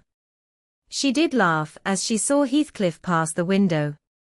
I was sweeping the hearth, and I noticed a mischievous smile on her lips. Isabella, absorbed in her meditations, or a book, remained till the door opened, and it was too late to attempt an escape, which she would gladly have done had it been practicable. "Come in, that's right," exclaimed the mistress, gaily, pulling a chair to the fire. "Here are two people sadly in need of a third to thaw the ice between them, and you are the very one we should both of us choose. Heathcliff, I'm proud to show you, at last, somebody that dotes on you more than myself. I expect you to feel flattered. Nay, it's not Nelly, don't look at her. My poor little sister-in-law is breaking her heart by mere contemplation of your physical and moral beauty. It lies in your own power to be Edgar's brother. No, no, Isabella, you shan't run off," she continued, arresting, with feigned playfulness, the confounded girl, who had risen indignantly. "We were quarrelling like cats about you, Heathcliff, and I was fairly beaten in protestations of devotion and admiration, and, moreover, I was informed that if I would but have the manners to stand aside, my rival, as she will have herself to be, would shoot a shaft into your soul that would fix you forever, and send my image into eternal oblivion." "Catherine," said Isabella, calling up her dignity, and disdaining to struggle from the tight grasp that held her, "I'd thank you to adhere to the truth and not slander me, even in joke. Mr. Heathcliff, be kind enough to bid this friend of yours release me. She forgets that you and I are not intimate acquaintances, and what amuses her is painful to me beyond expression." As the guest answered nothing, but took his seat, and looked thoroughly indifferent what sentiments she cherished concerning him, she turned and whispered an earnest appeal for liberty to her tormentor. "By no means," cried Mrs. Linton in answer. "I won't be named a dog in the manger again. You shall stay, now then. Heathcliff, why don't you evince satisfaction at my pleasant news? Isabella swears that the love Edgar has for me is nothing to that she entertains for you. I'm sure she made some speech of the kind, did she not, Ellen? And she has fasted ever since the day before yesterday's walk, from sorrow and rage that I despatched her out of your society under the idea of its being unacceptable." "I think you belie her," said Heathcliff, twisting his chair to face them. "She wishes to be out of my society now, at any rate." And he stared hard at the object of discourse, as one might do at a strange repulsive animal, a centipede from the Indies, for instance, which curiosity leads one to examine in spite of the aversion it raises. The poor thing couldn't bear that. She grew white and red in rapid succession, and while tears beaded her lashes, bent the strength of her small fingers to loosen the firm clutch of Catherine, and perceiving that as fast as she raised one finger off her arm another closed down, and she could not remove the whole together, she began to make use of her nails, and their sharpness presently ornamented the detainers with crescents of red. "There's a tigress," exclaimed Mrs. Linton, setting her free, and shaking her hand with pain. "Begone, for God's sake, and hide your vixen face. How foolish to reveal those talons to him. Can't you fancy the conclusions he'll draw? Look, Heathcliff. They are instruments that will do execution, you must beware of your eyes." "I'd wrench them off her fingers, if they ever menaced me," he answered, brutally, when the door had closed after her. "But what did you mean by teasing the creature in that manner, Cathy? You were not speaking the truth, were you?" "I assure you I was," she returned. "She has been dying for your sake several weeks, and raving about you this morning, and pouring forth a deluge of abuse, because I represented your failings in a plain light, for the purpose of mitigating her adoration. But don't notice it further. I wished to punish her sauciness, that's all." I like her too well, my dear Heathcliff, to let you absolutely seize and devour her up. And I like her too ill to attempt it, said he, except in a very gowlish fashion. You'd hear of odd things if I lived alone with that mawkish, waxen face. The most ordinary would be painting on its white the colors of the rainbow, and turning the blue eyes black, every day or two. They detestably resemble Linton's. Delectably, observed Catherine. They are dove's eyes, angels. She's her brother's heir, is she not? He asked, after a brief silence. I should be sorry to think so, returned his companion. Half a dozen nephews shall erase her title, please heaven. Abstract your mind from the subject at present. You are too prone to covet your neighbor's goods. Remember, this neighbor's goods are mine. If they were mine, they would be none the less that, said Heathcliff, but though Isabella Linton may be silly, she is scarcely mad, and, in short, will dismiss the matter, as you advise. From their tongues they did dismiss it, and Catherine, probably, from her thoughts. The other, I felt certain, recalled it often in the course of the evening. I saw him smile to himself, grin rather, and lapse into ominous musing whenever Mrs. Linton had occasion to be absent from the apartment. I determined to watch his movements. My heart invariably cleaved to the master's, in preference to Catherine's side, with reason I imagined, for he was kind, and trustful, and honourable, and she could not be called the opposite, yet she seemed to allow herself such wide latitude, that I had little faith in her principles, and still less sympathy for her feelings. I wanted something to happen, which might have the effect of freeing both Wuthering Heights, and the Grange of Mr. Heathcliff, quietly, leaving us as we had been prior to his advent. His visits were a continual nightmare to me, and I suspected, to my master also. His abode at the Heights was an oppression past explaining. I felt that God had forsaken the stray sheep there to its own wicked wanderings, and an evil beast prowled between it and the fold, waiting his time to spring and destroy. Chapter 11. Sometimes, while meditating on these things in solitude, I've got up in a sudden terror, and put on my bonnet to go see how all was at the farm. I've persuaded my conscience that it was a duty to warn him how people talked regarding his ways, and then I've recollected his confirmed bad habits, and hopeless of benefiting him, have flinched from re-entering the dismal house, doubting if I could bear to be taken at my word. One time I passed the old gate, going out of my way, on a journey to Gimmerton. It was about the period that my narrative has reached. A bright frosty afternoon, the ground bare, and the road hard and dry. I came to a stone where the highway branches off onto the moor at your left hand, a rough sand pillar, with the letters W, H, cut on its north side, on the east, G, and on the southwest, T, G. It serves as a guidepost to the Grange, the Heights, and village. The sun shone yellow on its grey head, reminding me of summer, and I cannot say why, but all at once a gush of child's sensations flowed into my heart. Hindley and I held at a favourite spot 20 years before.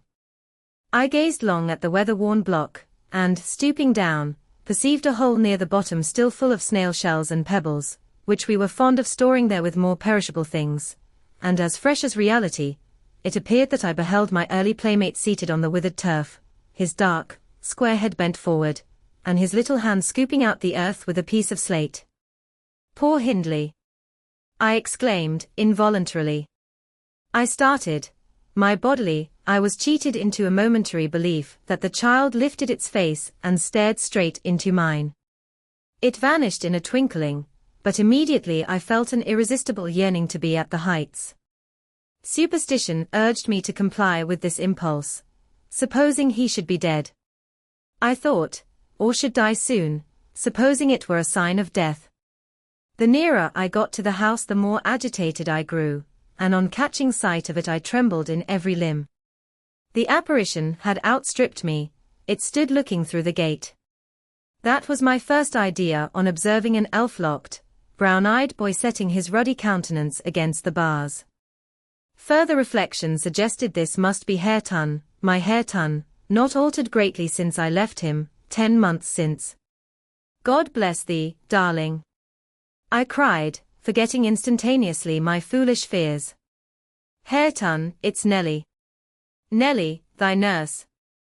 He retreated out of arm's length, and picked up a large flint. I am come to see thy father, Hareton, I added, guessing from the action that Nelly, if she lived in his memory at all, was not recognized as one with me. He raised his missile to hurl it. I commenced a soothing speech, but could not stay his hand. The stone struck my bonnet, and then ensued, from the stammering lips of the little fellow, a string of curses, which, whether he comprehended them or not, were delivered with practiced emphasis, and distorted his baby features into a shocking expression of malignity. You may be certain this grieved more than angered me. Fit to cry, I took an orange from my pocket, and offered it to propitiate him. He hesitated, and then snatched it from my hold, as if he fancied I only intended to tempt and disappoint him. I showed another, keeping it out of his reach. Who has taught you those fine words, my bairn? I inquired. The curate. Damn the curate, and thee. Gee me that, he replied. Tell us where you got your lessons, and you shall have it, said I. Who's your master? Devil Daddy, was his answer. And what do you learn from Daddy? I continued. He jumped at the fruit. I raised it higher. What does he teach you? I asked. Naught, said he, but to keep out of his gate. Daddy cannot bide me, because I swear at him. Ah? And the devil teaches you to swear at Daddy? I observed. Nay, he drawled. Who, then? Heathcliff. I asked if he liked Mr. Heathcliff. He answered again. Desiring to have his reasons for liking him, I could only gather the sentences. I note, he pays Dad back what he gees to me, he curses Daddy for cursing me. He says I mun do as I will. And the curate does not teach you to read and write, then? I pursued. No, I was told the curate should have his teeth dashed down his throat if he stepped over the threshold. Heathcliff had promised that. I put the orange in his hand, and bade him tell his father that a woman called Nelly Dean was waiting to speak with him, by the garden gate. He went up the walk, and entered the house, but instead of Hindley, Heathcliff appeared on the door-stones, and I turned directly and ran down the road as hard as ever I could race, making no halt till I gained the guidepost, and feeling as scared as if I had raised a goblin. This is not much connected with Miss Isabella's affair, except that it urged me to resolve further on mounting vigilant guard, and doing my utmost to check the spread of such bad influence at the Grange, even though I should wake a domestic storm, by thwarting Mrs. Linton's pleasure. The next time Heathcliff came, my young lady chanced to be feeding some pigeons in the court. She had never spoken a word to her sister-in-law for 3 days, but she had likewise dropped her fretful complaining, and we found it a great comfort. Heathcliff had not the habit of bestowing a single unnecessary civility on Miss Linton, I knew. Now, as soon as he beheld her, his first precaution was to take a sweeping survey of the house front. I was standing by the kitchen window, but I drew out of sight. He then stepped across the pavement to her, and said something. She seemed embarrassed, and desirous of getting away. To prevent it, he laid his hand on her arm.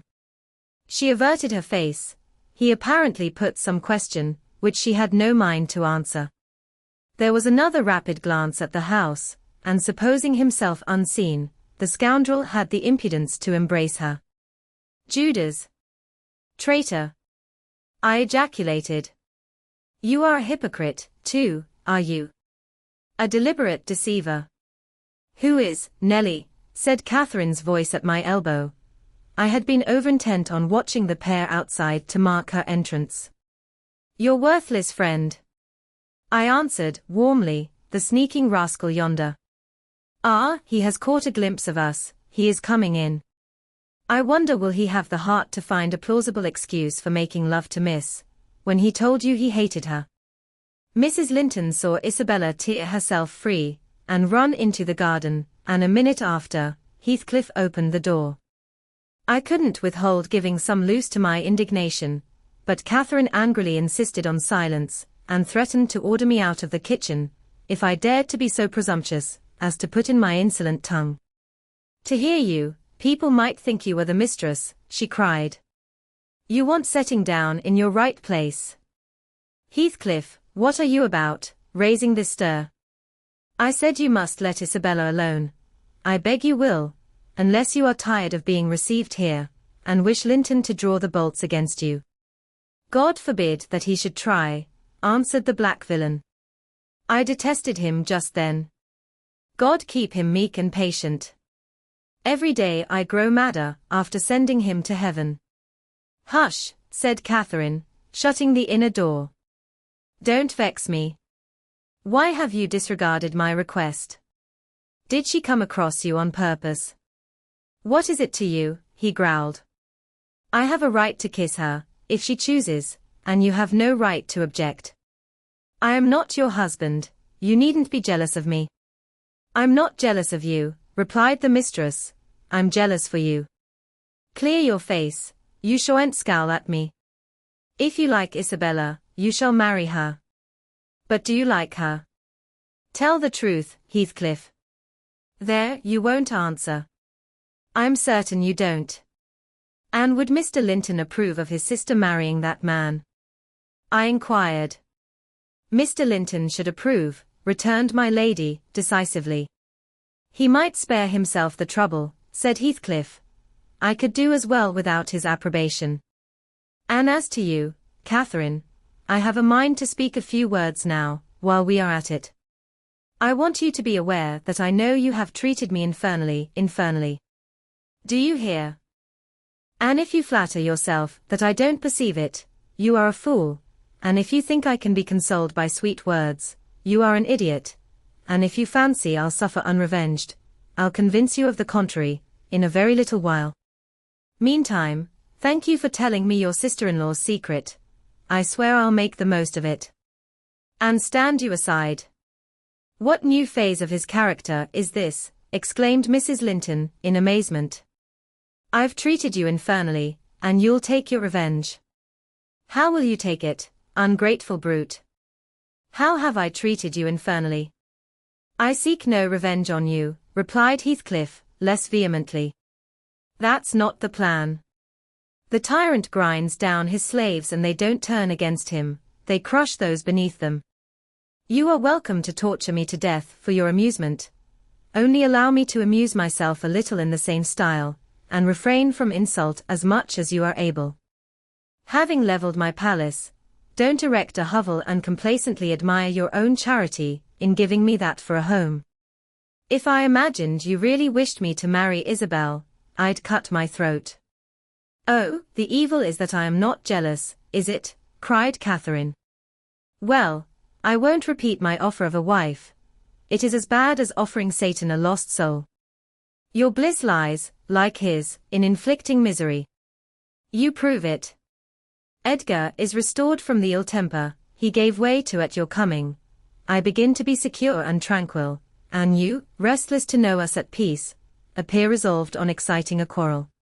Quarrel with Edgar, if you please, Heathcliff, and deceive his sister, you'll hit on exactly the most efficient method of revenging yourself on me. The conversation ceased. Mrs. Linton sat down by the fire, flushed and gloomy. The spirit which served her was growing intractable. She could neither lay nor control it. He stood on the hearth with folded arms, brooding on his evil thoughts, and in this position I left them to seek the master, who was wondering what kept Catherine below so long. Ellen, said he, when I entered, have you seen your mistress? Yes, she's in the kitchen, sir, I answered. She's sadly put out by Mr. Heathcliff's behaviour, and, indeed, I do think it's time to arrange his visits on another footing. There's harm in being too soft, and now it's come to this. And I related the scene in the court, and as near as I dared, the whole subsequent dispute. I fancied it could not be very prejudicial to Mrs. Linton, unless she made it so afterwards, by assuming the defensive for her guest. Edgar Linton had difficulty in hearing me to the close. His first words revealed that he did not clear his wife of blame.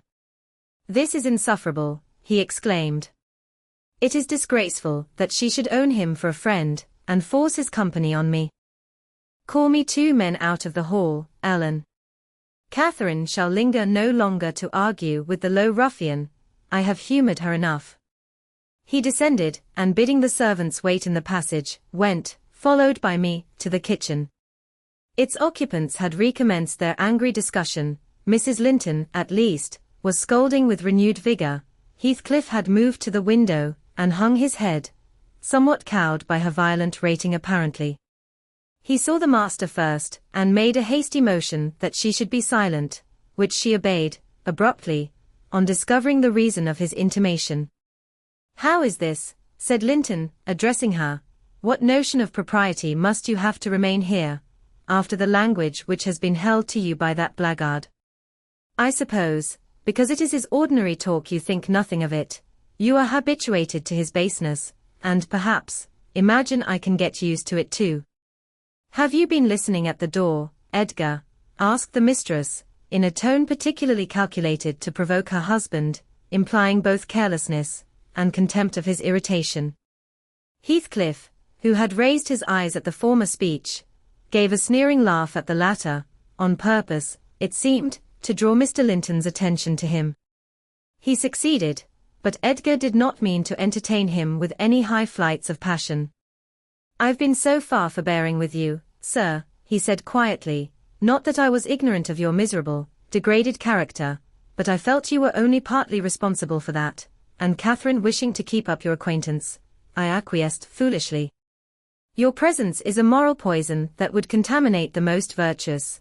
For that cause, and to prevent worse consequences, I shall deny you hereafter admission into this house, and give notice now that I require your instant departure. 3 minutes' delay will render it involuntary and ignominious." Heathcliff measured the height and breadth of the speaker with an eye full of derision. "Cathy, this lamb of yours threatens like a bull," he said.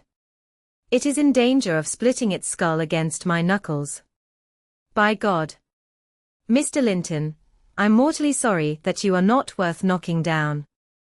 My master glanced towards the passage, and signed me to fetch the men. He had no intention of hazarding a personal encounter. I obeyed the hint, but Mrs. Linton, suspecting something, followed, and when I attempted to call them, she pulled me back, slammed the door to, and locked it.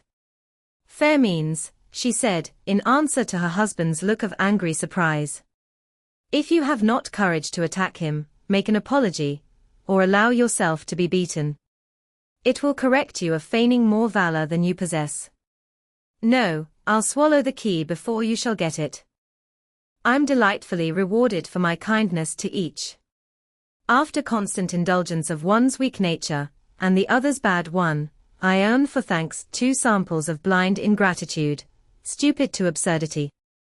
Edgar, I was defending you and yours, and I wish Heathcliff may flog you sick, for daring to think an evil thought of me." It did not need the medium of a flogging to produce that effect on the master. He tried to wrest the key from Catherine's grasp, and for safety she flung it into the hottest part of the fire, whereupon Mr. Edgar was taken with a nervous trembling, and his countenance grew deadly pale. For his life he could not avert that excess of emotion, mingled anguish and humiliation overcame him completely. He leant on the back of a chair, and covered his face. "Oh, heavens! In old days this would win you knighthood," exclaimed Mrs. Linton. "We are vanquished. We are vanquished. Heathcliff would as soon lift a finger at you as the king would march his army against a colony of mice. Cheer up. You shan't be hurt. Your type is not a lamb, it's a sucking leveret." "I wish you joy of the milk-blooded coward, Cathy," said her friend. "I compliment you on your taste. And that is the slavering, shivering thing you preferred to me. I would not strike him with my fist, but I'd kick him with my foot, and experience considerable satisfaction. Is he weeping, or is he going to faint for fear?" The fellow approached and gave the chair on which Linton rested a push. He'd better have kept his distance. My master quickly sprang erect, and struck him full on the throat a blow that would have levelled a slighter man. It took his breath for a minute, and while he choked, Mr. Linton walked out by the back door into the yard, and from thence to the front entrance. "There! You've done with coming here," cried Catherine. "Get away, now. He'll return with a brace of pistols and half a dozen assistants. If he did overhear us, of course he'd never forgive you. You've played me an ill turn, Heathcliff. But go, make haste. I'd rather see Edgar at bay than you. Do you suppose I'm going with that blow burning in my gullet?" he thundered. "By hell, no. I'll crush his ribs in like a rotten hazelnut before I cross the threshold. If I don't floor him now, I shall murder him some time, so, as you value his existence, let me get at him." "He is not coming," I interposed, framing a bit of a lie. "There's the coachman and the 2 gardeners, you'll surely not wait to be thrust into the road by them. Each has a bludgeon, and master will, very likely, be watching from the parlour windows to see that they fulfil his orders." The gardeners and coachman were there, but Linton was with them. They had already entered the court. Heathcliff, on the second thoughts, resolved to avoid a struggle against 3 underlings. He seized the poker, smashed the lock from the inner door, and made his escape as they tramped in. Mrs. Linton, who was very much excited, bade me accompany her upstairs. She did not know my share in contributing to the disturbance, and I was anxious to keep her in ignorance. "I'm nearly distracted, Nelly," she exclaimed, throwing herself on the sofa. "1,000 Smith's hammers are beating in my head. Tell Isabella to shun me. This uproar is owing to her, and should she or anyone else aggravate my anger at present, I shall get wild. And, Nelly, say to Edgar, if you see him again tonight, that I'm in danger of being seriously ill. I wish it may prove true. He has startled and distressed me shockingly. I want to frighten him. Besides, he might come and begin a string of abuse or complainings. I'm certain I should recriminate, and God knows where we should end. Will you do so, my good Nelly? You are aware that I am no way blamable in this matter. What possessed him to turn listener? Heathcliff's talk was outrageous, after you left us, but I could soon have diverted him from Isabella, and the rest meant nothing. Now all is dashed wrong, by the fool's craving to hear evil of self, that haunts some people like a demon. Had Edgar never gathered our conversation, he would never have been the worse for it. Really, when he opened on me in that unreasonable tone of displeasure after I had scolded Heathcliff till I was hoarse for him, I did not care hardly what they did to each other, especially as I felt that, however the scene closed, we should all be driven asunder for nobody knows how long. Well, if I cannot keep Heathcliff for my friend, if Edgar will be mean and jealous, I'll try to break their hearts by breaking my own. That will be a prompt way of finishing all, when I am pushed to extremity. But it's a deed to be reserved for a forlorn hope. I'd not take Linton by surprise with it. To this point he has been discreet in dreading to provoke me. You must represent the peril of quitting that policy, and remind him of my passionate temper, verging, when kindled, on frenzy. I wish you could dismiss that apathy out of that countenance, and look rather more anxious about me. The stolidity with which I received these instructions was, no doubt, rather exasperating, for they were delivered in perfect sincerity, but I believed a person who could plan the turning of her fits of passion to account, beforehand, might, by exerting her will, manage to control herself tolerably, even while under their influence, and I did not wish to frighten her husband, as she said, and multiply his annoyances for the purpose of serving her selfishness. Therefore I said nothing when I met the master coming towards the parlour, but I took the liberty of turning back to listen whether they would resume their quarrel together. He began to speak first. "Remain where you are, Catherine," he said, without any anger in his voice, but with much sorrowful despondency. "I shall not stay. I am neither come to wrangle nor be reconciled, but I wish just to learn whether, after this evening's events, you intend to continue your intimacy with—" "Oh, for mercy's sake," interrupted the mistress, stamping her foot, "for mercy's sake, let us hear no more of it now. Your cold blood cannot be worked into a fever, your veins are full of ice water, but mine are boiling, and the sight of such chillness makes them dance. To get rid of me, answer my question, persevered Mr. Linton. You must answer it, and that violence does not alarm me. I have found that you can be as stoical as anyone, when you please. Will you give up Heathcliff hereafter, or will you give up me? It is impossible for you to be my friend, and his at the same time, and I absolutely require to know which you choose. I require to be let alone, exclaimed Catherine, furiously. I demand it. Don't you see I can scarcely stand? Edgar, you leave me. She rang the bell till it broke with a twang. I entered leisurely. It was enough to try the temper of a saint, such senseless, wicked rages. There she lay dashing her head against the arm of the sofa, and grinding her teeth, so that you might fancy she would crash them to splinters. Mr. Linton stood looking at her in sudden compunction and fear. He told me to fetch some water. She had no breath for speaking. I brought a glass full, and as she would not drink, I sprinkled it on her face. In a few seconds she stretched herself out stiff, and turned up her eyes, while her cheeks, at once blanched and livid, assumed the aspect of death. Linton looked terrified. There is nothing in the world the matter, I whispered. I did not want him to yield, though I could not help being afraid in my heart. She has blood on her lips, he said, shuddering. Never mind, I answered, tartly.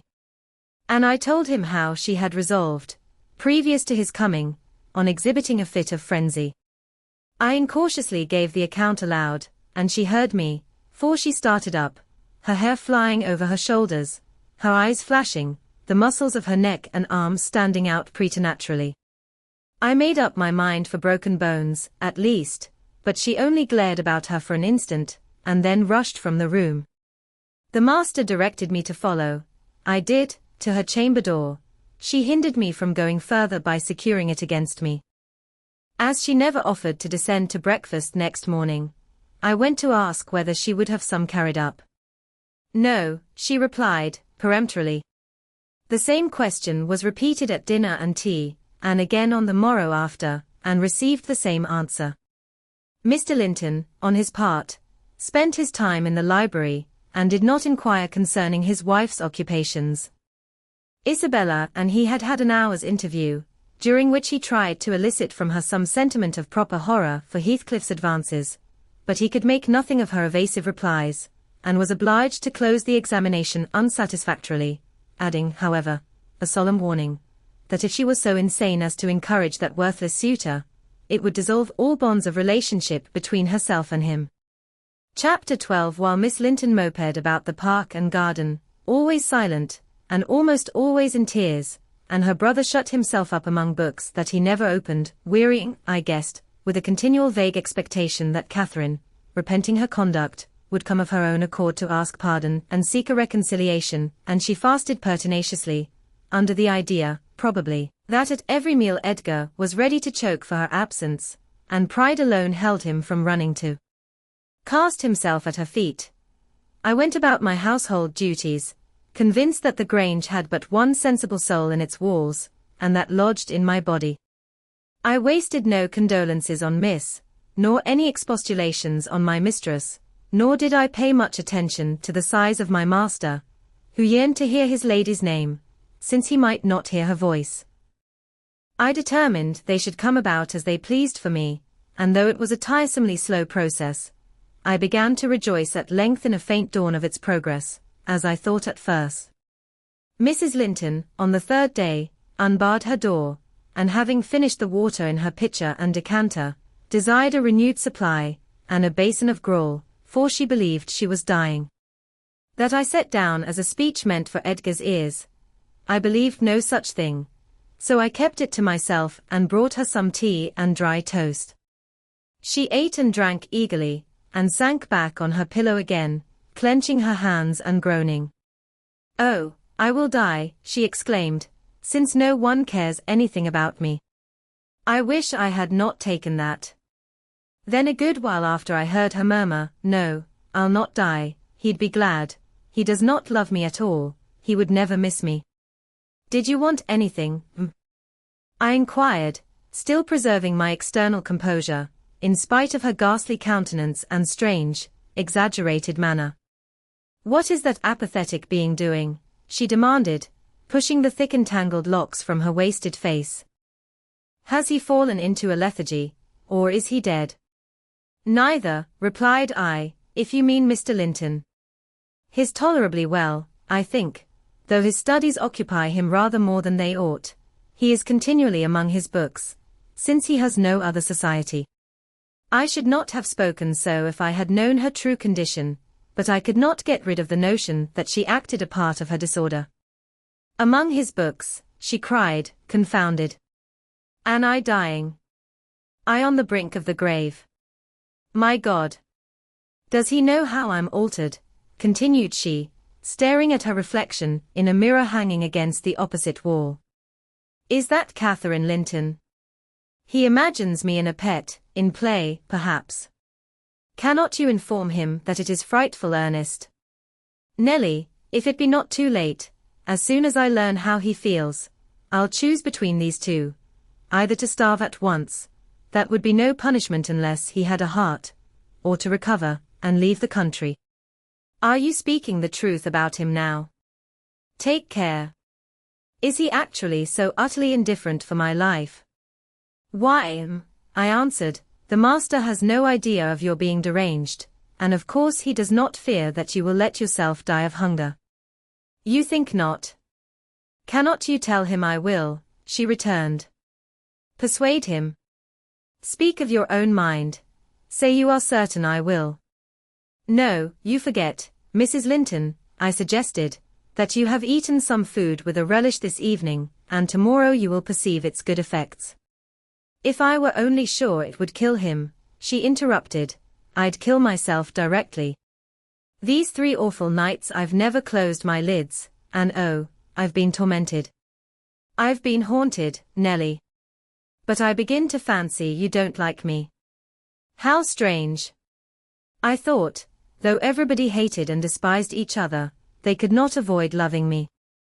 And they have all turned to enemies in a few hours. They have, I'm positive, the people here. How dreary to meet death, surrounded by their cold faces. Isabella, terrified and repelled, afraid to enter the room, it would be so dreadful to watch Catherine go. And Edgar standing solemnly by to see it over, then offering prayers of thanks to God for restoring peace to his house, and going back to his books. What in the name of all that feels has he to do with books, when I am dying? She could not bear the notion, which I had put into her head of Mr. Linton's philosophical resignation.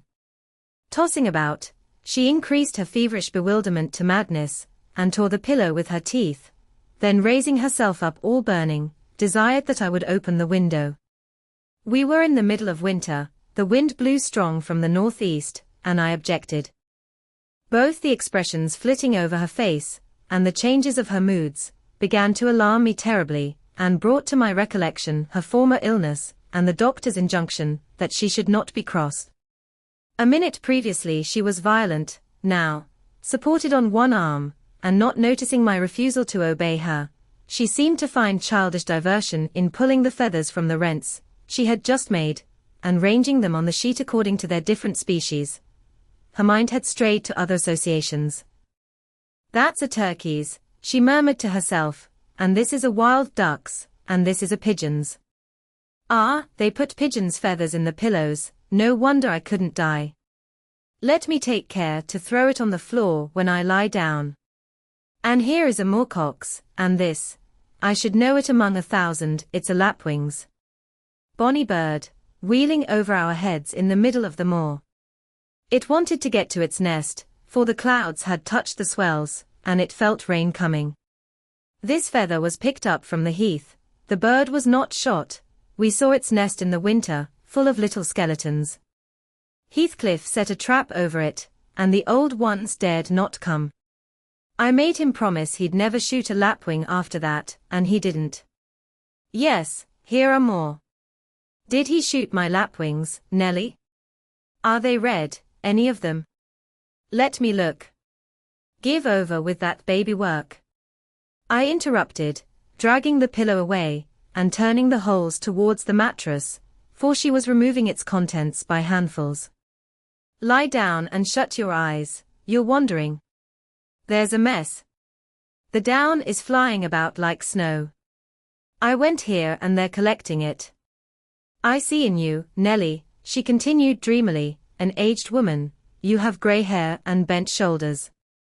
This bed is the fairy cave under Penistone Crags, and you are gathering elf bolts to hurt our heifers, pretending, while I am near, that they are only locks of wool. That's what you'll come to 50 years hence. I know you are not so now. I'm not wandering, you're mistaken, or else I should believe you really were that withered hag, and I should think I was under Penistone Crags, and I'm conscious it's night, and there are 2 candles on the table making the black press shine like jet. The black press? Where is that? I asked. You are talking in your sleep. It's against the wall, as it always is, she replied. It does appear odd, I see a face in it. There's no press in the room, and never was, said I, resuming my seat, and looping up the curtain that I might watch her. Don't you see that face? She inquired, gazing earnestly at the mirror. And say what I could, I was incapable of making her comprehend it to be her own, so I rose and covered it with a shawl. It's behind there still, she pursued, anxiously. And it stirred. Who is it? I hope it will not come out when you are gone. Oh. Nellie, the room is haunted. I'm afraid of being alone. I took her hand in mine, and bid her be composed, for a succession of shudders convulsed her frame, and she would keep straining her gaze towards the glass. There's nobody here, I insisted. It was yourself, Mrs. Linton, you knew it a while since. Myself, she gasped, and the clock is striking 12. It's true, then. That's dreadful. Her fingers clutched the clothes, and gathered them over her eyes. I attempted to steal to the door with an intention of calling her husband, but I was summoned back by a piercing shriek. The shawl had dropped from the frame. Why, what is the matter? Cried I, who is coward now. Wake up. That is the glass, the mirror, Mrs. Linton, and you see yourself in it, and there am I too by your side. Trembling and bewildered, she held me fast, but the horror gradually passed from her countenance. Its paleness gave place to a glow of shame. Oh, dear. I thought I was at home, she sighed. I thought I was lying in my chamber at Wuthering Heights. Because I'm weak, my brain got confused, and I screamed unconsciously. Don't say anything, but stay with me. I dread sleeping, my dreams appall me. A sound sleep would do you good, I answered, and I hope this suffering will prevent your trying starving again. Oh, if I were but in my own bed in the old house, she went on bitterly, wringing her hands. And that wind sounding in the firs by the lattice. Do let me feel it, it comes straight down the moor, do let me have one breath. To pacify her I held the casement ajar a few seconds. A cold blast rushed through, I closed it, and returned to my post. She lay still now, her face bathed in tears. Exhaustion of body had entirely subdued her spirit. Our fiery Catherine was no better than a wailing child. How long is it since I shut myself in here? She asked, suddenly reviving. It was Monday evening, I replied, and this is Thursday night, or rather Friday morning, at present. What? Of the same week, she exclaimed. Only that brief time. Long enough to live on nothing but cold water and ill temper, observed I. Well, it seems a weary number of hours, she muttered doubtfully, it must be more. I remember being in the parlour after they had quarrelled, and Edgar being cruelly provoking, and me running into this room desperate. As soon as ever I had barred the door, utter blackness overwhelmed me, and I fell on the floor. I couldn't explain to Edgar how certain I felt of having a fit, or going raging mad, if he persisted in teasing me. I had no command of tongue, or brain, and he did not guess my agony, perhaps. It barely left me sense to try to escape from him and his voice. Before I recovered sufficiently to see and hear, it began to be dawn, and Nelly, I'll tell you what I thought, and what has kept recurring and recurring till I feared for my reason. I thought as I lay there, with my head against that table leg, and my eyes dimly discerning the grey square of the window, that I was enclosed in the oak-panelled bed at home, and my heart ached with some great grief which, just waking, I could not recollect. I pondered, and worried myself to discover what it could be, and most strangely, the whole last 7 years of my life grew a blank.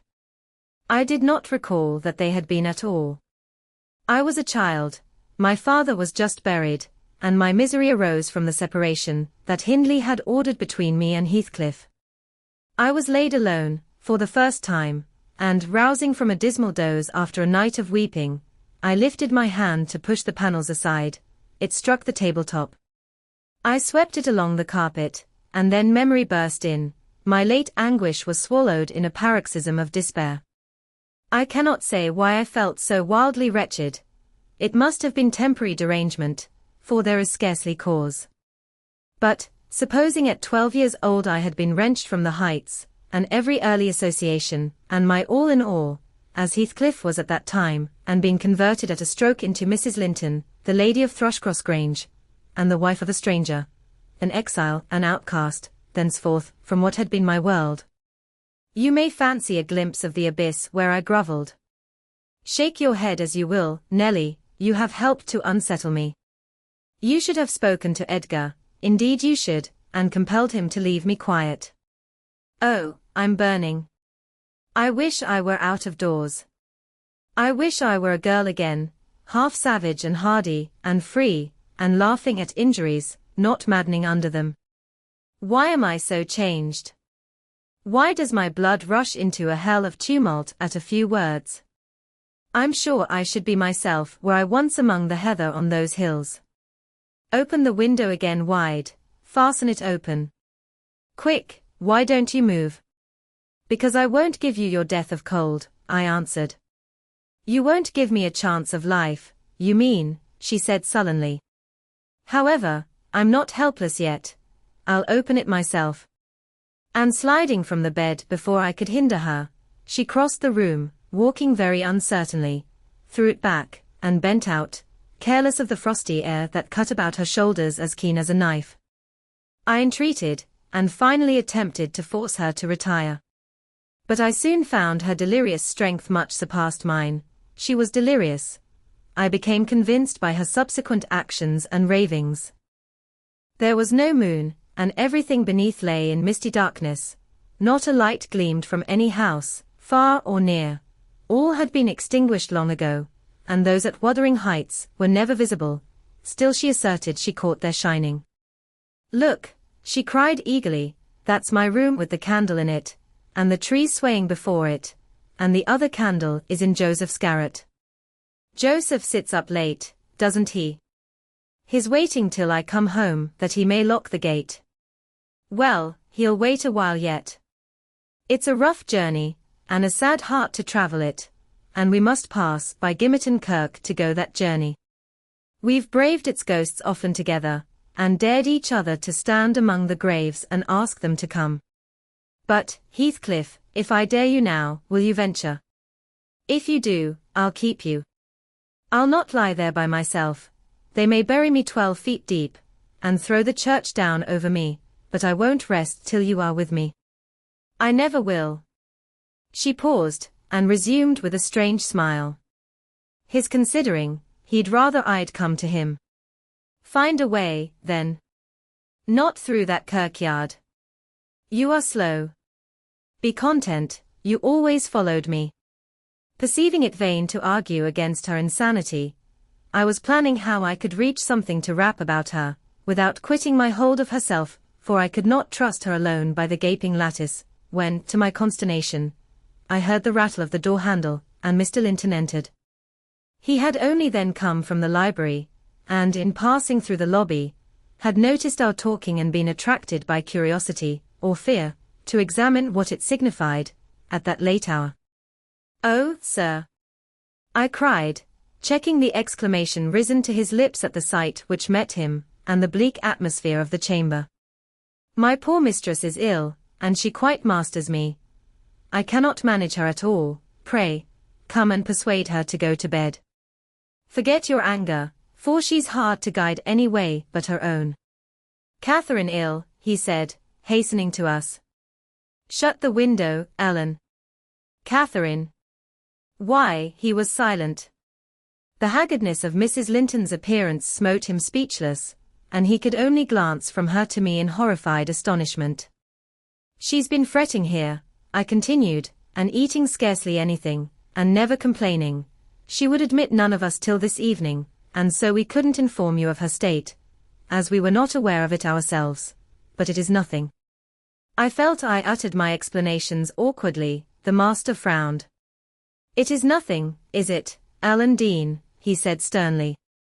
You shall account more clearly for keeping me ignorant of this. And he took his wife in his arms, and looked at her with anguish. At first she gave him no glance of recognition. He was invisible to her abstracted gaze. The delirium was not fixed, however.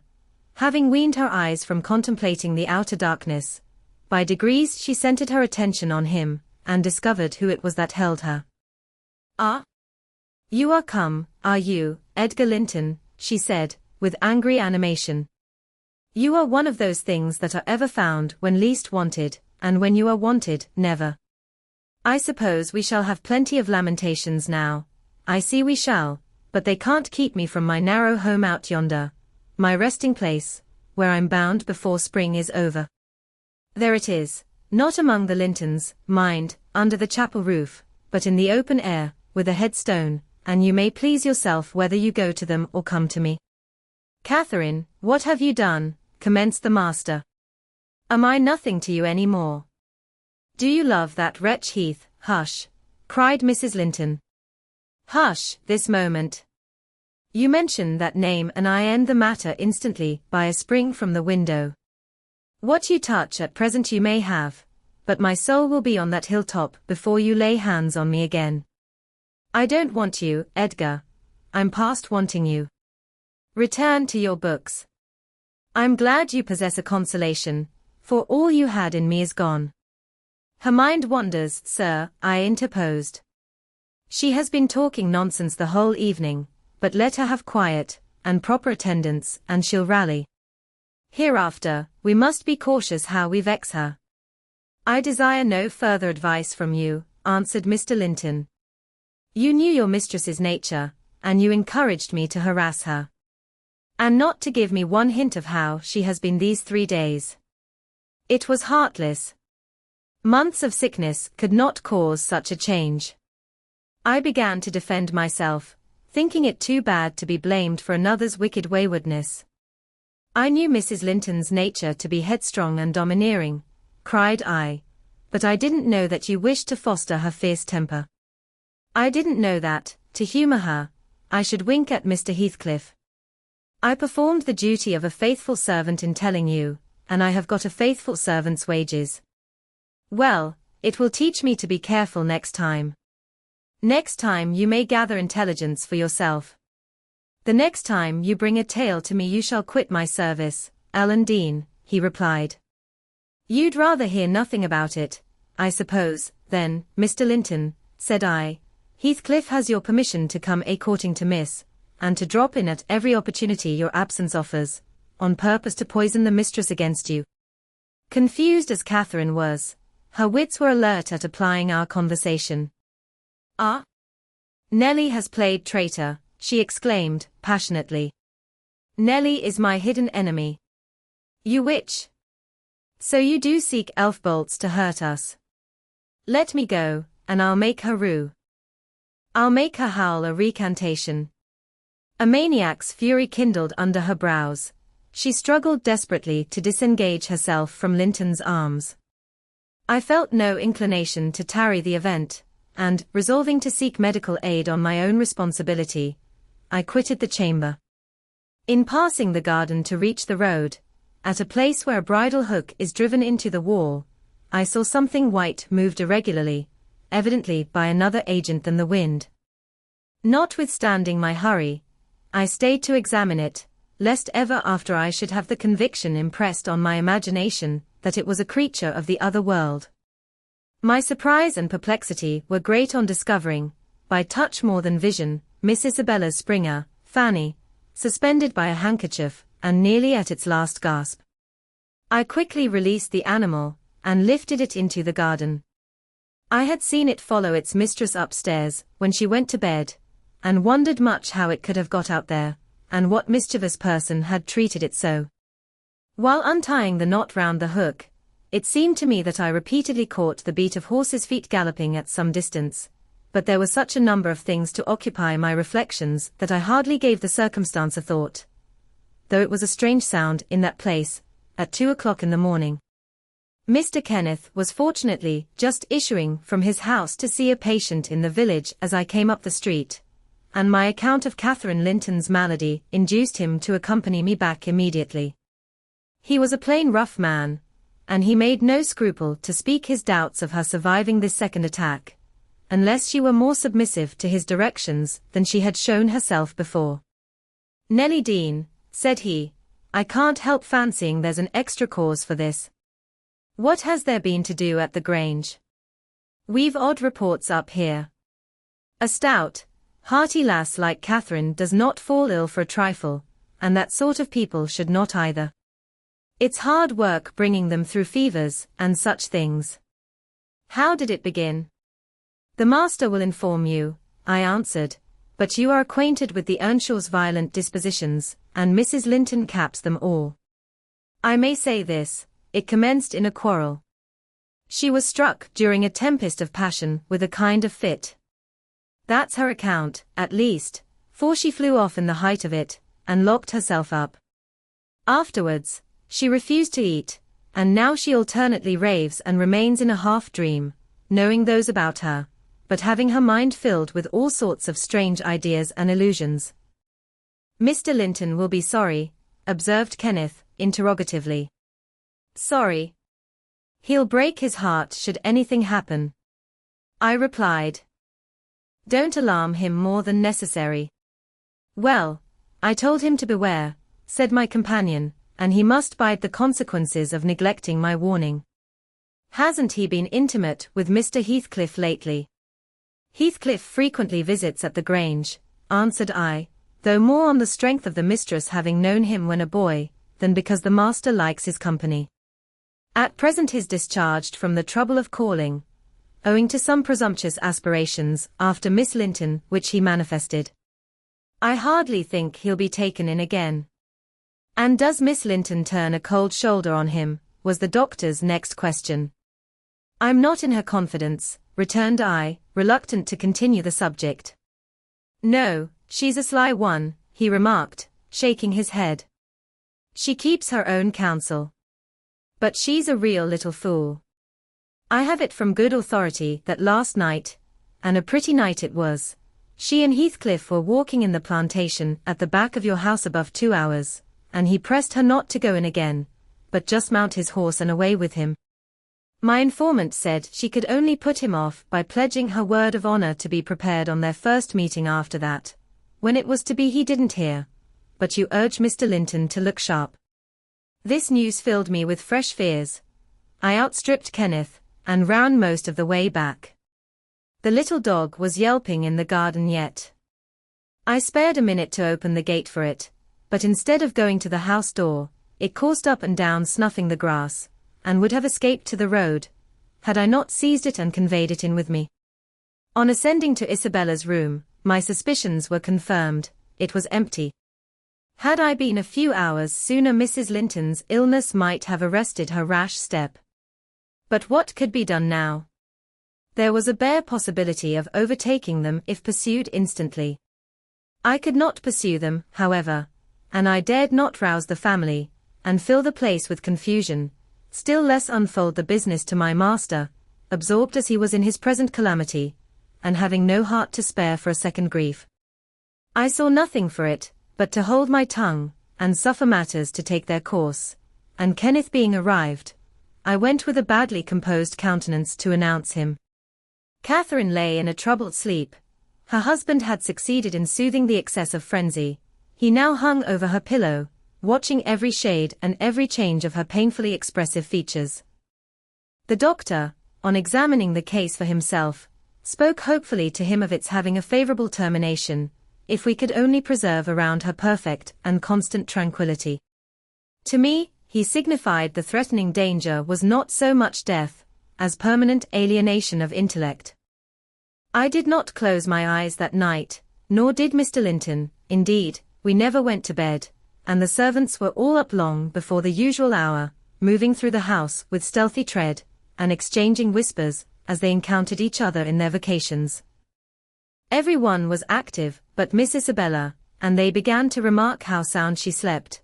Her brother, too, asked if she had risen, and seemed impatient for her presence, and hurt that she showed so little anxiety for her sister-in-law. I trembled lest he should send me to call her, but I was spared the pain of being the first proclaimant of her flight. One of the maids, a thoughtless girl, who had been on an early errand to Gimmerton, came panting upstairs, open-mouthed, and dashed into the chamber, crying, "Oh, dear, dear! What mun we have next? Master, master, our young lady, hold your noise!"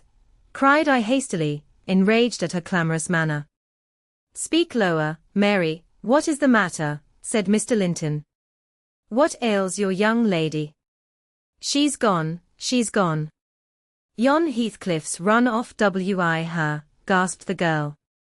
"That is not true," exclaimed Linton, rising in agitation. "It cannot be. How has the idea entered your head? Ellen Dean, go and seek her." "It is incredible, it cannot be." As he spoke he took the servant to the door, and then repeated his demand to know her reasons for such an assertion. "Why, I met on the road a lad that fetches milk here," she stammered, "and he asked whether we weren't in trouble at the Grange. I thought he meant for Mrs.'s sickness, so I answered, yes. Then says he, there's somebody gone after I guess. I stared. He saw I knew naught about it, and he told how a gentleman and lady had stopped to have a horse's shoe fastened at a blacksmith's shop, 2 miles out of Gimmerton, not very long after midnight. And how the blacksmith's lass had got up to spy who they were. She knew them both directly. And she noticed the man, Heathcliff it was, she felt certain, nobody could mistake him, besides, put a sovereign in her father's hand for payment. The lady had a cloak about her face, but having desired a sup of water, while she drank it fell back, and she saw her very plain. Heathcliff held both bridles as they rode on, and they set their faces from the village, and went as fast as the rough roads would let them. The lass said nothing to her father, but she told it all over Gimmerton this morning. I ran and peeped, for form's sake, into Isabella's room, confirming, when I returned, the servant's statement. Mr. Linton had resumed his seat by the bed. On my re-entrance, he raised his eyes, read the meaning of my blank aspect, and dropped them without giving an order, or uttering a word.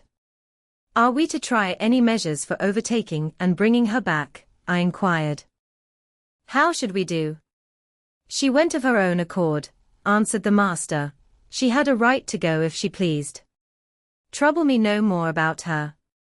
Hereafter she is only my sister in name, not because I disown her, but because she has disowned me." And that was all he said on the subject. He did not make a single inquiry further, or mention her in any way, except directing me to send what property she had in the house to her fresh home, wherever it was, when I knew it. Chapter 13. For 2 months the fugitives remained absent. In those 2 months, Mrs. Linton encountered and conquered the worst shock of what was denominated a brain fever. No mother could have nursed an only child more devotedly than Edgar tended her. Day and night he was watching, and patiently enduring all the annoyances that irritable nerves and a shaken reason could inflict, and though Kenneth remarked that what he saved from the grave would only recompense his care by forming the source of constant future anxiety, in fact, that his health and strength were being sacrificed to preserve a mere ruin of humanity, he knew no limits in gratitude and joy when Catherine's life was declared out of danger. An hour after hour he would sit beside her, tracing the gradual return to bodily health, and flattering his too sanguine hopes with the illusion that her mind would settle back to its right balance also, and she would soon be entirely her former self. The first time she left her chamber was at the commencement of the following March. Mr. Linton had put on her pillow, in the morning, a handful of golden crocuses. Her eye, long stranger to any gleam of pleasure, caught them in waking, and shone delighted as she gathered them eagerly together. "These are the earliest flowers at the Heights," she exclaimed. "They remind me of soft thaw winds, and warm sunshine, and nearly melted snow. Edgar, is there not a south wind, and is not the snow almost gone?" "The snow is quite gone down here, darling," replied her husband, "and I only see 2 white spots on the whole range of moors. The sky is blue, and the larks are singing, and the becks and brooks are all brimful. Catherine, last spring at this time, I was longing to have you under this roof. Now, I wish you were a mile or 2 up those hills. The air blows so sweetly, I feel that it would cure you." "I shall never be there but once more," said the invalid, "and then you'll leave me, and I shall remain forever. Next spring you'll long again to have me under this roof, and you'll look back, and think you were happy today." Linton lavished on her the kindest caresses, and tried to cheer her by the fondest words, but, vaguely regarding the flowers, she let the tears collect on her lashes and stream down her cheeks unheeding. We knew she was really better, and, therefore, decided that long confinement to a single place produced much of this despondency, and it might be partially removed by a change of scene. The master told me to light a fire in the many weeks deserted parlour, and to set an easy-chair in the sunshine by the window, and then he brought her down, and she sat a long while enjoying the genial heat, and as we expected, revived by the objects round her, which, though familiar, were free from the dreary associations investing her hated sick chamber. By evening she seemed greatly exhausted, yet no arguments could persuade her to return to that apartment, and I had to arrange the parlour sofa for her bed, till another room could be prepared. To obviate the fatigue of mounting and descending the stairs, we fitted up this, where you lie at present, on the same floor with the parlour, and she was soon strong enough to move from one to the other, leaning on Edgar's arm. Ah, I thought myself, she might recover, so waited on as she was. And there was double cause to desire it, for on her existence depended that of another. We cherished the hope that in a little while Mr. Linton's heart would be gladdened, and his lands secured from a stranger's gripe, by the birth of an heir. I should mention that Isabella sent to her brother, some 6 weeks from her departure, a short note, announcing her marriage with Heathcliff. It appeared dry and cold, but at the bottom was dotted in with pencil an obscure apology, and an entreaty for kind remembrance and reconciliation, if her proceeding had offended him, asserting that she could not help it then, and being done, she had now no power to repeal it. Linton did not reply to this, I believe, and in a fortnight more, I got a long letter, which I considered odd, coming from the pen of a bride just out of the honeymoon. I'll read it, for I keep it yet. Any relic of the dead is precious, if they were valued living. Asterisk asterisk asterisk asterisk asterisk Dear Ellen, it begins, I came last night to Wuthering Heights, and heard, for the first time, that Catherine has been, and is yet, very ill. I must not write to her, I suppose, and my brother is either too angry, or too distressed to answer what I sent him. Still, I must write to somebody, and the only choice left me is you. Inform Edgar that I'd give the world to see his face again, that my heart returned to Thrushcross Grange in 24 hours after I left it, and is there at this moment, full of warm feelings for him and Catherine. I can't follow it though, these words are underlined, they need not expect me, and they may draw what conclusions they please, taking care, however, to lay nothing at the door of my weak will or deficient affection. The remainder of the letter is for yourself alone. I want to ask you 2 questions. The first is, how did you contrive to preserve the common sympathies of human nature when you resided here? I cannot recognize any sentiment which those around share with me. The second question, I have great interest in, it is this, is Mr. Heathcliff a man? If so, is he mad?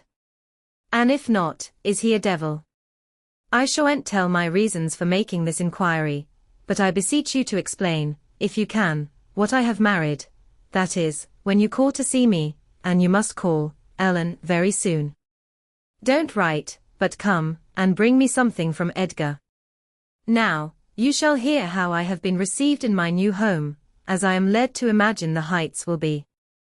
It is to amuse myself that I dwell on such subjects as the lack of external comforts. They never occupy my thoughts, except at the moment when I miss them.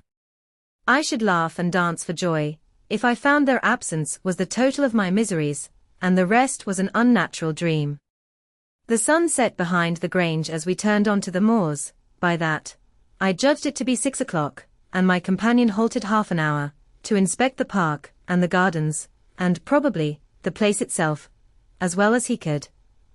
So it was dark when we dismounted in the paved yard of the farmhouse, and your old fellow-servant, Joseph, issued out to receive us by the light of a dip candle. He did it with a courtesy that redounded to his credit. His first act was to elevate his torch to a level with my face, squint malignantly, project his underlip, and turn away. Then he took the 2 horses, and led them into the stables, reappearing for the purpose of locking the outer gate, as if we lived in an ancient castle. Heathcliff stayed to speak to him, and I entered the kitchen, a dingy, untidy hole. I dare say you would not know it, it is so changed since it was in your charge. By the fire stood a ruffianly child, strong in limb and dirty in garb, with a look of Catherine in his eyes and about his mouth. This is Edgar's legal nephew, I reflected, mine in a manner.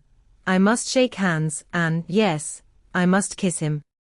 It is right to establish a good understanding at the beginning. I approached, and attempting to take his chubby fist, said, "How do you do, my dear?" He replied in a jargon I did not comprehend. "Shall you and I be friends, Hareton?" was my next essay at conversation. An oath, and a threat to set Throttler on me if I did not frame off, rewarded my perseverance. "Hey, Throttler, lad," whispered the little wretch, rousing a half-bred bulldog from its lair in a corner. "Now, wilt thou be ganging?" he asked authoritatively. Love for my life urged a compliance. I stepped over the threshold to wait till the others should enter. Mr. Heathcliff was nowhere visible, and Joseph, whom I followed to the stables, and requested to accompany me in, after staring and muttering to himself, screwed up his nose and replied, "M.I.M. M.I.M. M.I.M. Did I be a Christian body here aught like it? Mincing un munching. How can I tell what ye say? I say, I wish you to come with me into the house." I cried, thinking him deaf, yet highly disgusted at his rudeness. "None owe me. I get 10 summat else to do," he answered, and continued his work, moving his lantern jaws meanwhile, and surveying my dress and countenance, the former a great deal too fine, but the latter, I'm sure, as sad as he could desire, with sovereign contempt. I walked round the yard, and through a wicket, to another door, at which I took the liberty of knocking, in hopes some more civil servant might show himself. After a short suspense, it was opened by a tall, gaunt man, without neckerchief, and otherwise extremely slovenly. His features were lost in masses of shaggy hair that hung on his shoulders, and his eyes, too, were like a ghostly Catherine's with all their beauty annihilated. "What's your business here?" he demanded, grimly. "Who are you?" "My name was Isabella Linton," I replied. "You've seen me before, sir. I'm lately married to Mr. Heathcliff, and he has brought me here, I suppose by your permission." "Is he come back, then?" asked the hermit, glaring like a hungry wolf. "Yes, we came just now," I said, "but he left me by the kitchen door, and when I would have gone in, your little boy played sentinel over the place, and frightened me off by the help of a bulldog." "It's well the hellish villain has kept his word," growled my future host, searching the darkness beyond me in expectation of discovering Heathcliff, and then he indulged in a soliloquy of execrations, and threats of what he would have done had the fiend deceived him. I repented having tried this second entrance, and was almost inclined to slip away before he finished cursing, but ere I could execute that intention, he ordered me in, and shut and refastened the door. There was a great fire, and that was all the light in the huge apartment, whose floor had grown a uniform grey, and the once brilliant pewter dishes, which used to attract my gaze when I was a girl, partook of a similar obscurity, created by tarnish and dust. I inquired whether I might call the maid, and be conducted to a bedroom. Mr. Earnshaw vouchsafed no answer. He walked up and down, with his hands in his pockets, apparently quite forgetting my presence, and his abstraction was evidently so deep, and his whole aspect so misanthropical, that I shrank from disturbing him again.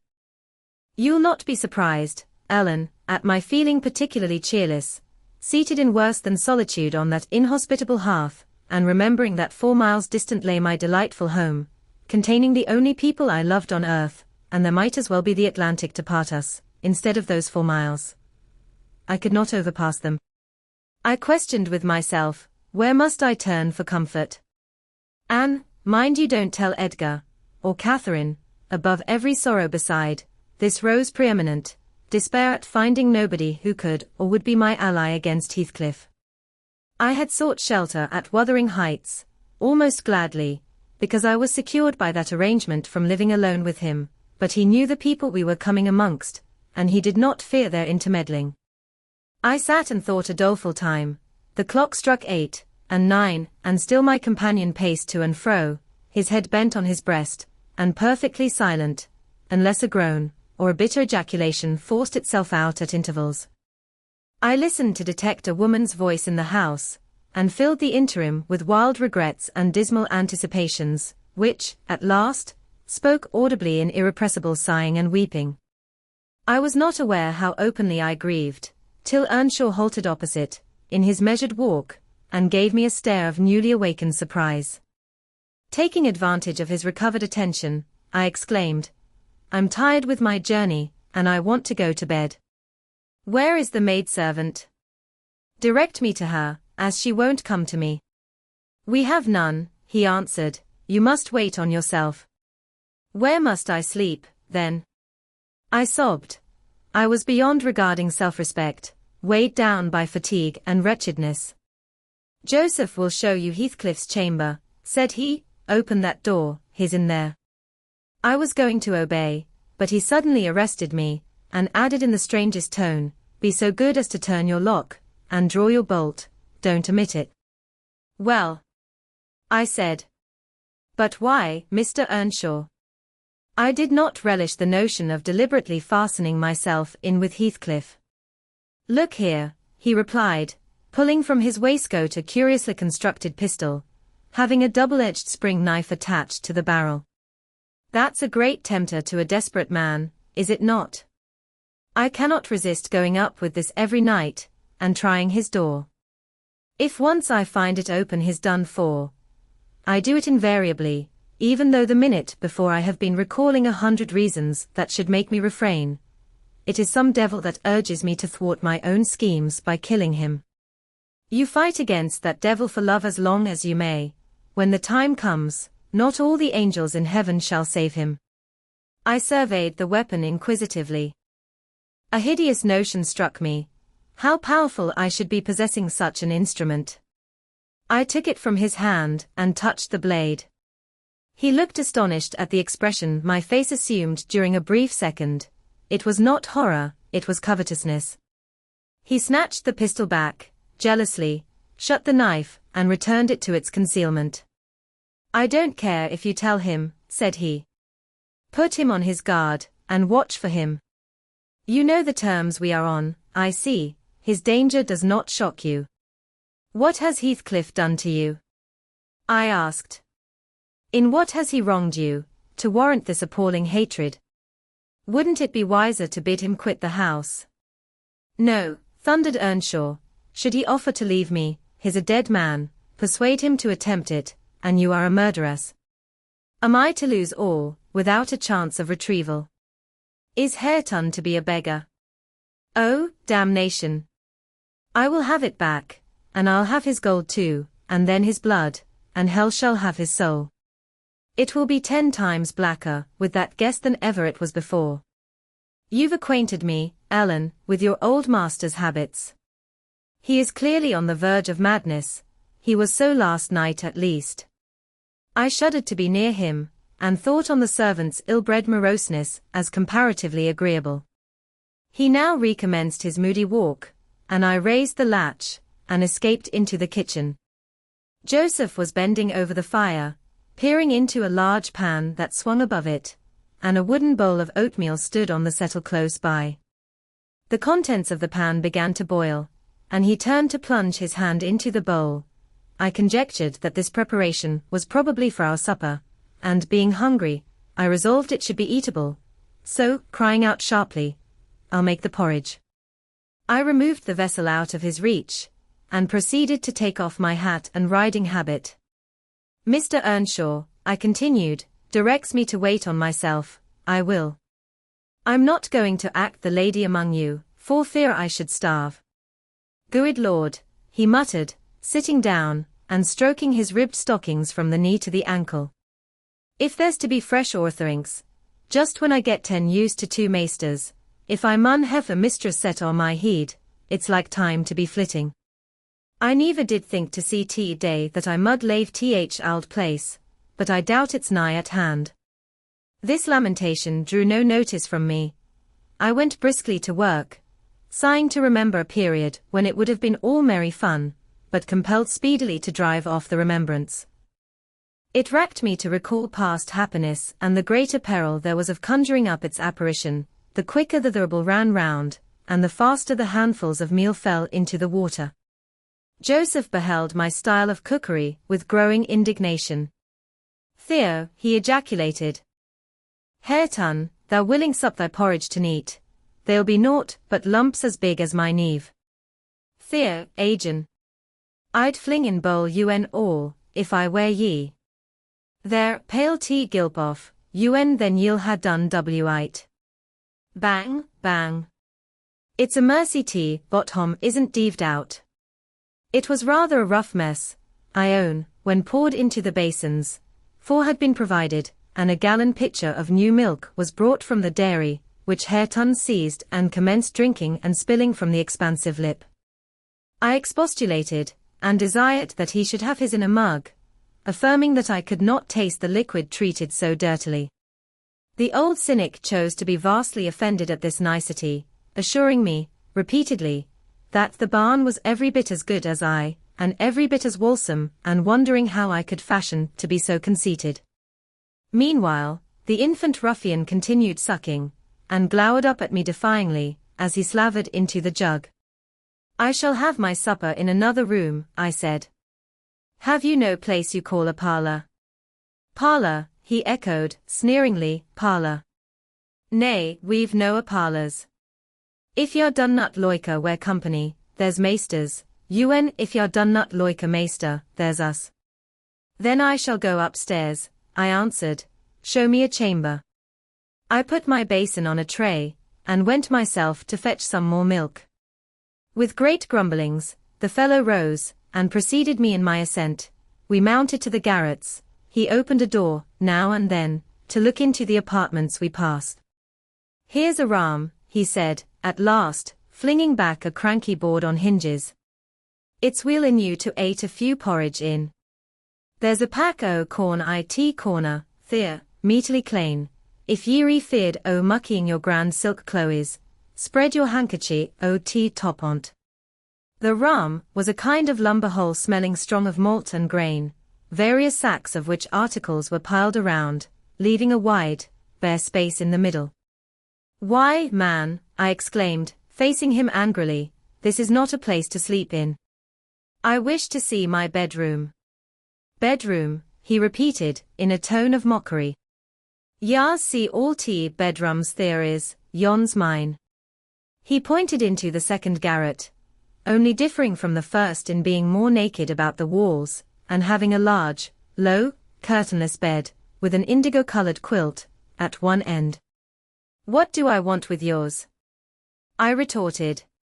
"I suppose Mr. Heathcliff does not lodge at the top of the house, does he?" "Oh. It's Maister Heathcliff's yeary wanting," cried he, as if making a new discovery. Couldn't ye ha said soa at onst? Ewen then, I mud ha telled ye, but all this work, that's just one ye cannot see, he allers keeps it locked, ewen nobdy why I veer mel's ont but hisseln. You've a nice house, Joseph, I could not refrain from observing, and pleasant inmates, and I think the concentrated essence of all the madness in the world took up its abode in my brain the day I linked my fate with theirs. However, that is not to the present purpose, there are other rooms. For heaven's sake be quick, and let me settle somewhere. He made no reply to this adjuration, only plodding doggedly down the wooden steps, and halting before an apartment which, from that halt and the superior quality of its furniture, I conjectured to be the best one. There was a carpet, a good one, but the pattern was obliterated by dust, a fireplace hung with cut paper, dropping to pieces, a handsome oak bedstead with ample crimson curtains of rather expensive material and modern make, but they had evidently experienced rough usage. The valances hung in festoons, wrenched from their rings, and the iron rod supporting them was bent in an arc on one side, causing the drapery to trail upon the floor. The chairs were also damaged, many of them severely, and deep indentations deformed the panels of the walls. I was endeavoring to gather resolution for entering and taking possession, when my fool of a guide announced, "This here is tea maesters." My supper by this time was cold, my appetite gone, and my patience exhausted. I insisted on being provided instantly with a place of refuge and means of repose.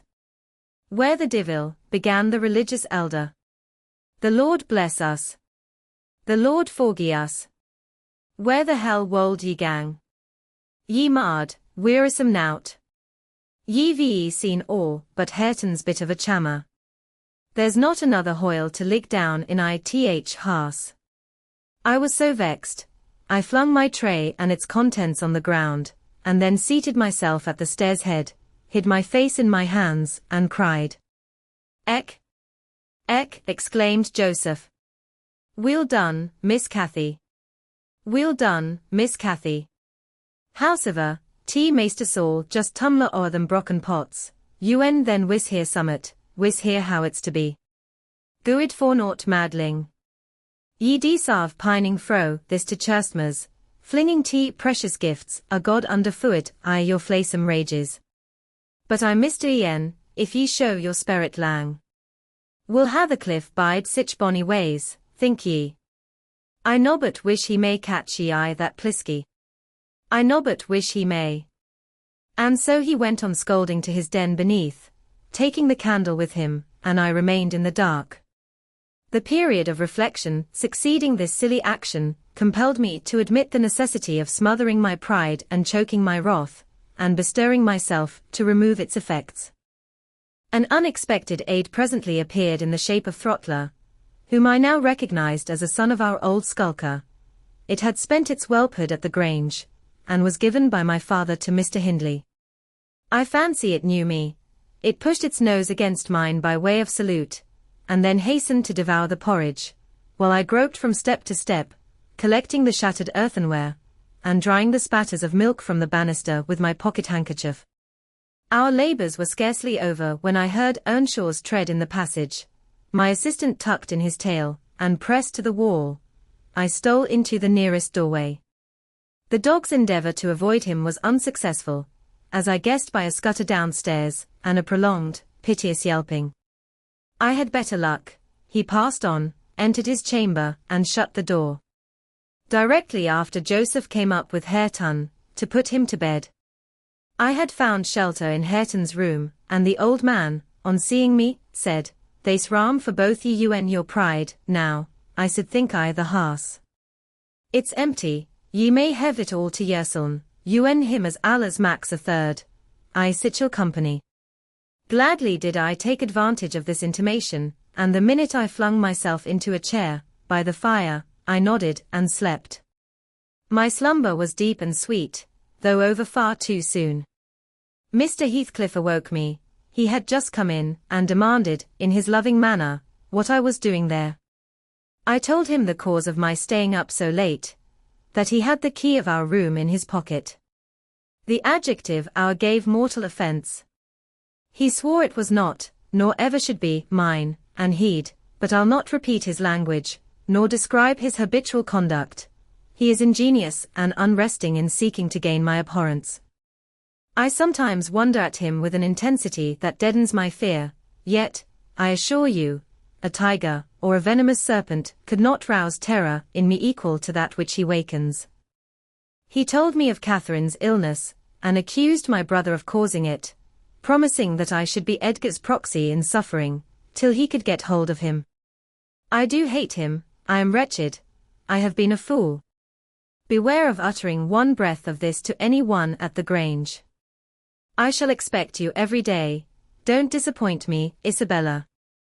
Chapter 14. As soon as I had perused this epistle I went to the master, and informed him that his sister had arrived at the Heights, and sent me a letter expressing her sorrow for Mrs. Linton's situation, and her ardent desire to see him, with a wish that he would transmit to her, as early as possible, some token of forgiveness by me.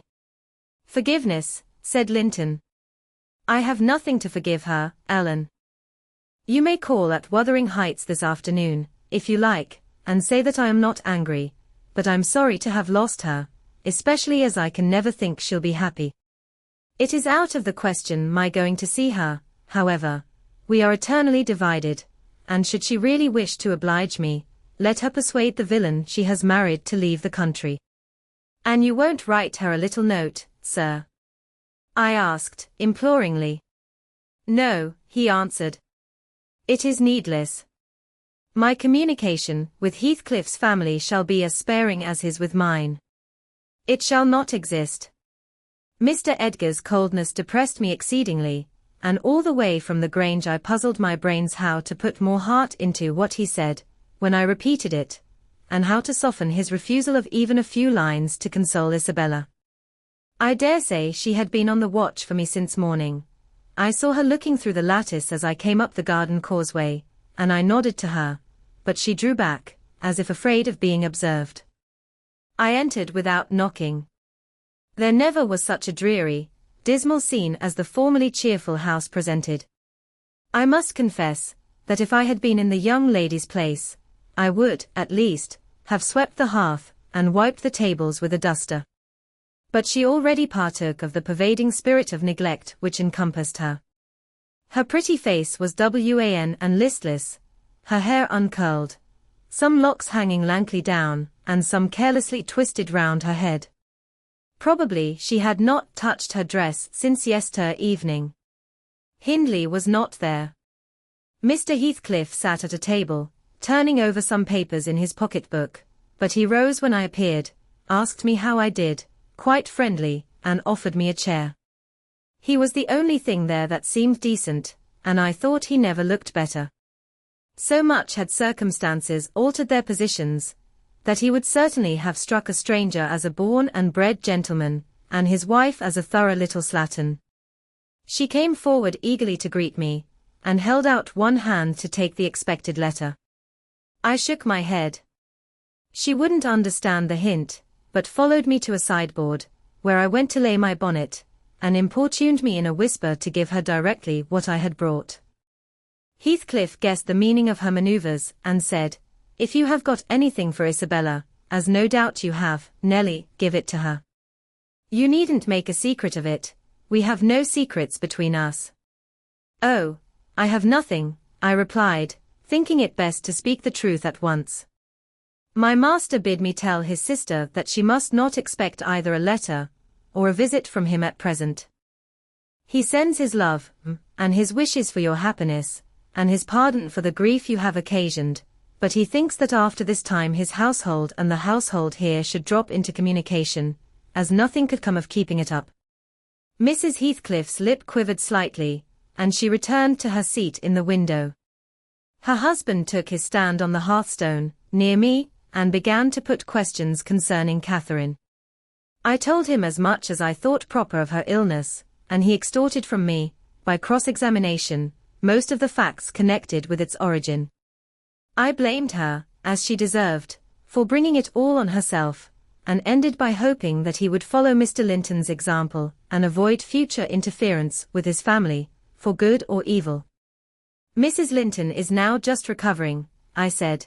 She'll never be like she was, but her life is spared, and if you really have a regard for her, you'll shun crossing her way again, nay, you'll move out of this country entirely, and that you may not regret it.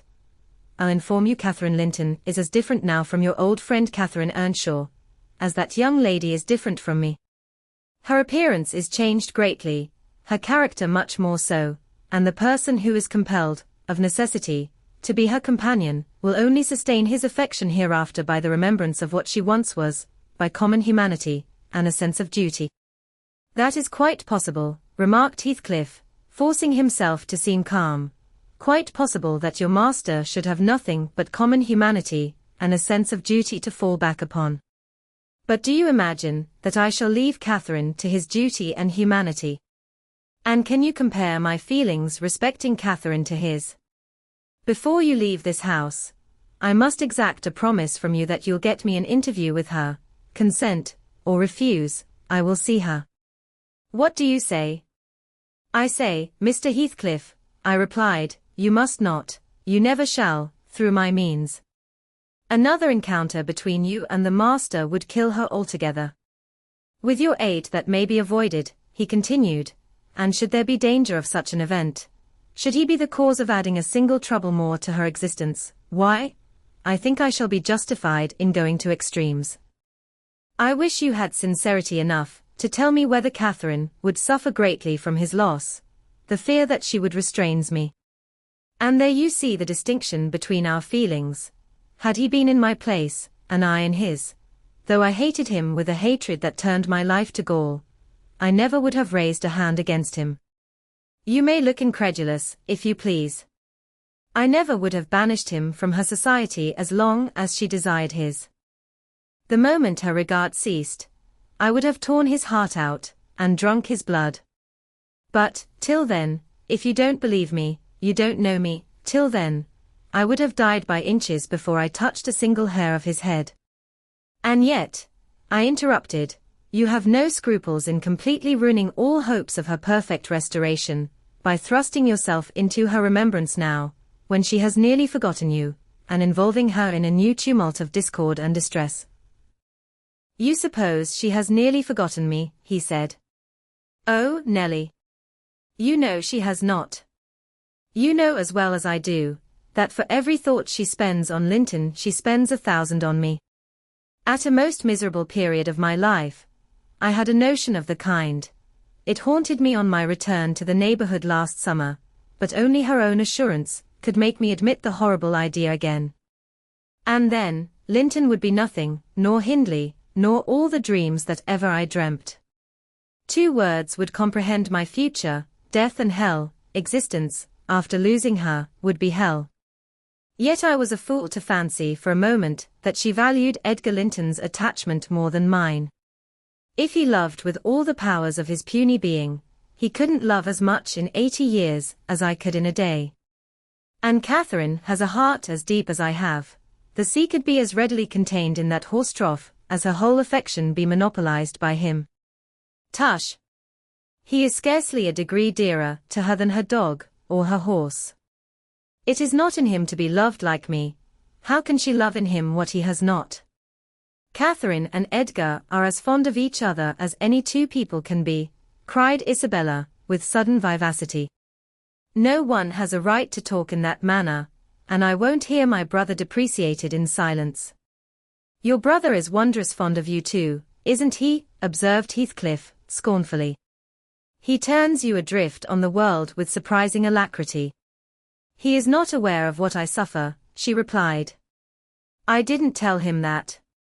You have been telling him something, then, you have written, have you? To say that I was married, I did write, you saw the note. And nothing since? No, my young lady is looking sadly the worse for her change of condition, I remarked. Somebody's love comes short in her case, obviously, whose, I may guess, but, perhaps, I shouldn't say. I should guess it was her own, said Heathcliff. She degenerates into a mere slut. She is tired of trying to please me uncommonly early.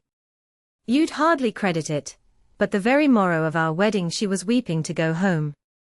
However, She'll suit this house so much the better for not being over nice, and I'll take care she does not disgrace me by rambling abroad. Well, sir, returned I hope you'll consider that Mrs. Heathcliff is accustomed to be looked after and waited on, and that she has been brought up like an only daughter, whom every one was ready to serve. You must let her have a maid to keep things tidy about her, and you must treat her kindly.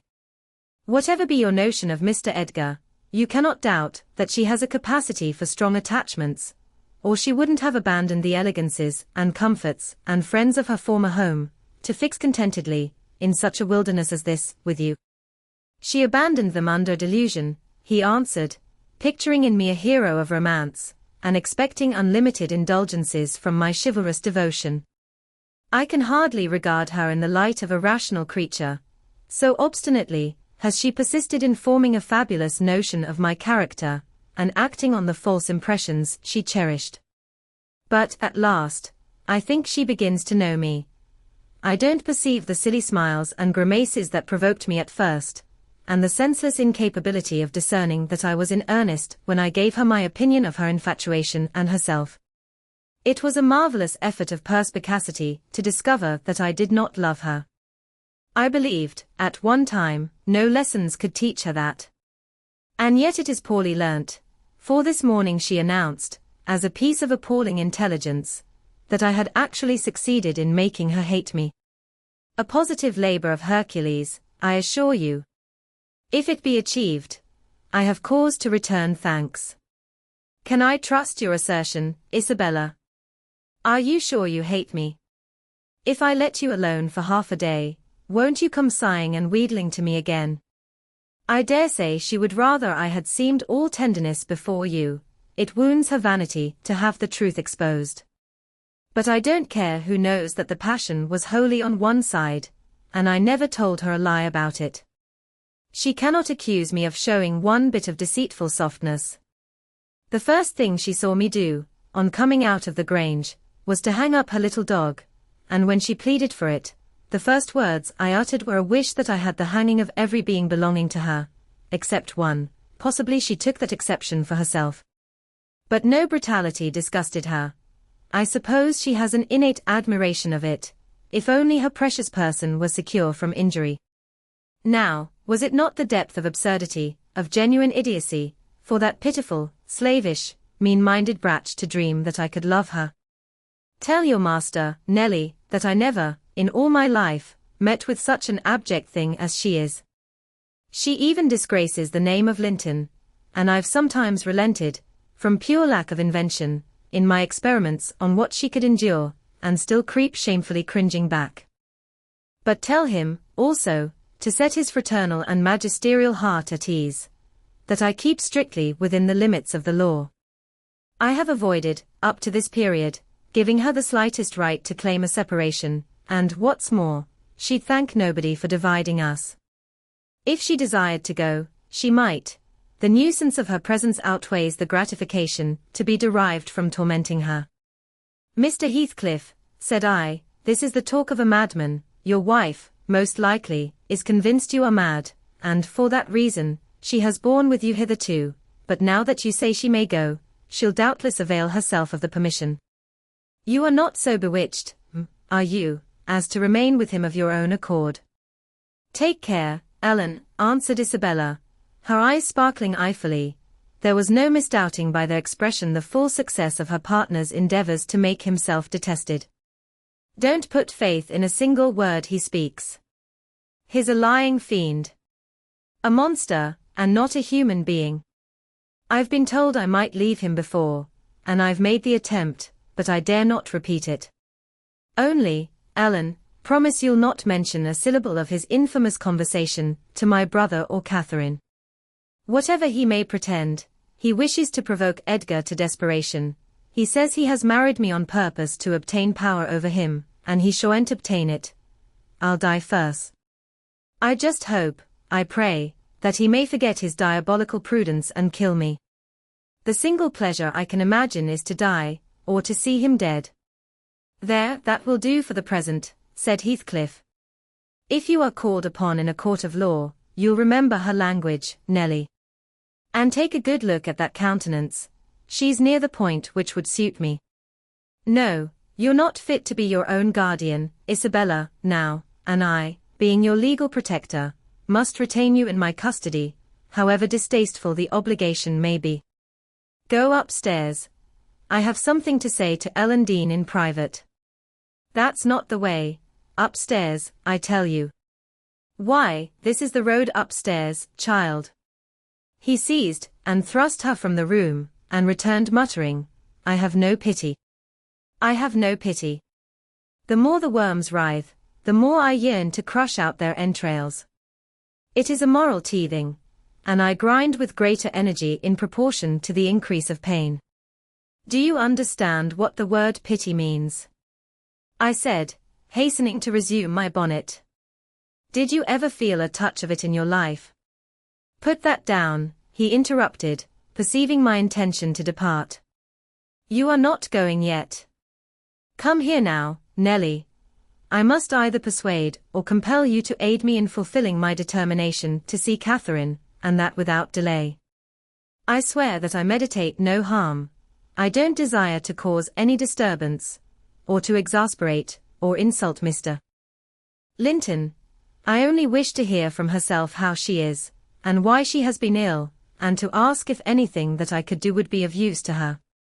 Last night, I was in the Grange garden 6 hours, and I'll return there tonight, and every night I'll haunt the place, and every day, till I find an opportunity of entering. If Edgar Linton meets me, I shall not hesitate to knock him down, and give him enough to ensure his quiescence while I stay. If his servants oppose me, I shall threaten them off with these pistols. But wouldn't it be better to prevent my coming in contact with them, or their master? And you could do it so easily. I'd warn you when I came, and then you might let me in unobserved, as soon as she was alone, and watch till I departed, your conscience quite calm. You would be hindering mischief. I protested against playing that treacherous part in my employer's house, and besides, I urged the cruelty and selfishness of his destroying Mrs. Linton's tranquility for his satisfaction. The commonest occurrence startles her painfully, I said. She's all nerves, and she couldn't bear the surprise, I'm positive. Don't persist, sir. Or else I shall be obliged to inform my master of your designs, and he'll take measures to secure his house and its inmates from any such unwarrantable intrusions. In that case I'll take measures to secure you, woman, exclaimed Heathcliff. You shall not leave Wuthering Heights till tomorrow morning. It is a foolish story to assert that Catherine could not bear to see me, and as to surprising her, I don't desire it. You must prepare her, ask her if I may come. You say she never mentions my name, and that I am never mentioned to her. To whom should she mention me if I am a forbidden topic in the house? She thinks you are all spies for her husband. Oh, I've no doubt she's in hell among you. I guess by her silence, as much as anything, what she feels. You say she is often restless, and anxious-looking. Is that a proof of tranquility? You talk of her mind being unsettled. How the devil could it be otherwise in her frightful isolation? And that insipid, paltry creature attending her from duty and humanity. From pity and charity. He might as well plant an oak in a flower pot, and expect it to thrive, as imagine he can restore her to vigor in the soil of his shallow cares. Let us settle it at once. Will you stay here, and am I to fight my way to Catherine over Linton and his footman? Or will you be my friend, as you have been hitherto, and do what I request? Decide. Because there is no reason for my lingering another minute, if you persist in your stubborn ill nature.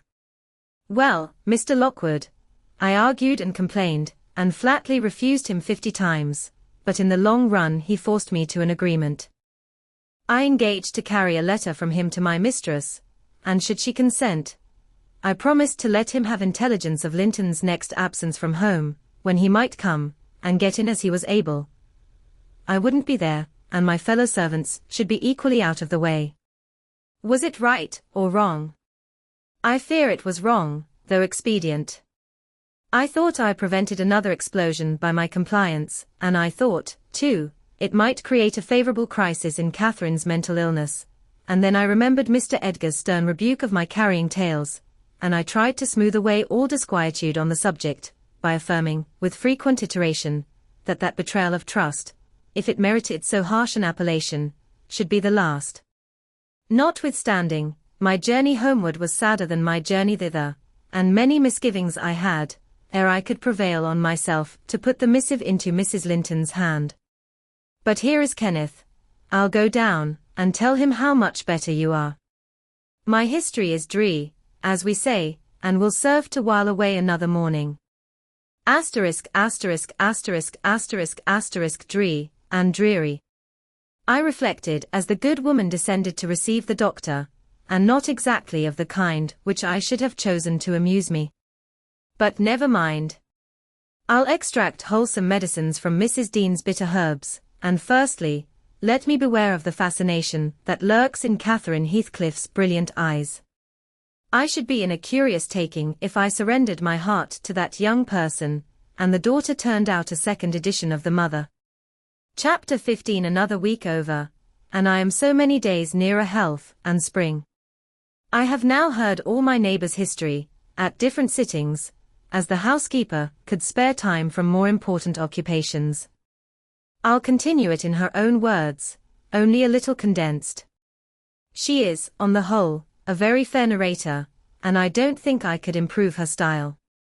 Asterisk asterisk asterisk asterisk asterisk. In the evening, she said, the evening of my visit to the Heights, I knew, as well as if I saw him, that Mr. Heathcliff was about the place, and I shunned going out, because I still carried his letter in my pocket, and didn't want to be threatened or teased any more. I had made up my mind not to give it till my master went somewhere, as I could not guess how its receipt would affect Catherine. The consequence was, that it did not reach her before the lapse of 3 days. The 4th was Sunday, and I brought it into her room after the family were gone to church. There was a man-servant left to keep the house with me, and we generally made a practice of locking the doors during the hours of service, but on that occasion the weather was so warm and pleasant that I set them wide open, and to fulfill my engagement, as I knew who would be coming, I told my companion that the mistress wished very much for some oranges, and he must run over to the village and get a few, to be paid for on the morrow. He departed, and I went upstairs.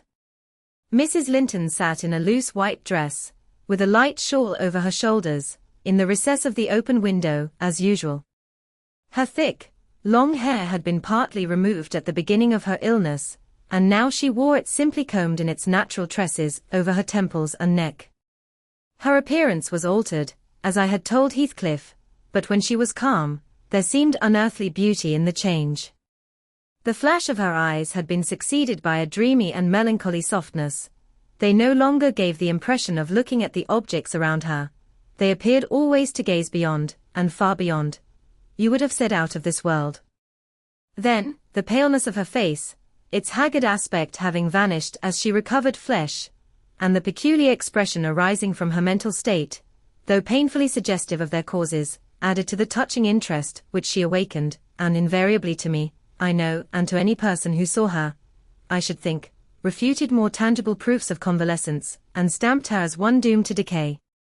A book lay spread on the sill before her, and the scarcely perceptible wind fluttered its leaves at intervals. I believe Linton had laid it there, for she never endeavoured to divert herself with reading, or occupation of any kind, and he would spend many an hour in trying to entice her attention to some subject which had formerly been her amusement. She was conscious of his aim, and in her better moods endured his efforts placidly, only showing their uselessness by now and then suppressing a wearied sigh, and checking him at last with the saddest of smiles and kisses. At other times, she would turn petulantly away, and hide her face in her hands, or even push him off angrily, and then he took care to let her alone, for he was certain of doing no good. Gimmerton chapel bells were still ringing, and the full, mellow flow of the beck in the valley came soothingly on the ear. It was a sweet substitute for the yet absent murmur of the summer foliage, which drowned that music about the grange when the trees were in leaf. At Wuthering Heights it always sounded on quiet days following a great thaw, or a season of steady rain. And of Wuthering Heights Catherine was thinking as she listened, that is, if she thought or listened at all, but she had the vague, distant look I mentioned before, which expressed no recognition of material things either by ear or eye. "There's a letter for you, Mrs. Linton," I said, gently inserting it in one hand that rested on her knee. "You must read it immediately, because it wants an answer." "Shall I break the seal?" "Yes," she answered, without altering the direction of her eyes. I opened it. It was very short. "Now," I continued, "read it." She drew away her hand, and let it fall. I replaced it in her lap, and stood waiting till it should please her to glance down, but that movement was so long delayed that at last I resumed, "Must I read it?" "It is from Mr. Heathcliff." There was a start and a troubled gleam of recollection, and a struggle to arrange her ideas. She lifted the letter, and seemed to peruse it, and when she came to the signature she sighed, yet still I found she had not gathered its import, for, upon my desiring to hear her reply, she merely pointed to the name, and gazed at me with mournful and questioning eagerness. "Well, he wishes to see you," said I, guessing her need of an interpreter. "He's in the garden by this time, and impatient to know what answer I shall bring." As I spoke, I observed a large dog lying on the sunny grass beneath raise its ears as if about to bark, and then smoothing them back, announce, by a wag of the tail, that some one approached whom it did not consider a stranger. Mrs. Linton bent forward, and listened breathlessly. The minute after a step traversed the hall. The open house was too tempting for Heathcliff to resist walking in. Most likely he supposed that I was inclined to shirk my promise, and so resolved to trust to his own audacity. With straining eagerness Catherine gazed towards the entrance of her chamber. He did not hit the right room directly. She motioned me to admit him, but he found it out ere I could reach the door, and in a stride or two was at her side, and had her grasped in his arms. He neither spoke nor loosed his hold for some 5 minutes, during which period he bestowed more kisses than ever he gave in his life before, I dare say, but then my mistress had kissed him first, and I plainly saw that he could hardly bear, for downright agony, to look into her face. The same conviction had stricken him as me, from the instant he beheld her, that there was no prospect of ultimate recovery there. She was fated, sure to die. "Oh, Cathy! Oh, my life! How can I bear it?" was the first sentence he uttered, in a tone that did not seek to disguise his despair. And now he stared at her so earnestly that I thought the very intensity of his gaze would bring tears into his eyes, but they burned with anguish. They did not melt. "What now?" said Catherine, leaning back, and returning his look with a suddenly clouded brow. Her humour was a mere vein for constantly varying caprices. "You and Edgar have broken my heart, Heathcliff. And you both come to bewail the deed to me, as if you were the people to be pitied. I shall not pity you, not I. You have killed me, and thriven on it, I think. How strong you are! How many years do you mean to live after I am gone?" Heathcliff had knelt on one knee to embrace her. He attempted to rise, but she seized his hair and kept him down. "I wish I could hold you," she continued, bitterly, "till we were both dead. I shouldn't care what you suffered. I care nothing for your sufferings. Why shouldn't you suffer? I do. Will you forget me? Will you be happy when I am in the earth? Will you say 20 years hence, 'That's the grave of Catherine Earnshaw'? I loved her long ago, and was wretched to lose her, but it is past. I've loved many others since. My children are dearer to me than she was, and at death, I shall not rejoice that I am going to her. I shall be sorry that I must leave them. Will you say so, Heathcliff? Don't torture me till I'm as mad as yourself," cried he, wrenching his head free, and grinding his teeth. The two, to a cool spectator, made a strange and fearful picture. Well might Catherine deem that heaven would be a land of exile to her, unless with her mortal body she cast away her moral character also. Her present countenance had a wild vindictiveness in its white cheek, and a bloodless lip, and scintillating eye, and she retained in her closed fingers a portion of the locks she had been grasping.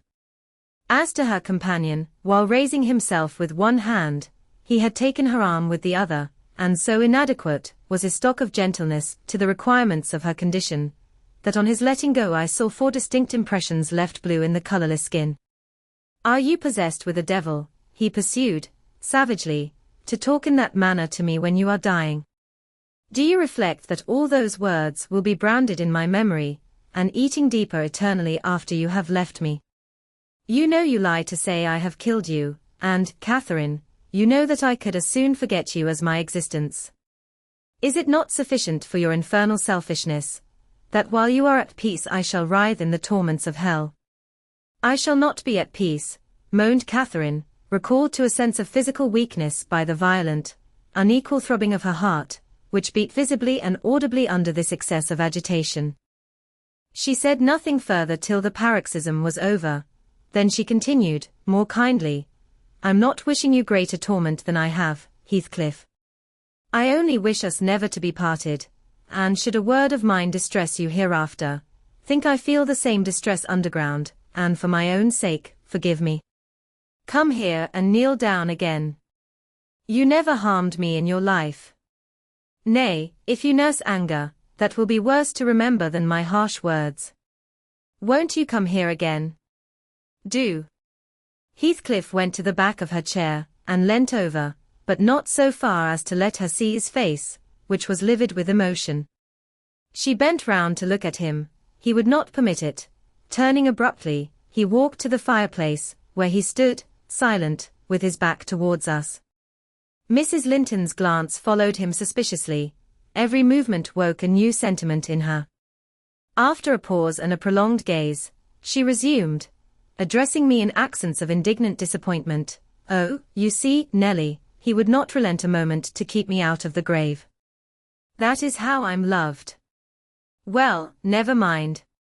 That is not my Heathcliff.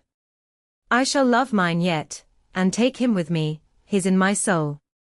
And," added she musingly, "the thing that irks me most is this shattered prison, after all. I'm tired of being enclosed here. I'm wearying to escape into that glorious world, and to be always there, not seeing it dimly through tears, and yearning for it through the walls of an aching heart, but really with it, and in it.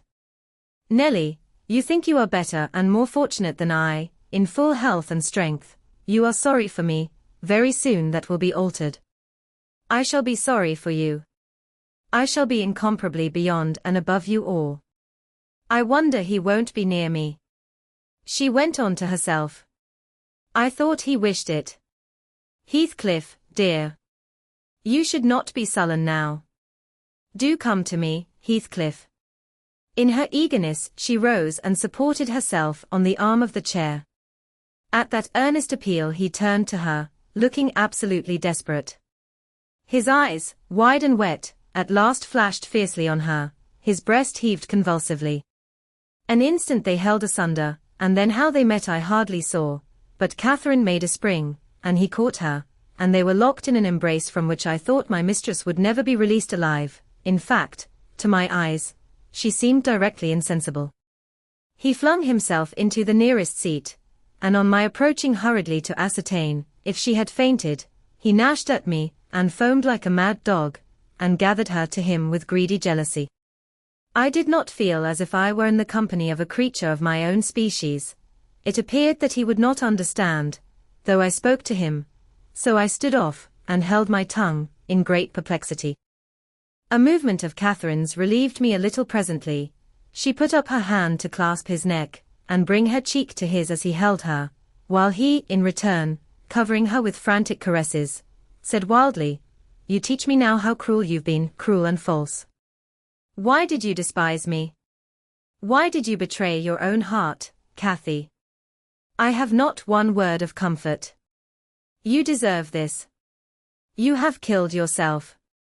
Yes, you may kiss me, and cry, and wring out my kisses and tears, they'll blight you, they'll damn you. You loved me, then what right had you to leave me? What right, answer me, for the poor fancy you felt for Linton?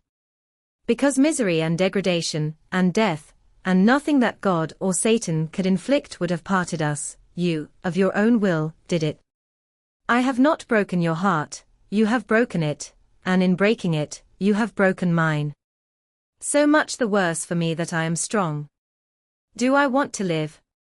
What kind of living will it be when you, oh, God? Would you like to live with your soul in the grave? Let me alone. Let me alone, sobbed Catherine. If I've done wrong, I'm dying for it. It is enough. You left me too, but I won't upbraid you. I forgive you. Forgive me. It is hard to forgive, and to look at those eyes, and feel those wasted hands, he answered. Kiss me again, and don't let me see your eyes. I forgive what you have done to me. I love my murderer, but yours. How can I?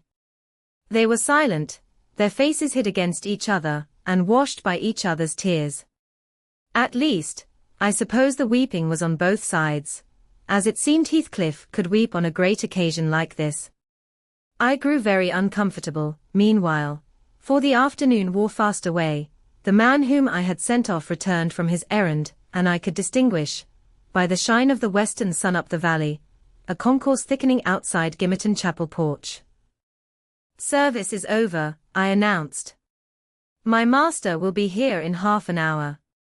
Heathcliff groaned a curse, and strained Catherine closer. She never moved. Ere long I perceived a group of the servants passing up the road towards the kitchen wing. Mr. Linton was not far behind. He opened the gate himself and sauntered slowly up, probably enjoying the lovely afternoon that breathed as soft as summer. Now he is here, I exclaimed. For heaven's sake, hurry down. You'll not meet any one on the front stairs. Do be quick, and stay among the trees till he is fairly in. I must go, Cathy, said Heathcliff, seeking to extricate himself from his companion's arms. But if I live, I'll see you again before you are asleep. I won't stray 5 yards from your window.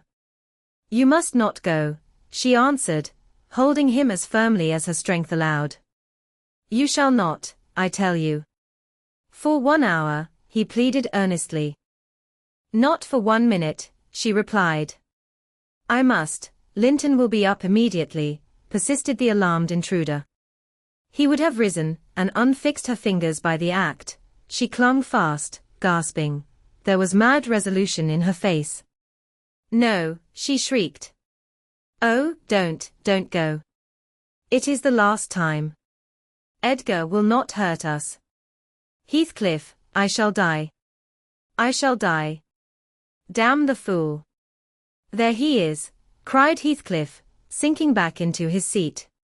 Hush, my darling. Hush, hush, Catherine. I'll stay. If he shot me so, I'd expire with a blessing on my lips. And there they were fast again. I heard my master mounting the stairs, the cold sweat ran from my forehead. I was horrified. Are you going to listen to her ravings? I said, passionately. She does not know what she says. Will you ruin her, because she has not wit to help herself? Get up. You could be free instantly. That is the most diabolical deed that ever you did. We are all done for, master, mistress, and servant. I wrung my hands, and cried out, and Mr. Linton hastened his step at the noise. In the midst of my agitation, I was sincerely glad to observe that Catherine's arms had fallen relaxed, and her head hung down. She's fainted, or dead, I thought, so much the better. Far better that she should be dead, than lingering a burden and a misery-maker to all about her. Edgar sprang to his unbidden guest, blanched with astonishment and rage. What he meant to do I cannot tell, however, the other stopped all demonstrations, at once, by placing the lifeless-looking form in his arms. Look there, he said. Unless you be a fiend, help her first, then you shall speak to me.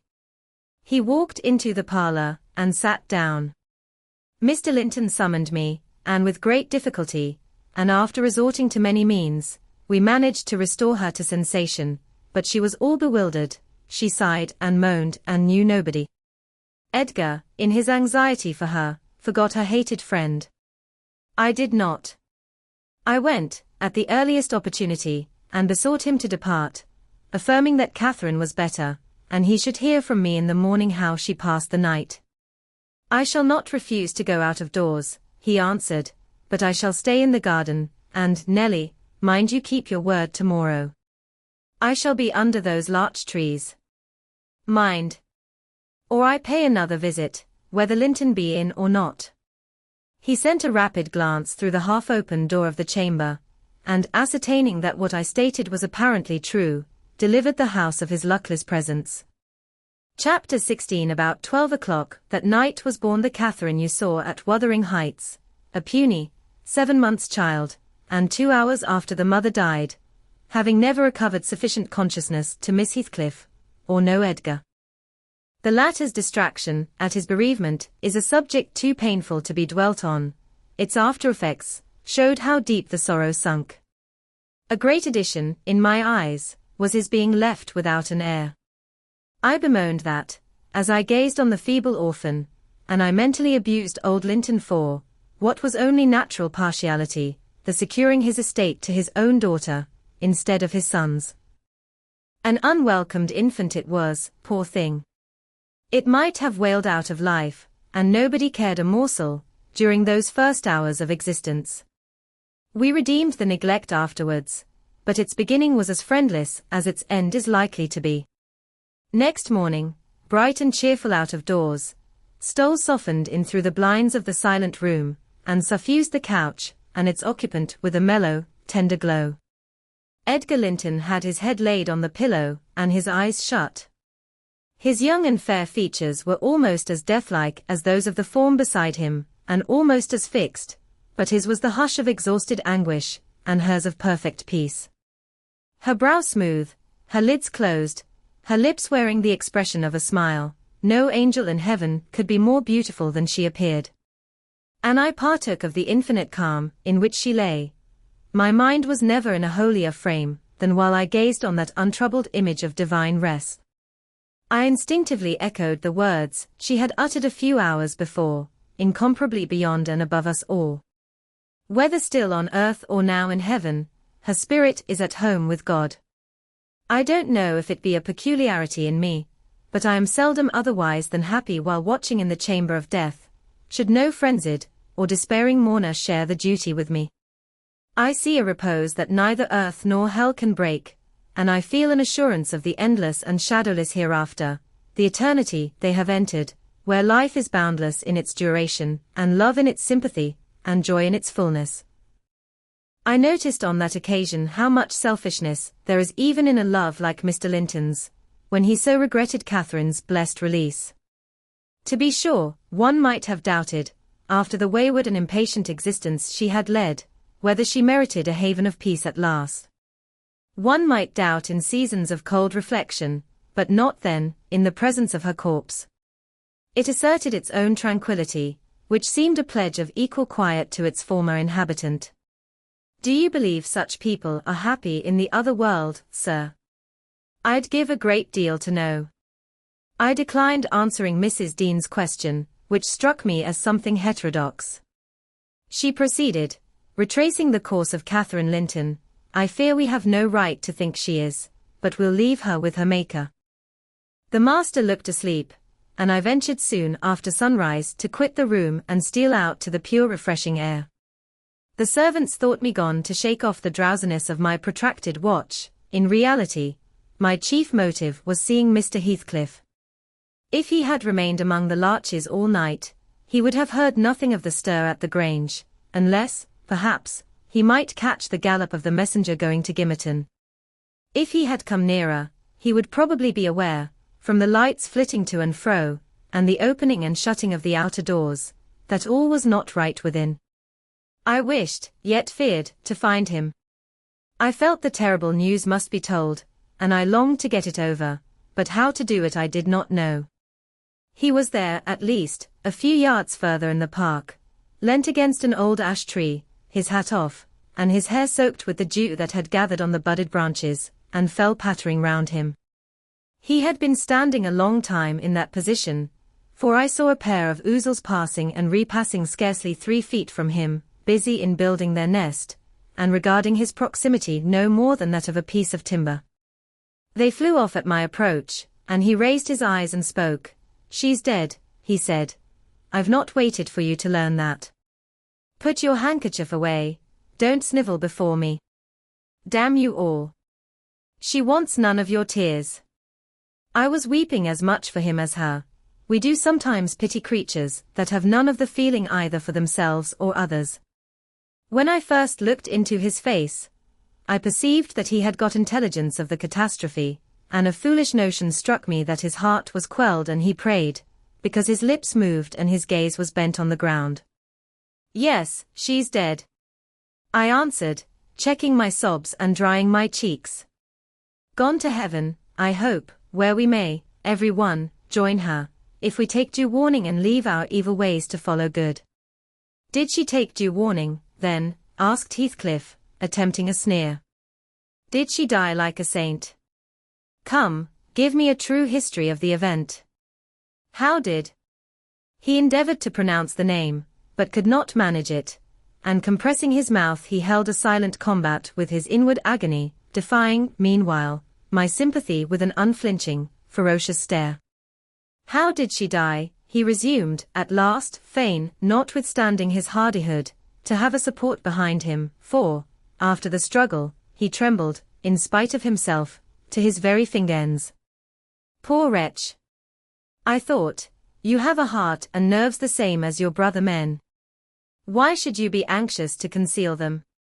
Your pride cannot blind God. You tempt him to wring them, till he forces a cry of humiliation. Quietly as a lamb." I answered, aloud. She drew a sigh, and stretched herself, like a child reviving, and sinking again to sleep, and 5 minutes after I felt one little pulse at her heart, and nothing more. "Anne, did she ever mention me?" he asked, hesitating, as if he dreaded the answer to his question would introduce details that he could not bear to hear. "Her senses never returned. She recognized nobody from the time you left her," I said.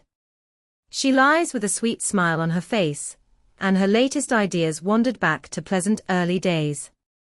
Her life closed in a gentle dream. May she wake as kindly in the other world. May she wake in torment," he cried, with frightful vehemence, stamping his foot, and groaning in a sudden paroxysm of ungovernable passion. "Why, she's a liar to the end. Where is she? Not there, not in heaven, not perished, where? Oh! You said you cared nothing for my sufferings. And I pray one prayer, I repeat it till my tongue stiffens, Catherine Earnshaw, may you not rest as long as I am living. You said I killed you, haunt me, then. The murdered do haunt their murderers, I believe. I know that ghosts have wandered on earth. Be with me always, take any form, drive me mad. Only do not leave me in this abyss, where I cannot find you. Oh, God! It is unutterable. I cannot live without my life. I cannot live without my soul." He dashed his head against the knotted trunk, and, lifting up his eyes, howled, not like a man, but like a savage beast being goaded to death with knives and spears. I observed several splashes of blood about the bark of the tree, and his hand and forehead were both stained. Probably the scene I witnessed was a repetition of others acted during the night. It hardly moved my compassion, it appalled me. Still, I felt reluctant to quit him so. But the moment he recollected himself enough to notice me watching, he thundered a command for me to go, and I obeyed. He was beyond my skill to quiet or console. Mrs. Linton's funeral was appointed to take place on the Friday following her decease. Until then her coffin remained uncovered, and strewn with flowers and scented leaves, in the great drawing-room. Linton spent his days and nights there, a sleepless guardian, and, a circumstance concealed from all but me, Heathcliff spent his nights, at least, outside, equally a stranger to repose. I held no communication with him, still. I was conscious of his design to enter, if he could, and on the Tuesday, a little after dark, when my master, from sheer fatigue, had been compelled to retire a couple of hours, I went and opened one of the windows, moved by his perseverance to give him a chance of bestowing on the faded image of his idol one final adieu. He did not omit to avail himself of the opportunity, cautiously and briefly, too cautiously to betray his presence by the slightest noise. Indeed, I shouldn't have discovered that he had been there, except for the disarrangement of the drapery about the corpse's face,